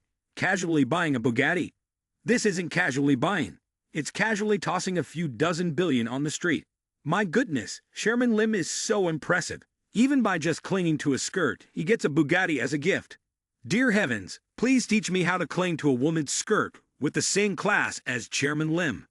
Just as the onlookers were feeling that Kim Woo-song was heartless and ruthless, Dai Han gently made a surprise entrance with an unexpected twist. Park Jimin, I also have a gift for you. It's nothing too secretive. Hearing this, the entire practice room erupted once again. Is Chairman Lim a living fortune god, or something, that everyone wants to give him gifts? From supercars, and now even houses. Oh my god, why can't I meet some rich lady who wants to gift me a house? I don't want to strive anymore, I just want to lie down and enjoy the blessings. As for Park Jimin, there was no need to mention it. One hand still held the Bugatti key from Kim Woo-song, while the other grasped the title deed to the royal estate that Dai Han had given him. He had inadvertently become the center of everyone's attention, making outsiders both envious and in awe. But Park Jimin maintained his calm expression, turning to Nai Wen Kuzi and asking, Miss Kuzi, what kind of gift do you intend to give me? Standing before the gazes of so many people, Nai Wen Kuzi was extremely flustered, feeling somewhat regretful for listening to Liu Kuan Wen's foolish advice. At this moment, in the practice room, the atmosphere was still filled with awkwardness, especially when it became known that Nai Wen Kuzi was preparing to give a gift to Park Jimin. It immediately sparked a wave of discussions. Oh my god, today is Valentine's Day, and Kuzi is giving a gift to Chairman Lim. Isn't she confessing her love? I thought Nai Wen Kuzi was cold, and only relied on her strength. But now she's giving a gift to the master. Couldn't it be that she's already climbed into Chairman Lim's bed? Sounds about right. I bet these two definitely have something shady going on. My goddess is done for. Meanwhile, Nai Wen Kuzi was still embarrassed, but in her eyes, there was a glimpse of determination. Who would have thought that a female assassin, who once struck fear into so many, would now sit down and knit a scarf, every stitch slow and careful, as if treating it like a piece of artwork? Wake up, it's all because of my trust in Park Jimin. The scarf is done, now we just have to see if he's moved by it. Then, Nai Wen Kuzi shyly blushed, her face red like a young girl who had just fallen in love. This is the first time I've knitted a scarf myself. It may not be very beautiful. I hope Master Park won't mind. When the lid of the box popped open, what was inside was not a bomb, not a weapon, but a scarf. Looking closely, the scarf was knitted from wool, each stitch even and delicate, clearly a handcrafted piece. Park Jimin responded, trying his best to appear as natural as possible. How could I possibly complain? It's rare that you make such an effort. This is the first time I've received a scarf knitted by a girl with her own hands. Nai Wen Kuzi's face turned bright red as she clutched the gift box, her eyes looking at Park Jimin with anticipation, like a puppy waiting for its owner to pet it. Park Jimin smiled and took the scarf, continuously stroking it with a look on his face, as though he'd just received the most precious treasure in the world. But the truth was, Park Jimin was still in security check mode.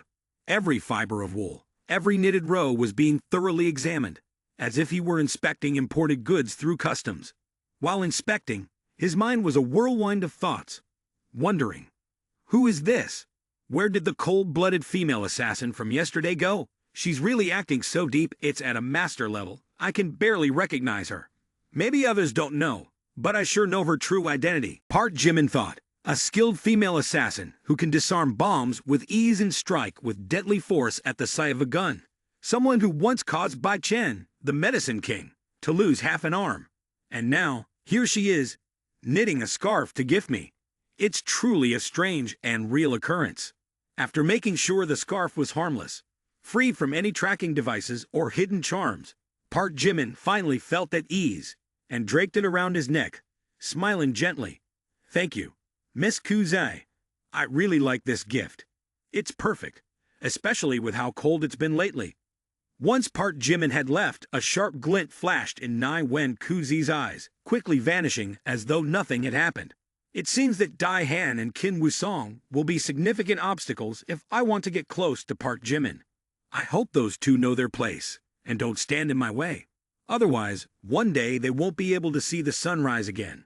The Kunlun mountain range, vast, boundless, and immeasurably expansive. The snow covered everything in a blanket of white, with mountains upon mountains stretching endlessly. But strangely enough, in the midst of this desolate and cold land, there was a lush valley. Birds sang, flowers bloomed year-round, just like a paradise lost in the mortal world. Getting in here wasn't easy though. The entrance was completely buried in snow, and one had to crawl through a narrow cave so tight that even a strong breath could get you stuck. Moreover, the path was winding, like the twists and turns of a complicated love story. Speaking of which, we must mention the main character, Bai Chen, the Medicine King. He had just survived a near-death experience, barely escaping from Yanjing, lying in a cellar for days, and after recovering a bit, he sprang up and ran off immediately. At this point, Bai Chen had lost one arm, but the killing intent still emanated from him like the biting cold winds of the northeast. Looks like the situation has come to a point where I must call on the Grand Master for help. I've lost an arm, and how many times has my disguising technique been seen through? This truly is the worst luck imaginable. It can't be a coincidence. That Eastern medicine sage has clearly got a hold of me, turning me into a puppet for him to manipulate at will. All my efforts have only served to lay the groundwork for the Eastern medicine sage. Not only has Medicine King Valley been humiliated, but my intellect has been utterly insulted as well. If I don't avenge this grudge, I'm no longer a man. Bai Chen thought. Park Jimin, the Eastern medicine sage, and all those assassins. Just wait. Once the Grandmaster makes his move, that will be your doom. As he thought this, Bai Chen, the Medicine King, tapped his own head, as if trying to wake himself from a nightmare. Back then, the situation was so tense that he didn't have time to think things through. But now that he reflected on it, something was definitely wrong. Very wrong. Why was my disguising technique seen through in the blink of an eye? And why was I ambushed even before that? He thought, there are only two possibilities. One is that the Eastern medicine sage was always by Park Jimin's side, never leaving him for a second. So the moment I showed myself, I was immediately exposed. The other possibility is that Park Jimin is the Eastern medicine sage in disguise, with high-level disguising skills, and he pulled a nasty trick on me. No matter which scenario it is, the conclusion is clear. That bastard Park Jimin is truly ruthless, outwitting everyone in the world. As Bai Chen entered the valley, he immediately encountered a girl picking herbs, humming a few self-made tunes, her mind lost in distant thoughts. I thought today would be just another peaceful day like any other, but unexpectedly, amidst this poetic atmosphere, a figure staggered toward me, so close it startled me. Who dares to barge into my Medicine King Valley? Before I could even finish feeling frustrated, the girl's eyes widened as she recognized the person in front of her. Bai Chen, the senior master. But right now, he looked as if he had just been hit with stones falling from the sky. His clothes were in tatters, his face as pale as death, and one of his arms was completely gone. The girl immediately dropped the water bucket and rushed to catch the senior master, who was about to collapse face first onto the ground. As she held him up, she frantically asked, "Senior master, why are you here? Wait, what happened to you? Oh my God, you've lost an arm. Senior master, who did this to you? Tell me everything." Bai Chen panted heavily, his eyes filled with a mixture of rage and helplessness. "It's a long story, listen carefully. Your senior Shy Young was assigned a mission to go down the mountain, but after he left, we never heard from him again. I became worried, and went down to search for him. To my surprise, I found out he was set up and harmed. I was furious, and swore to avenge your senior." Bai Chen said, "But the enemy is truly cunning. They always resort to dirty tricks. As a result, I made one mistake and ended up in this situation. What's even more frustrating is that they not only targeted me, but they also dared to disrespect our Medicine King Valley. They trampled on my honor and treated Medicine King Valley like trash. I can't tolerate this any longer. I must report it to the Grandmaster and ask them to step in and demand justice." The girl's hair stood on end as she stammered in disbelief. Is this really happening? Those bastards from the outside world are now daring to act all high and mighty? Could it be true? I can't believe it. We definitely need to settle the score. Senior Master Bai Chen, you should go back to the valley and rest. Let me handle the rest. I will go to the Grandmaster and ask them to come out. We can't just sit back and let Medicine King Valley be bullied. Bai Chen, Medicine King, gritted his teeth, his eyes flashing with unprecedented rage. Park Jimin, your end has come. No matter if you are the Eastern medicine sage, No matter how much wealth you have, no matter how many assassins you have guarding you, this time, you won't escape. On February 16th, at 3 p.m., or maybe a few minutes earlier or later, who could really say for sure, Cinema City in the capital was completely sealed off, and all film crews were forced to halt production. The assassination attempt on the Eastern medicine sage this time had gone too far. What was once a place dedicated to shooting movies and performing acts, pretending to cry and laugh, suddenly turned into a real battlefield, where guns, grenades, and even specialized ammunition appeared in greater numbers than the props on set. And so, the talent search program decided to go big, chartering 3 luxury planes and flying nearly 700 crew members to Cinema Tianmen City. When something strange happened, Nai Wen Kuzi went to Lu Qianwen to gossip. Xiao Lu, do you know why the program changed filming locations? Lu Qianwen explained, though in a rather serious tone. I heard there was a special forces assassination attempt within the film crew, and even firearms were involved. Cinema City was officially sealed off, and all filming had to stop. That's not all though. Director Yang was also taken away. There's a rumor that the assassins used the film crew as a cover to smuggle weapons. So this whole thing is being treated as extremely serious. Nai Wen Kuzi listened, feeling like her head was about to explode. What is going on here? What our program? Lu Qianwen looked around angrily, then cursed under her breath. The broadcast has been suspended. We'll probably have to wait until the investigation is over before we can continue filming. But Chairman Lim has already made a decision. The whole team will be moved to Cinema Tianmen City to keep shooting. All media outlets have been banned from reporting on it. If they do, it could cause major negative effects.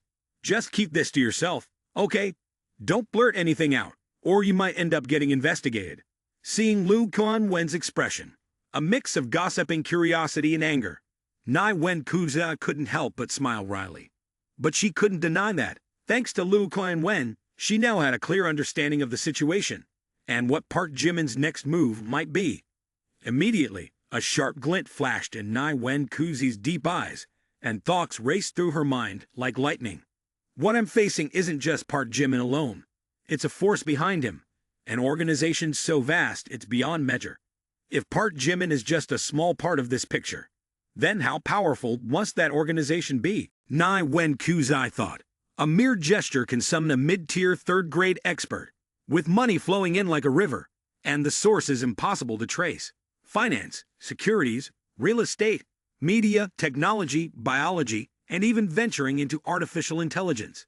This situation cannot be taken lightly, especially since the entire production team will be heading to Cinema Tianmen City, which is the stronghold of Park Jimin, including this mysterious organization. Stepping into Tianmen City is like walking right into the mouth of a tiger, turning oneself into prey in a massive trap, with countless pairs of eyes watching from the shadows. The longer I stay there, the more unfavorable the situation will become. Nai Wen Kuzi continued thinking. I will face a situation where I am all alone, with no one to support me, no one standing behind me to protect me. At that point, everything could take a turn for the worse. That's why, before falling into danger, I must seek help from my organization, request reinforcement in terms of strength, and at the very least, have a contingency plan for the worst-case scenario. After analyzing and piecing together each clue, Nai Wen Kuzi secretly approached the cantinant, the one responsible for sourcing supplies for the film crew. On the outside, she appeared to be just an ordinary middle-aged woman, a bit overweight with a stern expression. But who could have guessed that this seemingly harmless figure was actually a highly trained special agent? Nai Wen Kuzi carefully used the most traditional method of communication, passing the confidential information into the hands of the canteen aunt. Without saying a word, she simply nodded and vanished into the crowd as if she had never been there. Immediately after, the canteen aunt discreetly relayed the information to a superior contact. This contact then encrypted the message and sent it to the headquarters and Bone, where a team of expert code breakers was ready to go. They meticulously analyzed each word, each sentence. Across the ocean, as soon as the secret message from Nai Wen Kuzi arrived, the high-ranking officials at school and Bone were thrown into a frenzy and called an emergency meeting. Mr. X, visibly irritated, flipped through the documents, muttering as though reading a prayer. Wait, is there really an organization that's both powerful and mysterious like this? Not to mention, their rate of growth is like a rocket. We've been around for a century to get where we are, yet they've risen to dominance in just half a year. Mr. X continued. The issue is not simply about the honor or power of the organization being threatened. If this continues, before long, the entire school and bone might be consumed.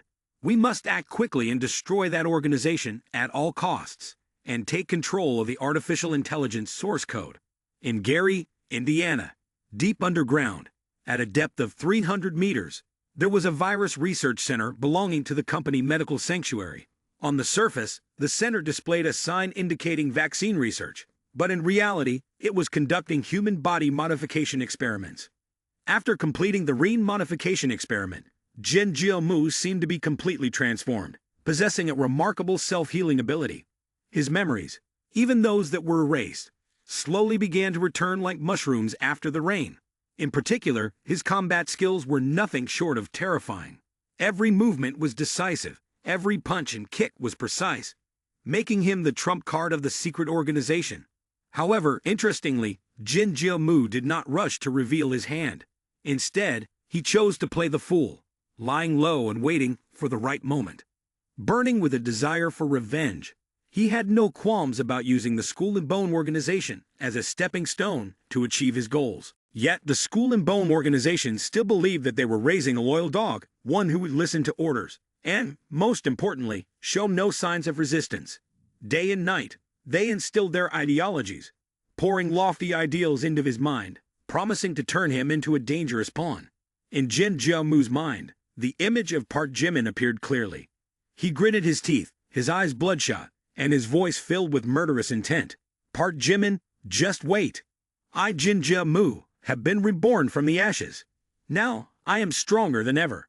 The day will come when I return to Nation H and crush you like an ant. Yu Ling Shuang, Qin Ke Yan, the butler, the Dai family, the Qin family, all those who betrayed the Jin family and stabbed us in the back when we were in crisis. Just wait. Jin Jiamu will return, and you will pay a price 100 times over. Very quickly, as soon as the order was given, Jin Jiamu received the highly classified mission to infiltrate Nation H. The soldier, Reen, a third-generation modified soldier, was tasked with leading a strike force of 500 all-elite mercenaries who were just waiting for his command to charge into the battlefield. Behind him, a vast logistical system from School and Bone was always ready to provide support and supply everything necessary. The objective was to steal artificial intelligence and eliminate Park Jimin. This time, Jin Jiamu was prepared to return as a destroyer. Whoever stands in my way, I'll deal with them. Even if Buddha stands in my way, I'll deal with him too. No one can stop me, ha. As soon as they set foot on the airport, the group was immediately greeted by 60 Mercedes-Benz commercial cars that took them straight to the new cinema city. Previously, it was only rumored that Chairman Lim was ruthless, but those were just empty words. Today, seeing it with their own eyes, they could truly witness his overwhelming aura, his presence so powerful it seemed to overshadow the entire sky. Whenever this man appeared, the atmosphere itself seemed to bend in an indescribable way. His majestic, commanding energy stretched for 30,000 miles, shaking all 19 continents, and even making waves in the global economy. At this moment, the entire group of candidates seemed struck by lightning, their faces flushed, eyes sparkling, as if they had just found the love of their lives. Oh my God, Chairman Lim is so incredibly handsome. A man like this truly has charisma. I could just faint looking at him. I feel like I've fallen into a love trap. Hoo. Meanwhile, Park Jimin casually lifted his arm, a relaxed gesture, but one that carried the air of an authoritative CEO. Everyone disperse. Don't make a big deal out of this.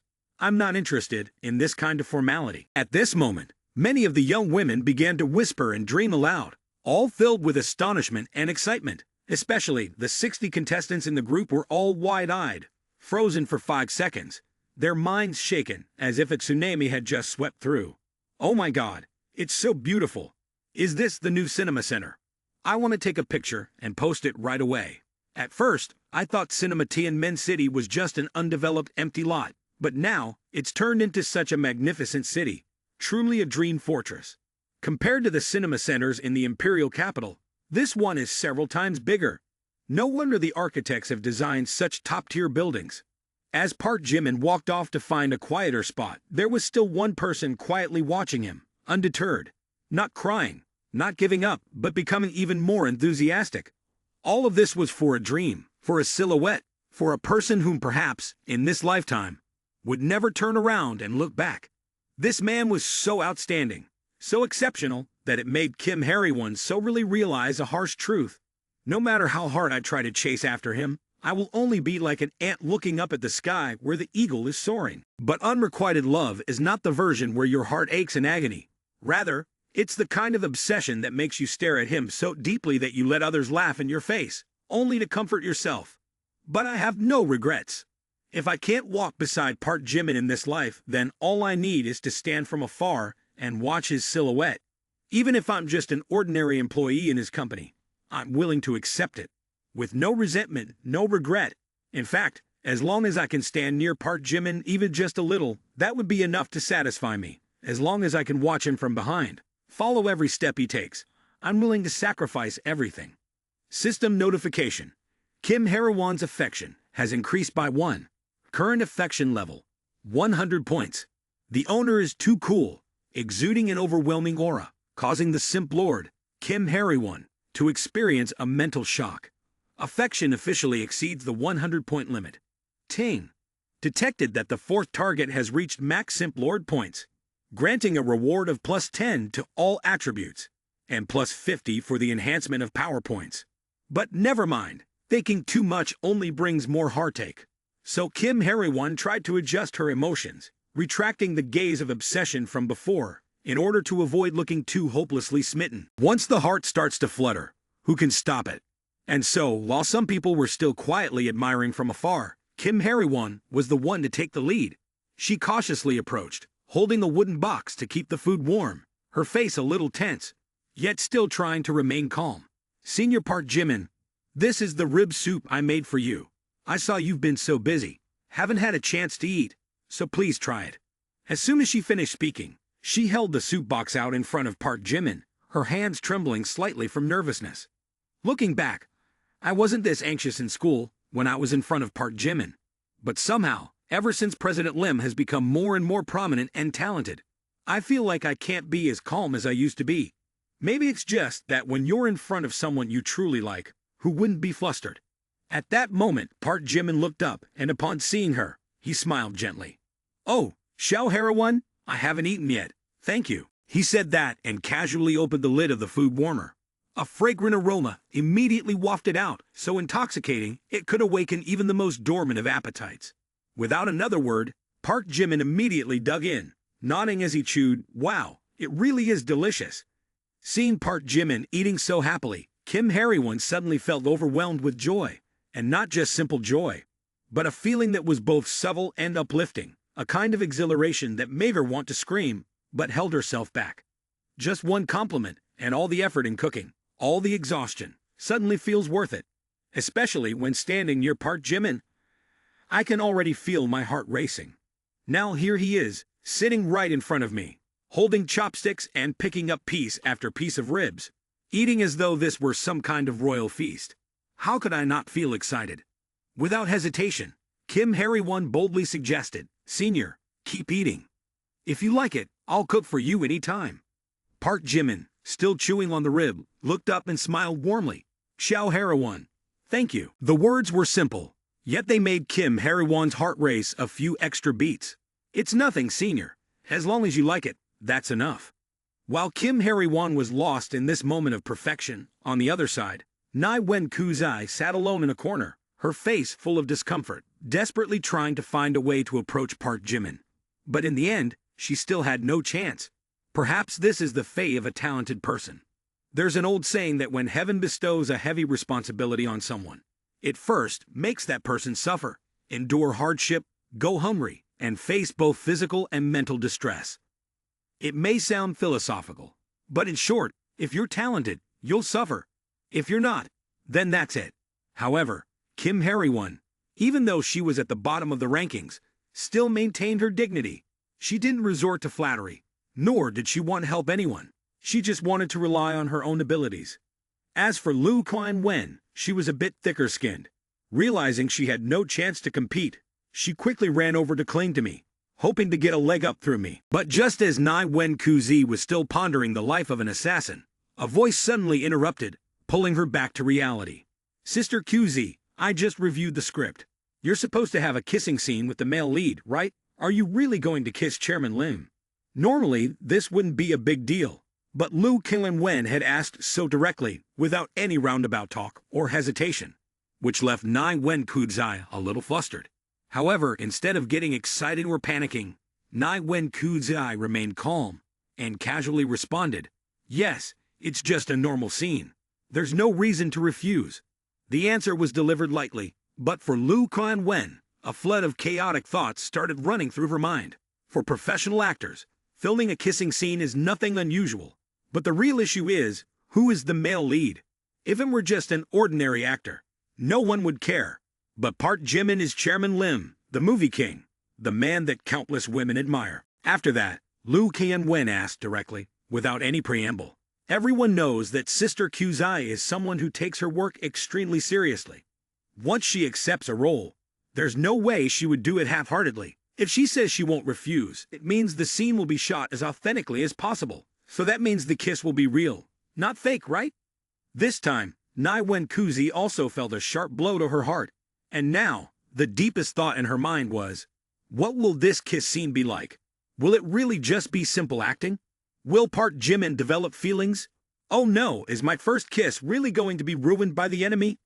But very quickly, Nai Wen Kuzi pushed the distracting thoughts aside. It's fine. The mission is always more important than anything else. If necessary, even if I have to sacrifice more, I won't hesitate. Besides, it's just a kiss scene in a movie. What is there to be afraid of? I've landed.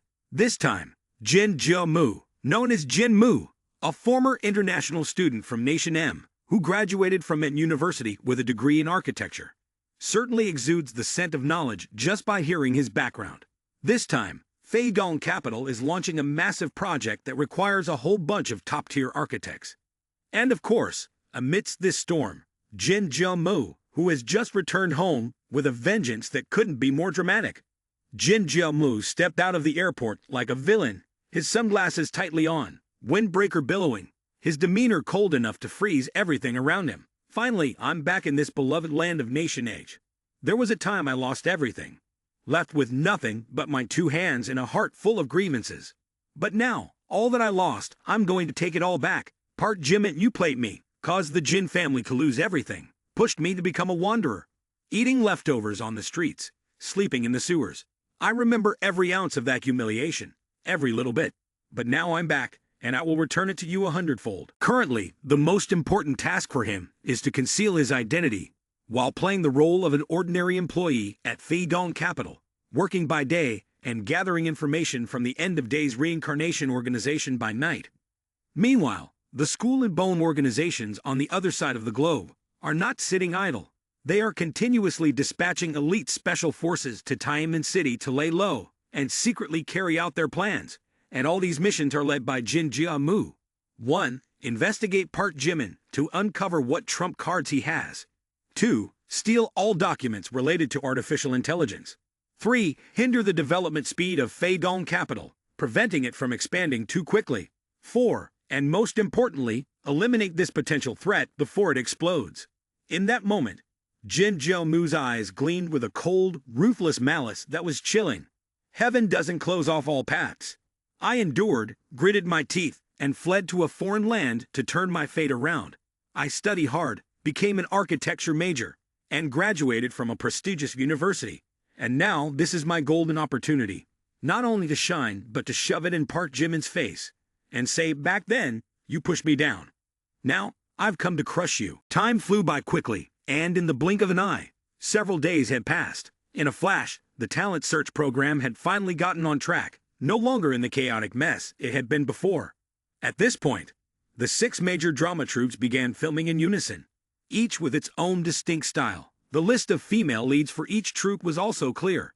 Nai Wen Kuzi was the spy, Dai Han represented the school youth genre, Qin Wusong was martial arts, Chen Tian Tang was suspenseful and thrilling, Hua Du Ling was office drama, and Shang Guan Yu was sci-fi. However, a major issue arose. None of the 6 dramas had found a suitable male lead. The directors racked their brains, casting through the entire program, but no one was up to the task.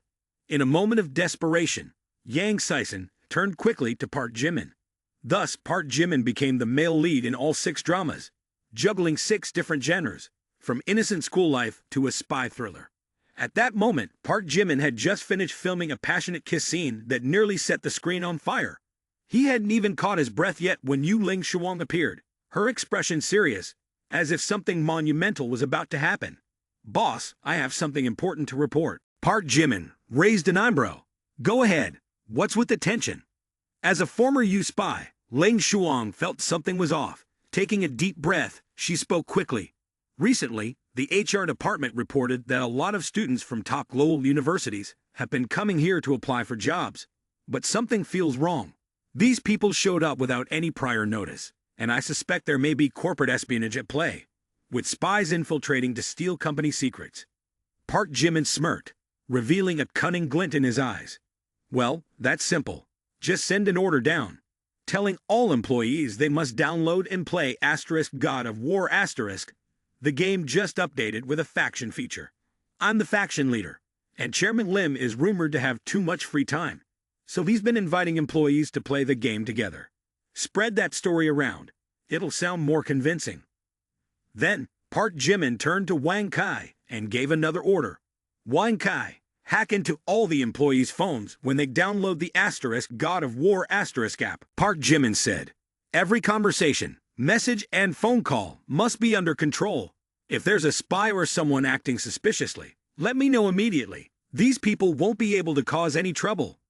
Wang Kai, seeing his new task, was as happy as if he'd struck gold. "Don't worry, master. I'll make sure these people get in, but they won't get out." Hearing Park Jimin's conversation with Wang Kai, Xiao Yu suddenly came to a realization and nodded repeatedly. "So brilliant, boss. I'll carry out the plan right away." And now, Yu Ling Shuang was certain of one thing. This is the sweet trap to catch the spies. Park Jimin isn't just exposing the spies. He also wants to punish them. Once he identifies who the spy is, he won't rush to deal with them immediately. Instead, he'll let them continue working in the company. Then, unexpectedly, he'll assign them to distant projects and place them in positions no one would ever suspect. Once they're in those positions, they won't be able to steal information, and there will be no way for them to retreat. One by one, people were being reassigned, while the masterminds outside grew increasingly confused, not understanding what was happening. The strategy of turning the tables, who could play whom, was in motion. What mattered most was that Park Jimin was holding a massive secret related to artificial intelligence in his hands. And this was no ordinary one. It had the ability to continuously learn. The more it was connected to various data sources, the more information it gathered, the stronger it became. To put it simply, it was like a genius child, learning thousands of pieces of knowledge every day, evolving every second, with no end to its upgrading process. It was exactly what every power in the world longed for. But just as Yu Ling Shuang was about to ask more out of curiosity, Park Jimin raised his hand to stop her. "Consider this a good thing. The more reputable the company becomes, the more talent it attracts, and that's something to be happy about. You want to play the game of planting spies under my nose? Fine, go ahead. But just remember, once you're in, you might not find your way out again." A single sentence, as swift as the wind clearing the clouds, and Yu Ling Shuang immediately nodded like a soldier accepting orders. "Understood, boss. I'll do as you say." Very quickly, Jin Jiamu received the job offer letter, and so, he officially became an architect-engineer at Feidong Capital. However, his joy didn't last long before he realized a painful truth. His new job at Feidong Capital, specifically at Dunda Group, was only an internship position in the architecture department. But that wasn't all. The biggest shock was the salary of $5,000 a month, with a 6-month internship period before he could become a full-time employee. After hearing this, Jin Jiamu froze in place. "Before coming back to the country, I thought I'd be greeted with a red carpet and a sky-high salary, maybe even treated like a special expert. But now, I've been shoved into an intern position, earning just enough to buy a few cups of fancy bubble tea, not to mention rent, food, and transportation." Thinking about having to live on a tight budget just to get by, his mind spun, and his heart was deeply wounded. But before he could process this number, HR delivered another piece of news that gave Jin Jiamu a slight psychological shock. If you agree, please sign the contract and start the job. If you don't agree, you can leave immediately, the HR person added. But as an employee, you need to have an account on the God of War app. Chairman Lim had just created a faction in the game called the Do Die Team. If you don't want to join, no one will force you. Everyone has their own right to choose. But whether you'll get paid on time, whether you'll be pinned down, or whether you'll get a raise, think about it yourself. On his first day at work, Jin Jiamu was forced into a corner with no way out. If I sign now with this low salary, it's truly an insult. Who do I think I am? A talent with an impressive background, a graduate of M University, and yet I have to start from scratch like a fresh graduate. But fine. I'll endure. Now's not the time to get angry.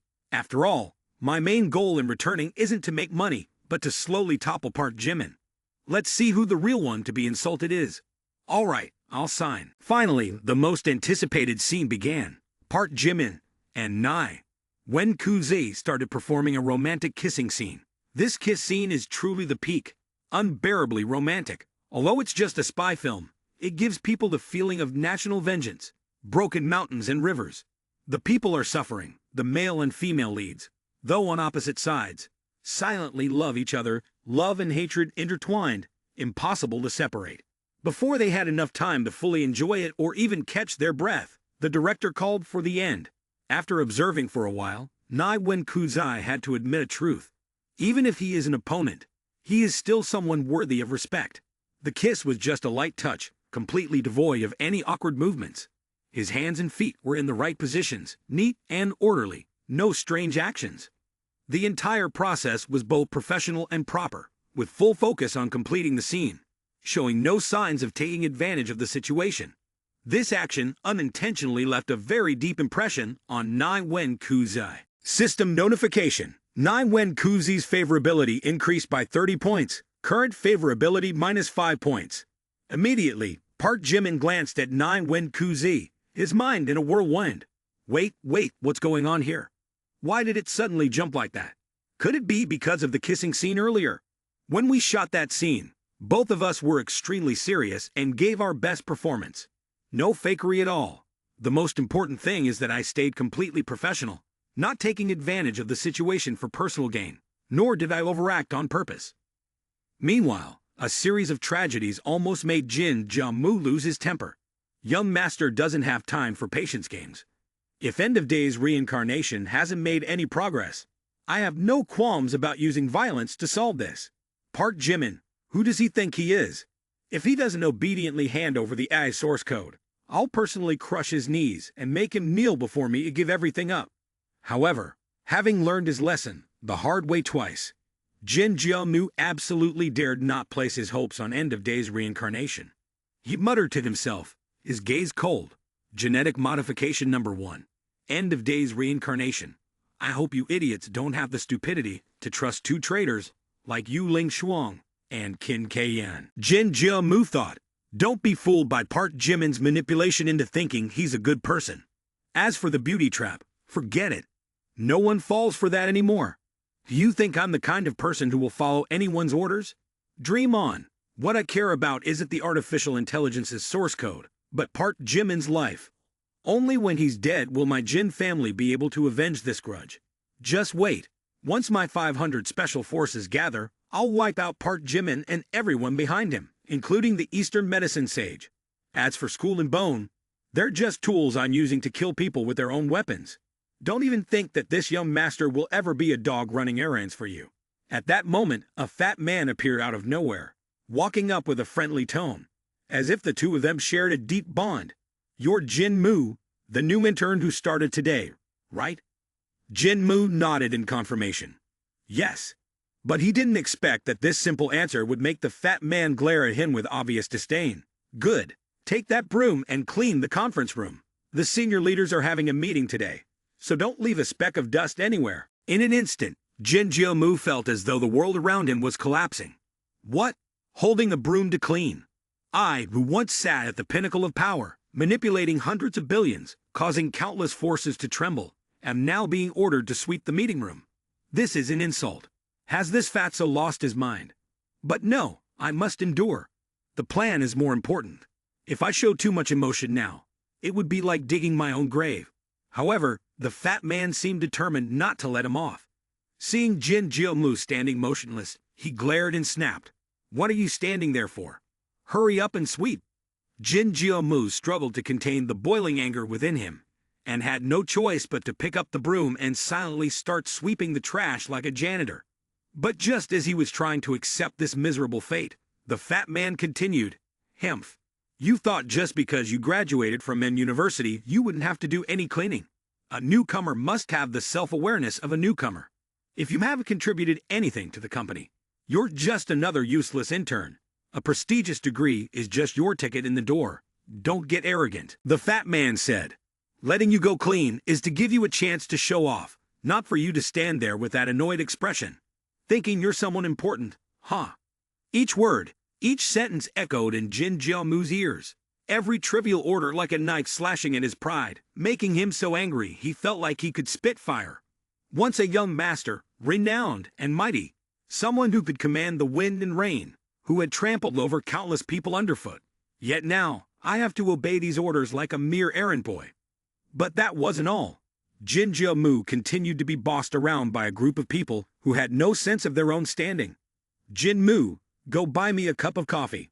Jin Mu, stamp this document and bring it to my office. Jin Mu, bring 2 chairs over here. The leaders will need them later."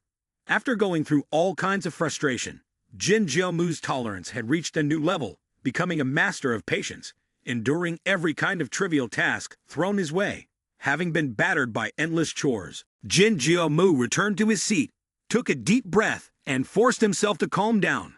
A gentleman's revenge.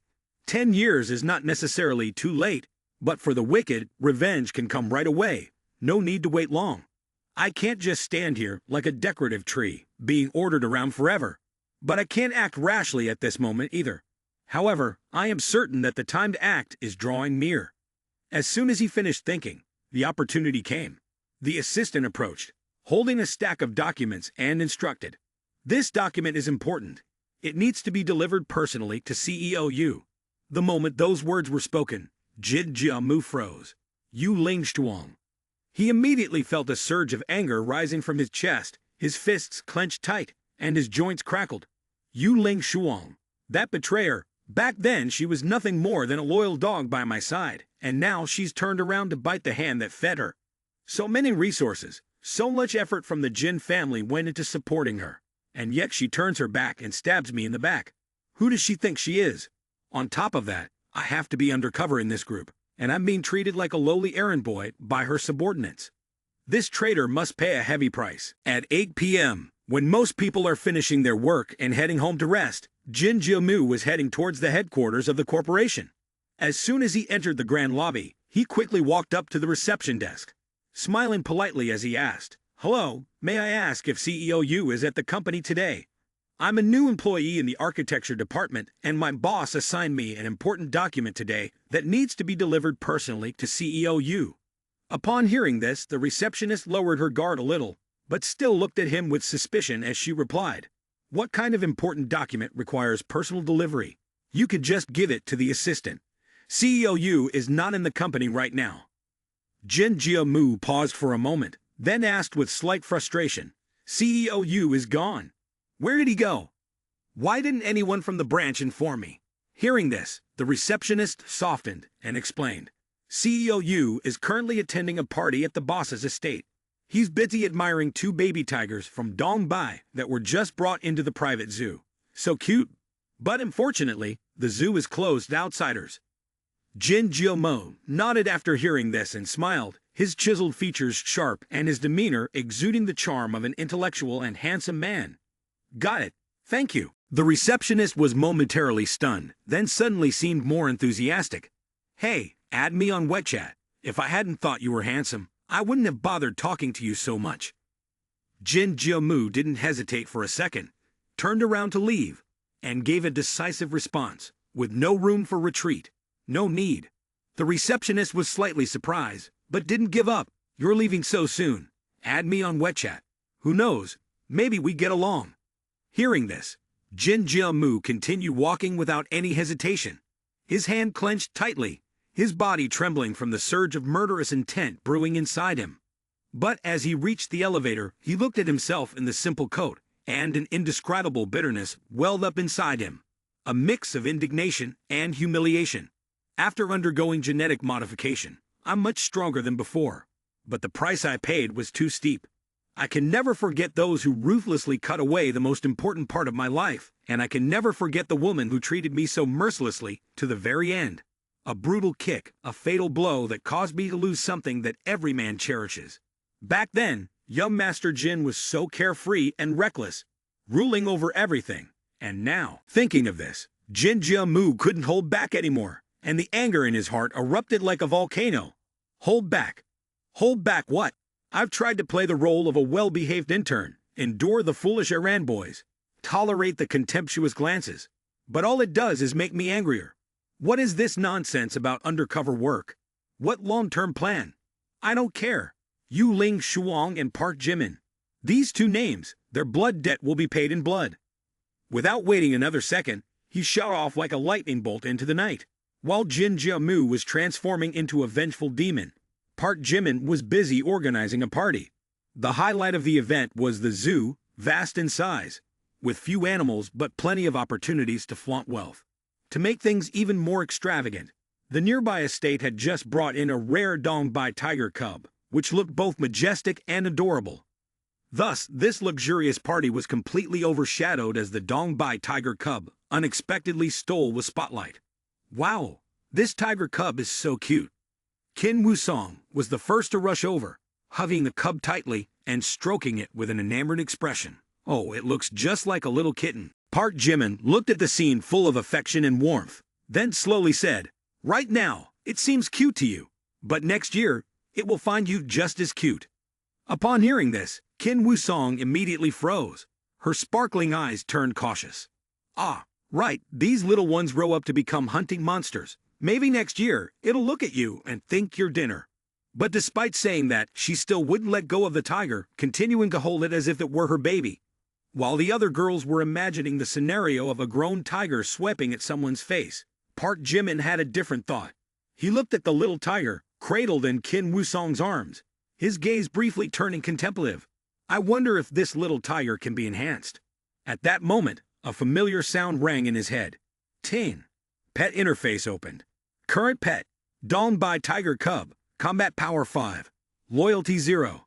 The average combat power of a fully grown Dongbai tiger in the wild is 50. Each enhancement point increases combat power by 10 and loyalty by 1. Park Jimin looked at the system interface, his eyes slightly wide, his mind still a little foggy. Damn it, it really can be enhanced. If it's maxed out, wouldn't they have a war tiger? Thinking of this, a bold idea flashed through his mind. Enhance this tiger by 1 point. The system notified. Ting. Enhancement in progress, enhancement completed. Immediately, the statistics on the panel changed. Current pet, Dongbai tiger cub, combat power 15. Loyalty 1. Remaining enhancement points 105. At that moment, a sudden sound rang out, causing the entire yard to shake. Roar, roar, roar. A spine-chilling growl echoed, startling those gathered around the cub. Qin Wusong immediately let go of the pet he was holding, his eyes wide with fear. Oh my God, why does it suddenly look so fierce? It was so cute just a moment ago, but now it's a little scary. Park Jimin glanced at the tiger, the corner of his mouth curling slightly. Could it be that it knows who its master is now? As soon as Park Jimin finished speaking, Jin Jiamu burst in, disrupting everything.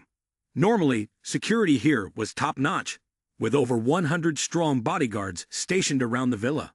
Each of them was muscular, with big hands and fierce faces. Just one glance, and you could tell they weren't to be underestimated. Yet now, the guards in the estate were swept away like leaves in the autumn wind.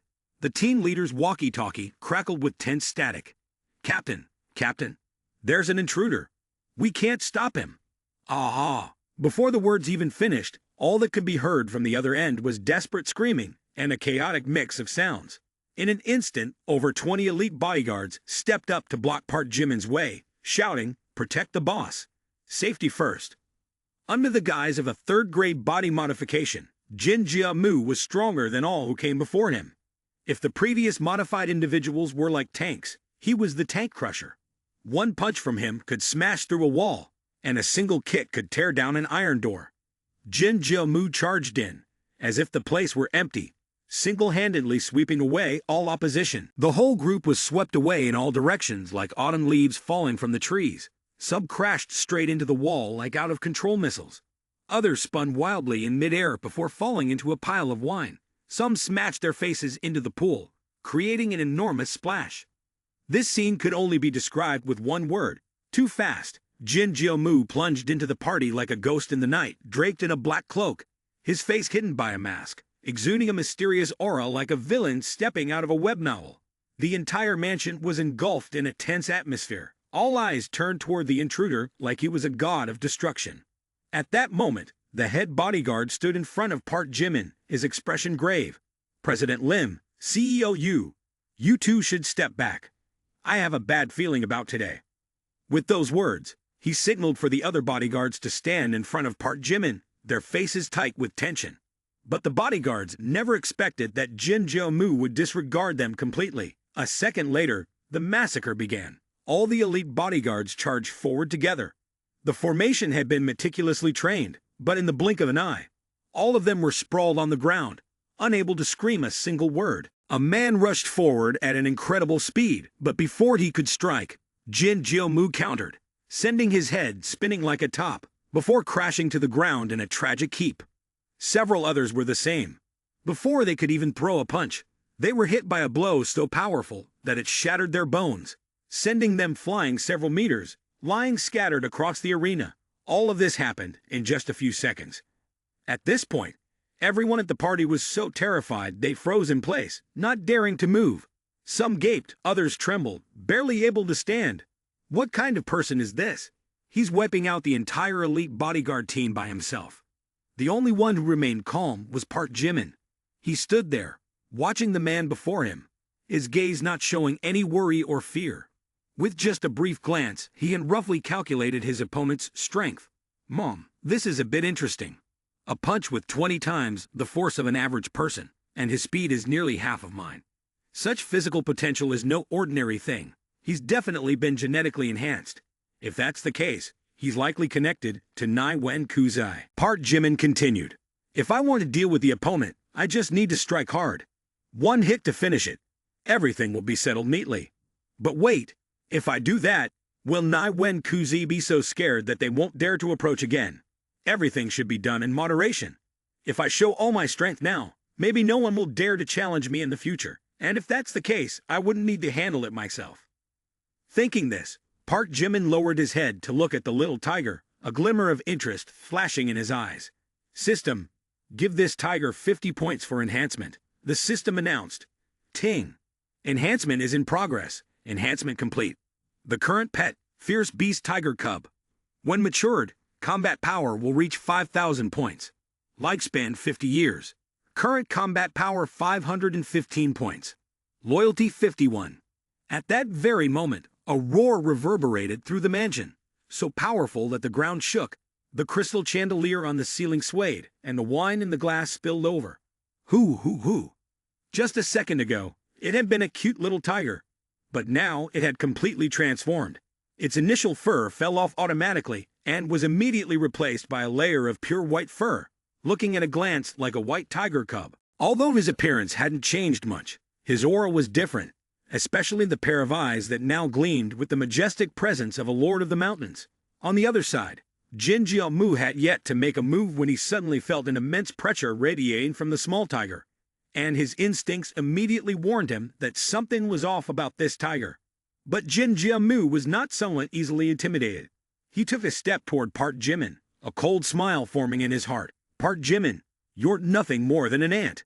I used to look up to you, but now, with just one hand, I could crush you effortlessly. Strength is the only thing that matters, while wealth is merely a rule created by society. Once I am strong enough to break free from these constraints, no matter how wealthy someone is, they are just meat on a chopping block, waiting for me to strike. At that tense moment, when the atmosphere was as taut as a drawn bow, Everyone expected Jin Jiamu to charge at Park Jimin, but unexpectedly, he spoke first. Park Jimin, long time no see. How have you been? Park Jimin slightly raised an eyebrow, feeling a strange sense of familiarity. Beside him, Yu Ling Shuang shuddered as she heard that voice. She widened her eyes, still unable to believe the thought that had just flashed in her mind. Huh? Why does that voice sound so familiar? Jin Jiamu smirked, his gaze fierce and menacing. Xiao Yu, how is it that after such a short time you've already forgotten your former master? It seems this young master here will have to help you remember. With that, he slowly removed his mask, revealing a face that had changed a little over time, but still couldn't conceal its true nature. The atmosphere froze for a few seconds, but Park Jimin merely chuckled lightly, shaking his head with a hint of nostalgia. Ah, I thought it was someone unfamiliar, but it turns out to be my Yuan, Jin young master. Those words landed like a punch to Jin Jiamu's pride. He narrowed his eyes, his voice dripping with hatred. Park Jimin, the reason I'm in this situation today is all thanks to you, but I'm feeling generous. I'll give you a chance. Kneel and knock your head 10 times. If you do that, maybe I'll spare your life. But Park Jimin merely crossed his arms, the corners of his mouth curling into a smile, and gently yet decisively retorted. Oh, but if I remember correctly, wasn't it young Master Jin who was begging for food in Los Angeles? Coming back to the country without giving any prior notice, and not even stopping by to visit me. It just so happens that I have a party today. Shall I ask the kitchen to prepare an extra portion for you? As soon as these words left his mouth, Jin Jiamu's mind was consumed by a single question. How did Park Jimin know about me begging for food in Los Angeles? I thought only a very few people knew about that humiliating time in my life. Yet today Park Jimin hit me with it directly, not missing a single detail. He gritted his teeth, his eyes bloodshot with fury, and a murderous aura enveloped him as he charged toward Park Jimin. To dare provoke my young master when death is already near. Fine, today you will die. Park Jimin remained calm, standing still, patting the head of the white tiger beside him, and calmly ordered, "Little tiger, go and tear him apart." His words were soft, but they sent a chill down everyone's spine. In an instant, a deafening roar of a tiger echoed through the room, shaking the air and rattling the very ground. The sound was even louder than the roar of an adult tiger, so powerful that those standing nearby could feel their scalps gradually go numb. But the one who suffered the most was Jin Jiamu. As soon as he heard the roar, a sharp pain shot through his ears, as if they were about to tear apart. His chest was squeezed tight, making it hard to breathe, as if a massive speaker had been shoved right in front of his face, blasting the sound directly at him. What is this? How can a little tiger produce such overwhelming pressure? But before he could regain his composure, the white tiger suddenly vanished from his sight, turning into a streak of white light and shooting toward him like a lightning bolt. Jin Jiamu didn't have time to dodge before the little tiger pounced straight at him. Slash! A gash tore across his chest, blood immediately spilling out, leaving deep cuts down to the bone. His entire body shook, a cold chill ran down his spine, a mix of pain, shock, and disbelief flooding him. What is this? A little tiger can knock out a genetically enhanced warrior, something that 100 normal people could never defeat. But it didn't stop there. The white tiger blinked and pounced again, its sharp claws slashing out. Hong, hong, hong.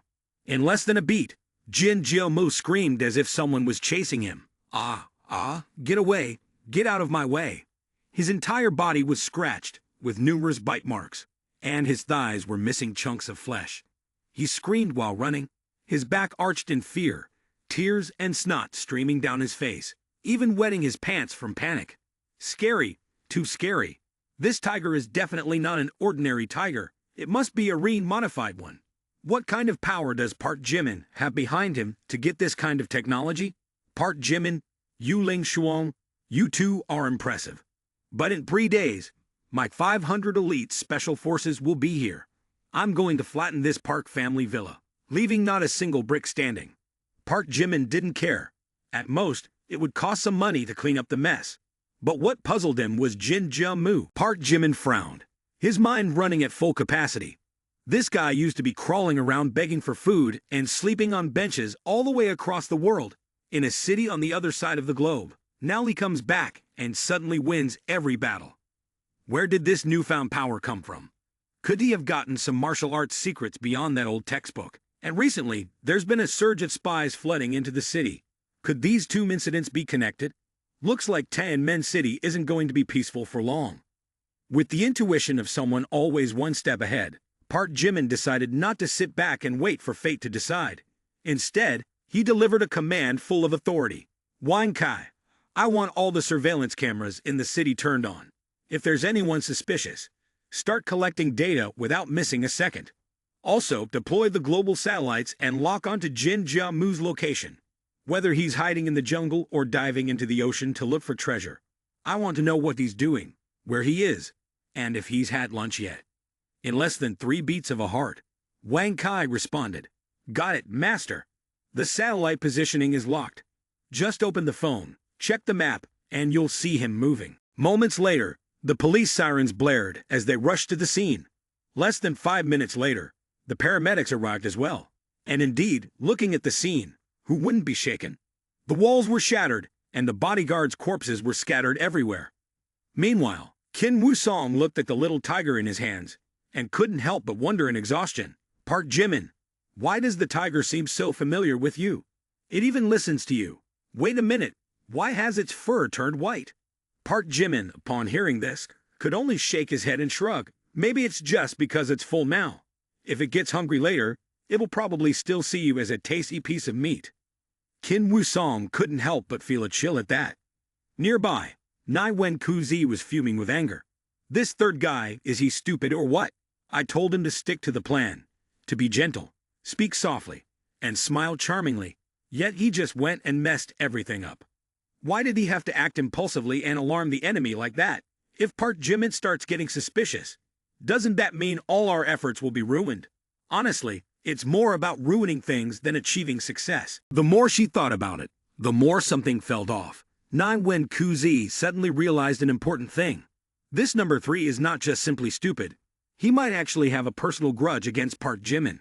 If it were just about sabotaging a normal plan, it could still be excused. But if he's acting out of personal vengeance, then everything changes. A special agent who has been brainwashed and trained thoroughly shouldn't have these kinds of personal thoughts. But if number 3 is truly acting out of personal revenge, there's only one possibility. He has regained his memories. If that's the case, then number 3 is like a ticking time bomb, capable of shattering the entire organization's plan into pieces. This is not good. I need to report it immediately. Realizing the problem, Nai Wen Kuzi immediately sought out the cafeteria aunt. Through her, she quickly spread a high-level confidential message.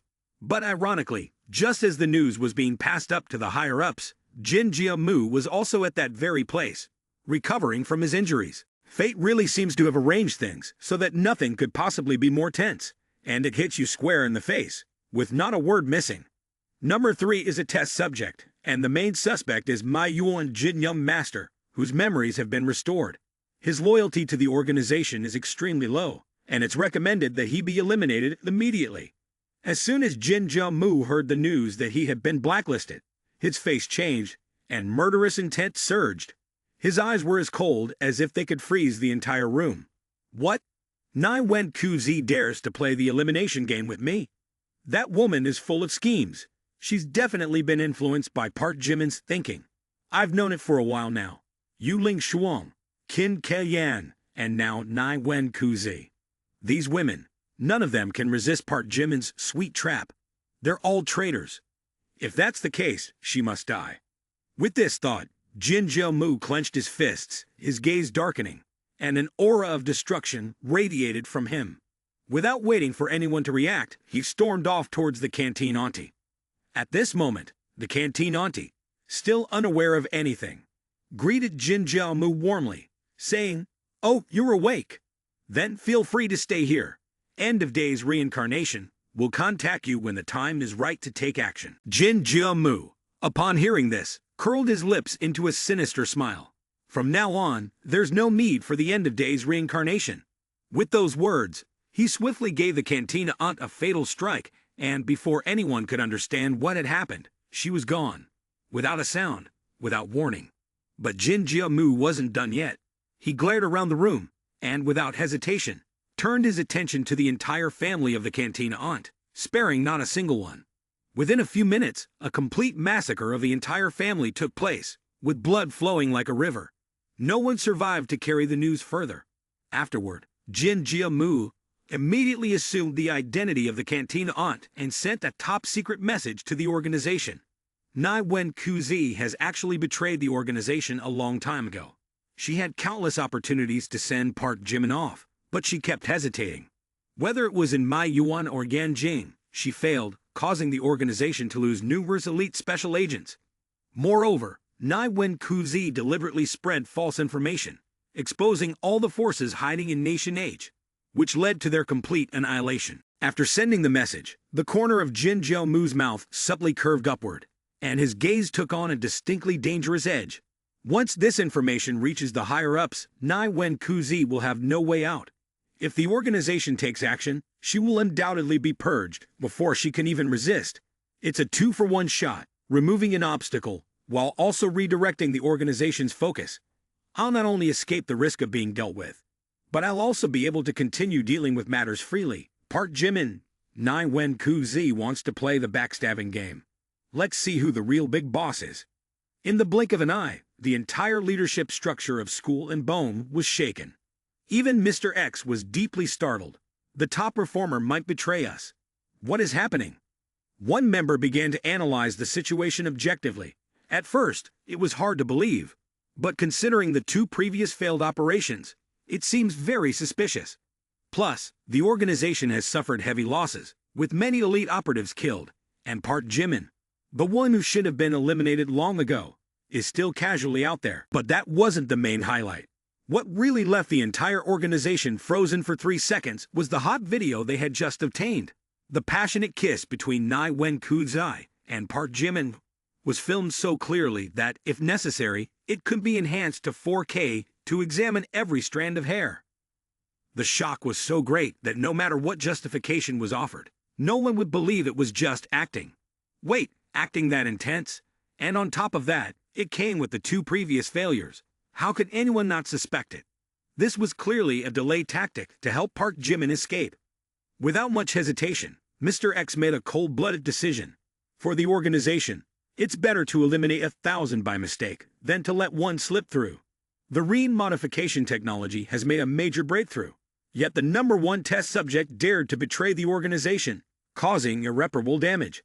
Handle it immediately. Everyone chimed in. Agreed, we support it. Kill him now. Thus, from a brief meeting, Nai Wen Kuzi was officially added to the purge list by School and Bone. On February 25th, the weather was picturesque, and everywhere was filled with a bustling atmosphere. The roads were spacious, skyscrapers pierced the sky, and the commercial district was thriving. One could almost smell the scent of money lingering in the air. At this moment, Bai Chen Medicine King, Yao King Dan, and Xuan Tian Medicine Ancestor had finally arrived at Dun Tian New City, having spent too much time in the mountains. Yao King Dan's eyes sparkled with excitement. She couldn't contain her emotions as she took in the sight before her, looking left and right with an expression of pure astonishment, as if she had just been enlightened with a profound truth. Wow, so this is the secular world. It's truly magnificent. I've never seen so many people before. This place is unbelievably lively. It really is a grand and modern metropolis. Seeing how exhilarated she was, Bai Chen Medicine King let out a hearty laugh. King Dan, this is just a small city.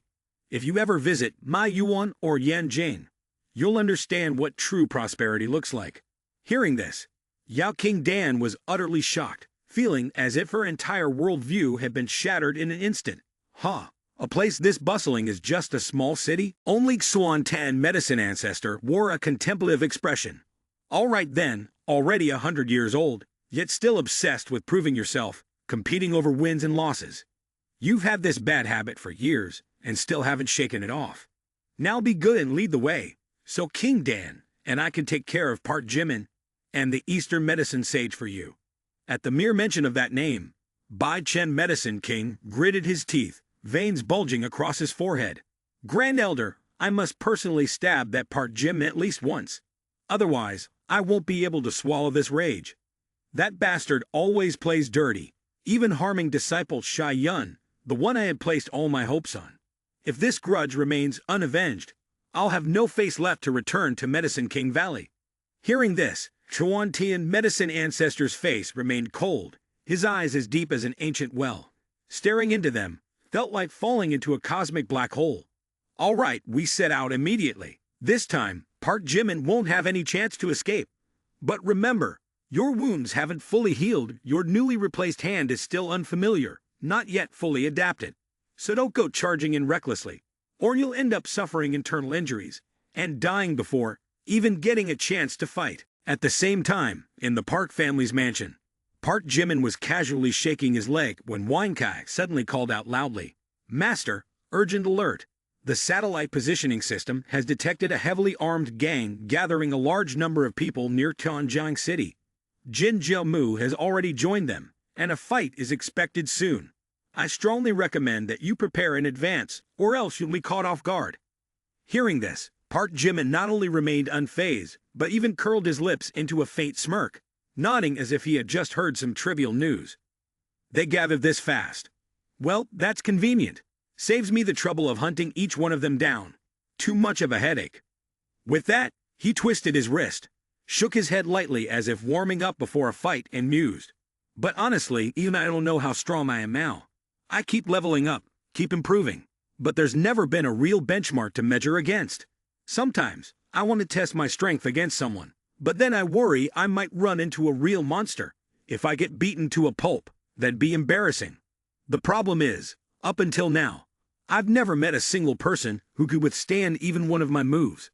Even Bai Chen Medicine King, someone capable of taking on over 100 elite operatives alone, got knocked out by me in the blink of an eye. Park Jimin said, "So at this point, I don't even know where my true capabilities stand. There's no proper scale to measure them. But these special forces are different. They're armed with all sorts of hot toys. Better be careful. Finally, I have a chance to test my strength." With this thought in mind, Park Jimin meticulously devised a plan.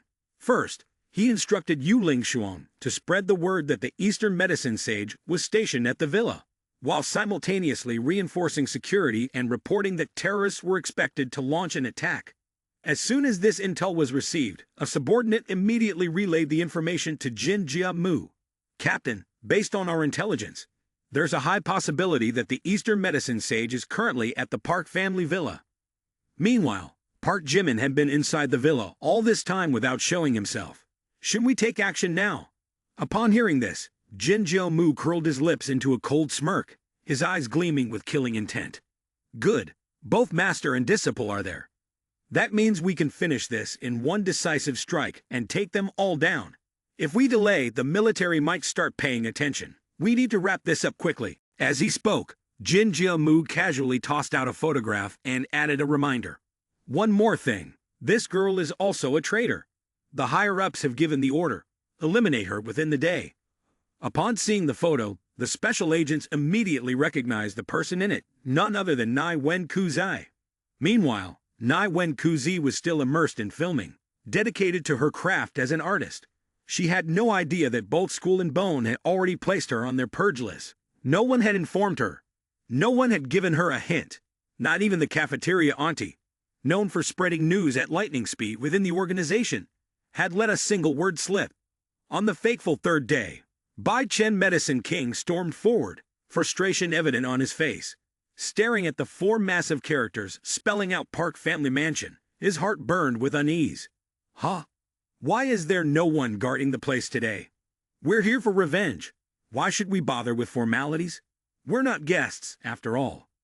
Yao King Dan glanced around, his eyes scanning the surroundings before asking a rather foolish question. "Master, this is the Park Family Mansion, right? But why is it as silent as an abandoned temple? I knocked for ages, and no one even bothered to answer." Bai Chen Medicine King also narrowed his eyes in contemplation. This is truly unusual. Could it be? But before he could finish his sentence, off-road vehicles suddenly charged in from all directions. Each vehicle was fully equipped, with a heavy machine gun mounted on the roof and soldiers carrying bazookas on either side. The sight left the three master and disciples frozen for 5 seconds. Bai Chen Medicine King's eyes turned bloodshot as he gritted his teeth. Damn it, is this really an ambush? They even mobilized several hundred special forces troops. Damn it, Park Jimin, you're really going this far just to deal with me. It must be those damn clans. They betrayed me, selling information to Park Jimin long ago. Beside him, Yao King Dan was on the verge of tears.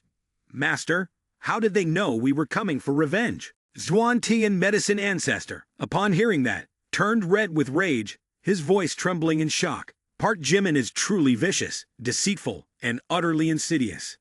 Hemph. If I ever escape, I'll skin each one of them alive. Meanwhile, Park Jimin was sipping tea while watching the surveillance footage. Seeing 3 figures on the screen, he couldn't help but furrow his brows.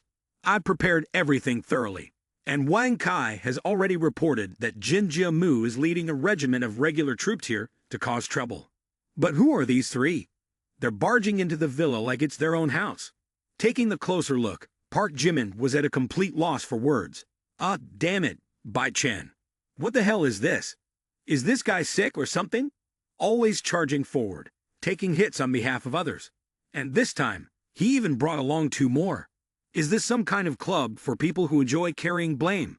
At this point, Park Jimin truly didn't know whether to laugh or cry, nor whether he should feel sympathy for Bai Chen's ridiculously unlucky fate. Just as Bai Chen Medicine King and his companions realized they had been deceived and were preparing to turn around and find a way to escape, a fleet of armed helicopters suddenly appeared out of nowhere, hovering in the air, their laser sights pointed directly at them, as if they were hunting down escaped criminals. Unable to hold back, Xuan Tian Medicine Ancestor turned at his 2 disciples and cursed loudly, "Damn it, it's an ambush!" Hearing the scolding, Bai Chen felt a pang of guilt, lowering his head, his voice full of regret. "Master, it's my fault for being careless, allowing both myself and King Dan to fall into Park Jimin's trap. He's truly a despicable and treacherous man." But Xuan Tian Medicine Ancestor was no longer in the mood to listen to his disciples' self-blame. He immediately ordered a retreat. Then, the old master Xuan Tian took a single step, waved his oversized robe, and conjured a shimmering metallic wall right in front of them. "I'll hold them off. You 2 take the chance to escape." At that moment, one of the soldiers hesitated and quietly asked, "Captain, we've spotted 2 old men and a girl dressed like she's from an ancient drama, yet despite facing 500 special forces equipped to the teeth, these 3 remain calm and composed. We all know who they are. Should we engage them?" But Jin Jiamu didn't need to think much. He roared, his eyes filled with killing intent. "Kill them all. No need to ask. Today, I want the entire Park family villa, and not a single person will survive." Immediately, the entire Special Forces team pulled the trigger in unison. Click, click, click, click, click, click. The gunfire erupted violently, the bullets flying thick and fast like a steel rain. The deafening sound of gunshots filled the air, and the atmosphere became suffocatingly heavy. But just when it seemed like the 3 people would be turned into a beehive of bullets, a shout rang out. Insignificant trick. Instantly, Bai Chen Medicine King and King Dan were suddenly shoved backward, as though an invisible force had yanked them. Then, a shocking scene unfolded. The bullets that were flying through the air suddenly stopped mid-flight, neither falling to the ground nor continuing on their path, instead hanging motionless in the air, as though suspended by an invisible thread. Meanwhile, Old Master Xuan Tan remained calm, standing there with an expression of indifference. "You want to play with guns? Fine, I'll return a few shots to you. Be careful with them." As soon as he finished speaking, Xuan Tian Medicine Ancestor casually waved his hand, and a series of soul-destroying needles shot out. More than 20 Special Forces agents dropped to the ground instantly. Master Xuan Tian easily blocked the attack, then countered with a flurry of strikes. The entire team of Special Forces froze in fear, their faces pale with dread. Damn it, what kind of fighting style is this? This must be Park Jimin's men. Too scary. But despite their fear, the mission was still the mission. Jin Jiamu gritted his teeth and shouted, "Stay calm and prepare the heavy machine guns. Open fire." The first wave failed. No matter, these were not ordinary soldiers. Every member of the Special Forces here had been through fire and blood in training.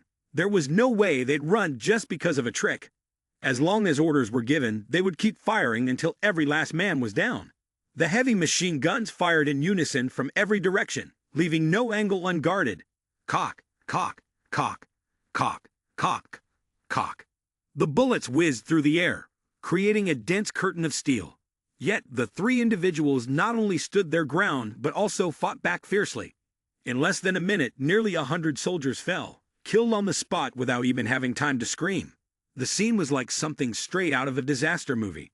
However, the Medicine King Valley side was starting to tire. King Dan had run out of flying needles, and her attacks were becoming weaker. At Bai Chen Medicine King's place, the wound hadn't healed yet, and now he took 2 more shots to the stomach. Although the master remained as imposing as ever, it seemed that the situation had become much more difficult. Jin Jiamu began to see the problem and waved his hand, issuing an order. Focus the firepower on the 2 weaker ones. The strongest one will have to divide his strength to defend the blows. Park Jimin, are these your 3 trump cards? This is all they can do. This time, Old Master Xuan Tian could no longer block the attacks as easily as before. No matter how strong he was, or how much he could control objects with his mind, when faced with such overwhelming firepower, he couldn't protect his disciple entirely. Even though he could barely breathe, Bai Chen gritted his teeth, trying to suppress the pain as he urgently said, Grand Elder, you and King Dan should escape quickly. Don't worry about me. I'm too severely wounded to run. I can't go anywhere anymore. I only hate that Park Jimin, that bastard, for scheming against me so many times. Grand Elder, please avenge me. Saying this, Bai Chen Medicine King pushed Yao King Dan aside, gritted his teeth, and jumped up to shield the bullets. Yao King Dan panickedly screamed, her eyes red. Come back. What are you going to do? Master, please don't. But it was too late. A terrifying explosion echoed, and the light from the blast illuminated the sky. Bai Chen, the Medicine King, in his final moments, used his already battered body and the last of his strength to block a rocket hurtling towards them. Thus, the legendary Medicine King, whose name alone instilled fear in everyone, was finally reduced to mere fragments. Seeing the blood splattering and staining the ground, King Dan froze, tears streaming down her face. Master, who? Xuan Tian Medicine Ancestor was so enraged that veins bulged on his forehead, furious to the point of almost having a heart attack. How could this happen? He'd only ever taken 2 disciples in his life, his great disciple, Bai Chen, and his second disciple, Yao Chen. Now, one was missing with no clear sign of life or death, and the other had just been blown to pieces right before his eyes. This felt like a slap from the heavens right across his face. How could he endure this? Without hesitation, he pulled out a needle as fine as a thread and thrust it directly into the top of his head. A second later, a terrifying surge of energy erupted from Xuan Tian Medicine Ancestor's body, sending a shockwave that blew away all the dust and debris around him. This force was so powerful that it shook the entire battlefield. The nearby soldiers immediately felt a terrifying pressure weighing down on their bodies, as if a huge rock were pressing down on them. Yao King Dan also screamed in panic, but it was already too late. Elder, no. In the blink of an eye, the 2 of them blended into the air and vanished from sight. Jin Jiamu took a deep breath to ease the blood rushing to his brain, but he still couldn't shake off the feeling of almost passing out on the spot. Damn it, how many of our brothers are here? And yet we let them escape. But just then, Nai Wen Kuzi finally appeared. However, as soon as she stepped onto the battlefield, she immediately sensed something was wrong. Not long ago, I received an order from the organization to attack the Park family's villa. But didn't I report that experiment subject number 3 showed signs of betraying the organization? Logically, this person should have been eliminated immediately. Why are they still assigned a mission? Nai Wen Kuzi stepped forward, coldly ordering, Number 3, stop the action immediately. But as soon as she finished speaking, she heard Jin Jiamu roar, You traitor, you dare to stand there and give me orders. At the same time, more than a dozen special forces soldiers simultaneously pointed their guns at Nai Wen Kuzi. The situation couldn't have been worse for her, standing alone, surrounded by enemies, each holding a gun that could turn her into a sieve in an instant, with no cover, no place to hide, and no teammates. Looking at these guys, without hesitation pulling the trigger, Nai Wen Kuzi immediately recognized the problem in an instant. Well, wasn't it already crystal clear? This was clearly a trap, and the organization wanted to erase me. But the issue is, I'm no monster like the Eastern medicine sage to take on 100 soldiers by myself, right? I'm just a skilled assassin when it comes to stealthy kills, but facing an entire army equipped to the teeth like this, it's over. But just as the danger was closing in, a jeep dropped from the sky, landing right in front of Nai Wen Kuzi, forming a perfect bulletproof shield. She was momentarily stunned for a few seconds, her brain trying to process. What's going on? This vehicle weighs several tons, and even 5 or 6 of the strongest soldiers probably couldn't carry it. Yet it just landed as if someone had tossed it casually. Just as Nai Wen Kuzi was still trying to figure out what was happening, a shadow silently descended from the sky. It was an old man wearing a long, ancient robe, his hair white with a celestial aura swirling around him, looking like an immortal who had descended from the heavens. Ignoring the bewildered expression on Nai Wen Kuzi's face, Park Jimin simply clasped his hands behind his back, his voice carrying an unmistakable frustration. You've turned my disciples' backyard into this chaos, and you think I'll just sit back and do nothing. Seems like it's been too long since I reminded you whose territory this is, huh? But when he glanced over at the Special Forces agents, some of them, Park Jimin felt so bored he just wanted to go home and curl up in bed. Oh my god, this was supposed to be my solo performance. And now 3 guys suddenly showed up. This is getting a bit too much. After an entire battlefield had been cleared, more than 400 Special Forces soldiers had been wiped out, leaving only 50 or 60 stragglers who, just by looking, didn't seem to pose any real threat. Meanwhile, Jin Jia-mu, livid with rage, shouted, Eastern medicine sage, you're here too. Open fire on me. I don't believe this old man is tougher than that old guy from before. With that, Jin Jia-mu screamed furiously at the helicopter pilot and climbed aboard the helicopter to flee. However, Park Jimin's speed was so fast that no one could even see him clearly. To put it simply, the maximum speed of an average person is around 6.25 meters per second, but Park Jimin was 19 times faster than that. When he pushed himself to the limit, every second, he moved 118 meters. It's no exaggeration to say that even if Park Jimin stood still here and saw a bullet fired, he would outrun it by a good distance. Not to mention his physical prowess, with a score of 240, which means his toughness is 24 times that of an ordinary person. A bullet, when it hits his skin, feels no different from a mosquito bite. It wouldn't even penetrate. He emptied the entire magazine and still couldn't land a hit. The remaining Special Forces soldiers were stunned, completely shocked. What the hell? Is that old man hacking? And then, Park Jimin suddenly stomped his foot before launching himself into the sky like a missile. Whoosh! In one swift move, he shot up to 50 meters, so fast that the soldiers on the helicopter were left dumbfounded. Before they could even process what had happened, Park Jimin grabbed hold of a helicopter Jin Jia-mu was in with his bare hands and pulled it straight down to the ground. Put me down. The helicopter exploded into a fireball, with debris scattering everywhere. A few of the Special Forces soldiers, who didn't manage to jump out in time, were obliterated on the spot. Jin Jia-mu, fortunately, managed to roll out of the helicopter, but he broke one of his legs in the process, bleeding heavily while muttering under his breath like he was reciting an incantation. I can't die. I can't die. These guys, I'm done. I'm not playing anymore. Jin Jia-mu was now cornered, but he still refused to accept the truth and screamed frantically, Kill! Kill him now! At that moment, from the villa, a little white tiger charged out, let out a roar, and sank its teeth directly into Jin Jia-mu's neck. Crack! A decisive bite. And so, the former young master of the Jin family, who had once wreaked havoc and dominated, ultimately met his end in the mouth of a tiger.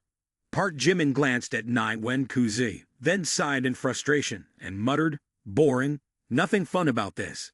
Fighting like this is no better than going to sleep. Just then, his phone rang. It was a call from Lak Lak. Park Jimin pressed the answer button and said, Hello.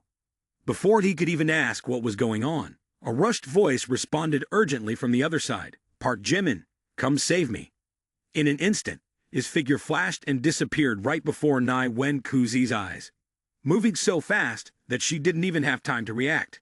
Nai Wen Kuzi bit her lip, her heart filled with confusion. Why is the Eastern medicine sage saving me? Wasn't he supposed to kill me? As soon as he heard the scream on the phone, Park Jimin felt that something was wrong, his insides tightening as though someone had wrung them into a rope. Kim Jenny, has something happened to her? Without a second thought, Park Jimin switched to full speed mode, 110 meters per second, racing towards Netyeon Villa. The streets were now nothing but blurred streaks of color, like an F1 race car, except instead of sitting in a fancy car, he was using his bare feet to accelerate. Meanwhile, Nai Wen Kuzi's mind was in a mess, a heap of questions exploding in his head like a ticking time bomb.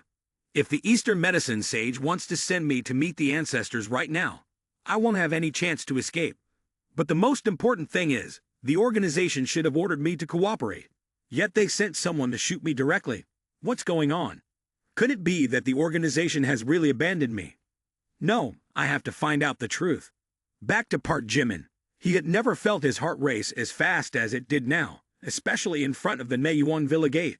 This place, which had always been peaceful, now brought him a heavy sense of pressure, as if someone was standing on his shoulders, weighing him down. But in this situation, the brain couldn't process the emotions in time, and Park Jimin rushed straight to Building 8, Floor 26, Apartment 3, with his feet moving instinctively, causing the door to be pushed open with such force that it almost tore off the hinges. Park Jimin gasped and shouted, "Kim Jenny!" But before he could even catch his breath, what unfolded before his eyes was an unimaginable scene. Not only Kim Jenny, but also Park Min Young, Suk-won, Kim Jisoo, Yang Gui-bai, Dai Han, Kim Woo-song, Oh Young-sil, Jung Ji-lu, and even Wang Mengmeng were there. A long line of them, all looking dazzling as if they had stepped out of a romance novel, their faces beaming with joy. Before Park Jimin could process whether he had just been tricked or what was going on, they all shouted in unison, a shocking declaration. Park Jimin, happy birthday! Park Jimin stood frozen like a lamppost in the middle of a storm, his mind spinning, as if a calendar page were flying around in circles. He tried to remember if today was any kind of special day, but despite racking his brain to the point where it felt like it would smoke, he still couldn't believe his ears. Birthday? Is today my birthday? But still frozen, unable to process all the information, two soft hands quickly pulled him inside. On one side was Yang Gui-bai, on the other was Kim Jisoo, like two electric fans pulling him along without an off button. Park Jimin, stop standing there like that, coming quickly, they urged. That's right, don't hesitate.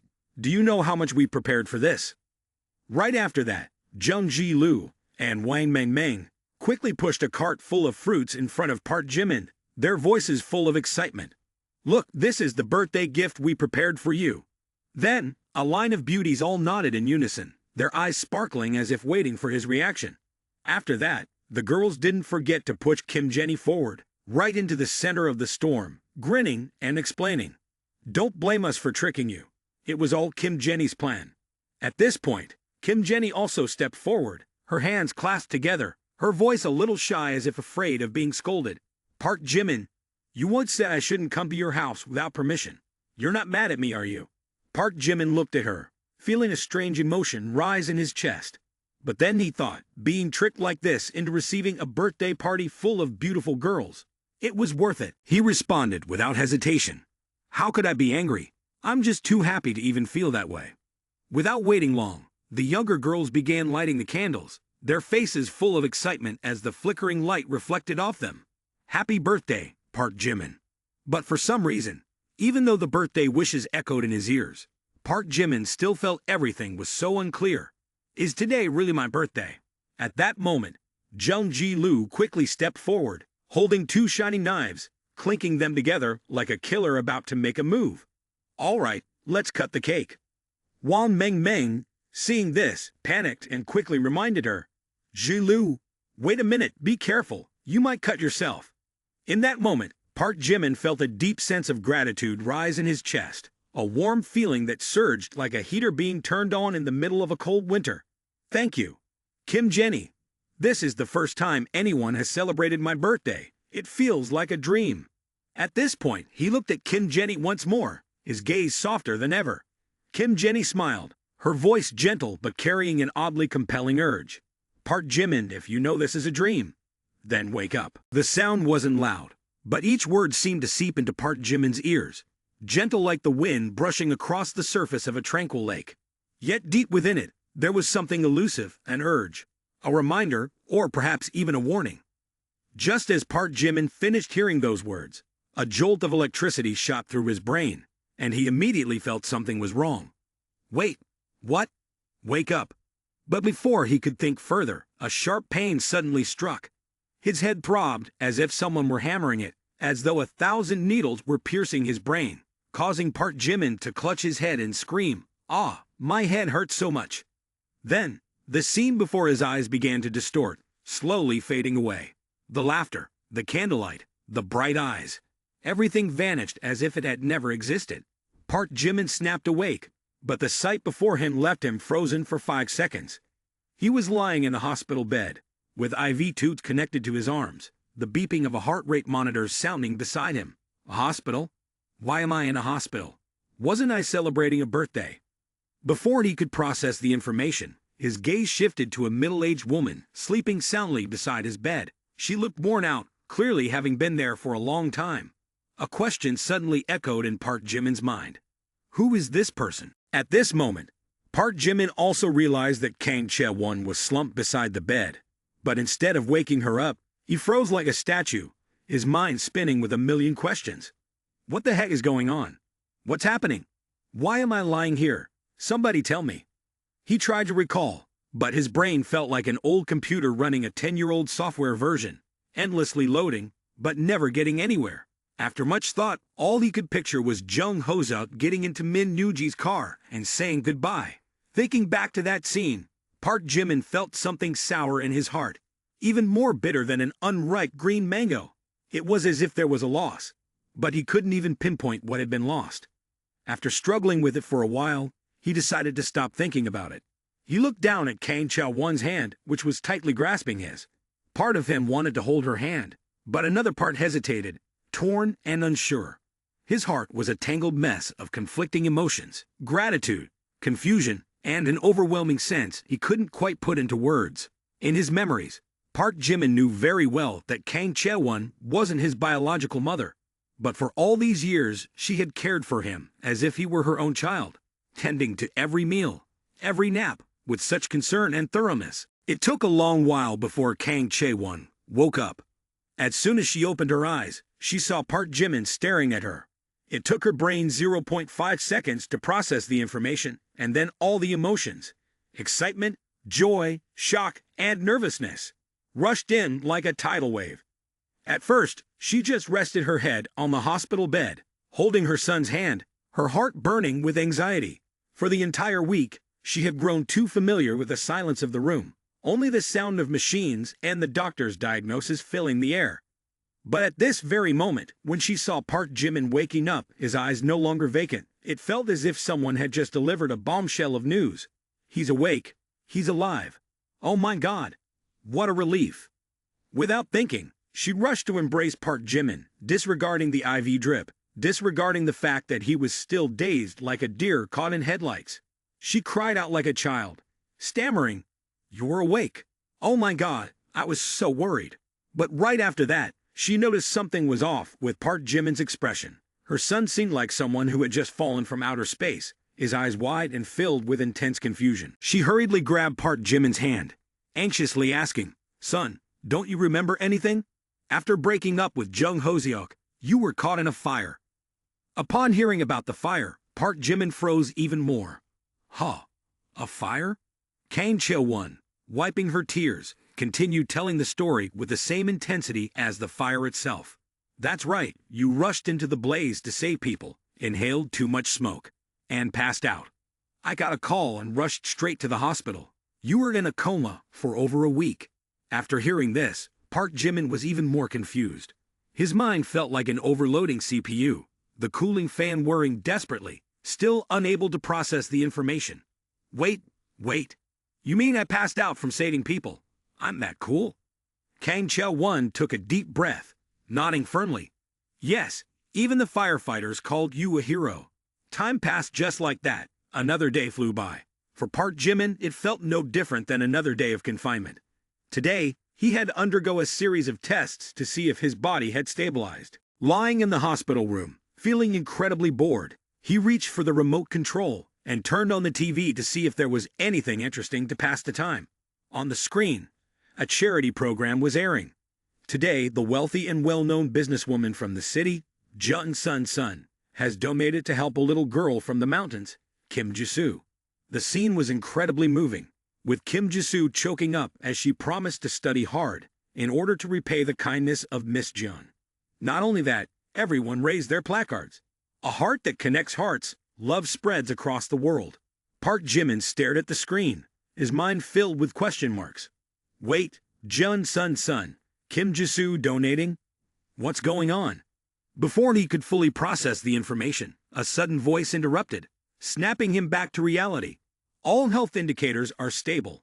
Mr. Park Jimin, you're recovering very well. You can be discharged now. Shell Park, please go ahead and arrange the discharge paperwork for him. Shell Park responded, understood, Director Jung. The person standing in front of him was Jung Ji-Lu, but she looked completely different from the cute figure he remembered. Now, the aura of the girl was cold and mature, with every word she spoke exuding an air of authority. Park Min-young was the same. He no longer felt the cold, distant aura from her. Moreover, after hearing their conversation, Park Jimin's mind was flooded with unanswered questions, feeling utterly confused. Wait a minute, Jung the head, Park the assistant. What is going on here? Before he could react, the curtain beside the bed was suddenly pulled back, and a voice rang out, filled with impatience. Jung the head, when can I be discharged? My mouth is just a little crook, just a tiny bit. What's the big deal? Let me go home. Who was this? None other than Kim Woo-song. But wait, Park Jimin looked at her, and his mind seemed completely scrambled. Before he could recover, another voice followed, soft but tinged with weakness, as if she could barely hold on. Huo. Jung the head, please take care of her. Her mouth is still crooked, and she's insisting on being discharged. I'm at my wit's end. Park Jimin turned to look at the one who had just complained, Dai Han, and said, so? Park Jimin was completely confused. In his memory, Dai Han was a dominant, strong person who could handle anything that came her way. But what about the girl in front of him? Completely off the mark, with her frowning, eyes welling up with tears, speaking while holding her face, as if she were suffering from a heartbreak of the heavens. At that moment, Park Min-young suddenly spoke up. Classmate Park, come here, I'll take you to complete the discharge procedures. Jung, the homeroom teacher, has something to deal with. But just as they were heading toward the stairs, before Park Jimin could fully adjust to this strange reality, a sharp voice suddenly rang out, startling him. Oh my God, what kind of business are you people running that this is something I have to take care of? Park Jimin's mind spun at the words, but as he glanced over for a bit longer, he suddenly realized, wait a minute, is this Meng Meng? Wait, wasn't she that cute little sister? How did she suddenly transform into someone with the presence of a CEO? But before he could fully digest this shock, just as he was going to handle the discharge procedure, the goddess Yang Weibelai appeared again, unusually cheerful, with a smile brighter than the hospital lights. Park, you can be discharged now. Because of your brave actions in saving someone, the hospital has decided to waive all your treatment costs. Park Jimin, upon hearing this, felt an overwhelming and chaotic rush in his chest. Wait, so I just had a super long dream. In that dream, I had a strongest, richest system. Spending money without looking at prices, living in a big house, driving an expensive car, dating all kinds of girls. Still unable to believe this reality, Park Jimin turned to Kang Cheol-won and asked in a quiet, suspicious voice, Mom, do I really have a Maserati? And a villa in Tianmen too? Kang Cheol-won was startled and thought her son still hadn't recovered from his fever, quickly reaching to check his forehead. What nonsense are you talking about? Maserati? Villa? Our house only has you watching the old TV, and even your father took it away. Stop daydreaming, son. Park Jimin sighed in frustration. Well, that's it. My dream of wealth has officially vanished into thin air. At that moment, the taxi driver, noticing that the mother and child were standing still and not getting into the car, honked his horn, interrupting Park Jimin's train of thought. Hurry up and get in the car. This area doesn't allow long stops. Park Jimin turned to look at the driver closely and immediately widened his eyes in disbelief. Wait a minute, isn't that Xiao Yu? But wait, why does he look so different now? I clearly remember Yu Ling Shuang used to be so domineering, cold, and proud. walking as if the wind was blowing fiercely behind her. Yet now he's smoking a cigarette, with an attitude so nonchalant it nearly made me want to cry. His image has completely crumbled. Oh my God. Just as Park Jimin was about to step into the car, a soft voice suddenly called out from behind. "You're Park Jimin, right?" Reacting instinctively, Park Jimin turned around, and there she was, Kim Jenny, standing there, with no trace of the aloofness she had when they first met. Instead, she was smiling, waving at him warmly. To his surprise, the girl continued to introduce herself. "Hello, I'm Kim Jenny. On the day of the fire, you were the one who saved me. I heard you were discharged from the hospital, so I intentionally came here to thank you. I asked around and found out that we go to the same school. How about we be friends on WeChat? Whenever you have time, I'll treat you to a meal." With that, Kim Jenny opened the QR code scanner and held it out in front of Park Jimin. He stood still for a second, staring at her, then at the QR code. From the look in her eyes, he could see sincerity and anticipation. Finally, Park Jimin gave a faint smile, took out his phone, and casually responded, "All right, let me scan your code." The sound of a ting code, signaling the beginning of something new. But what does reality hold? That can be figured out later. Right now, it's time to focus on eating.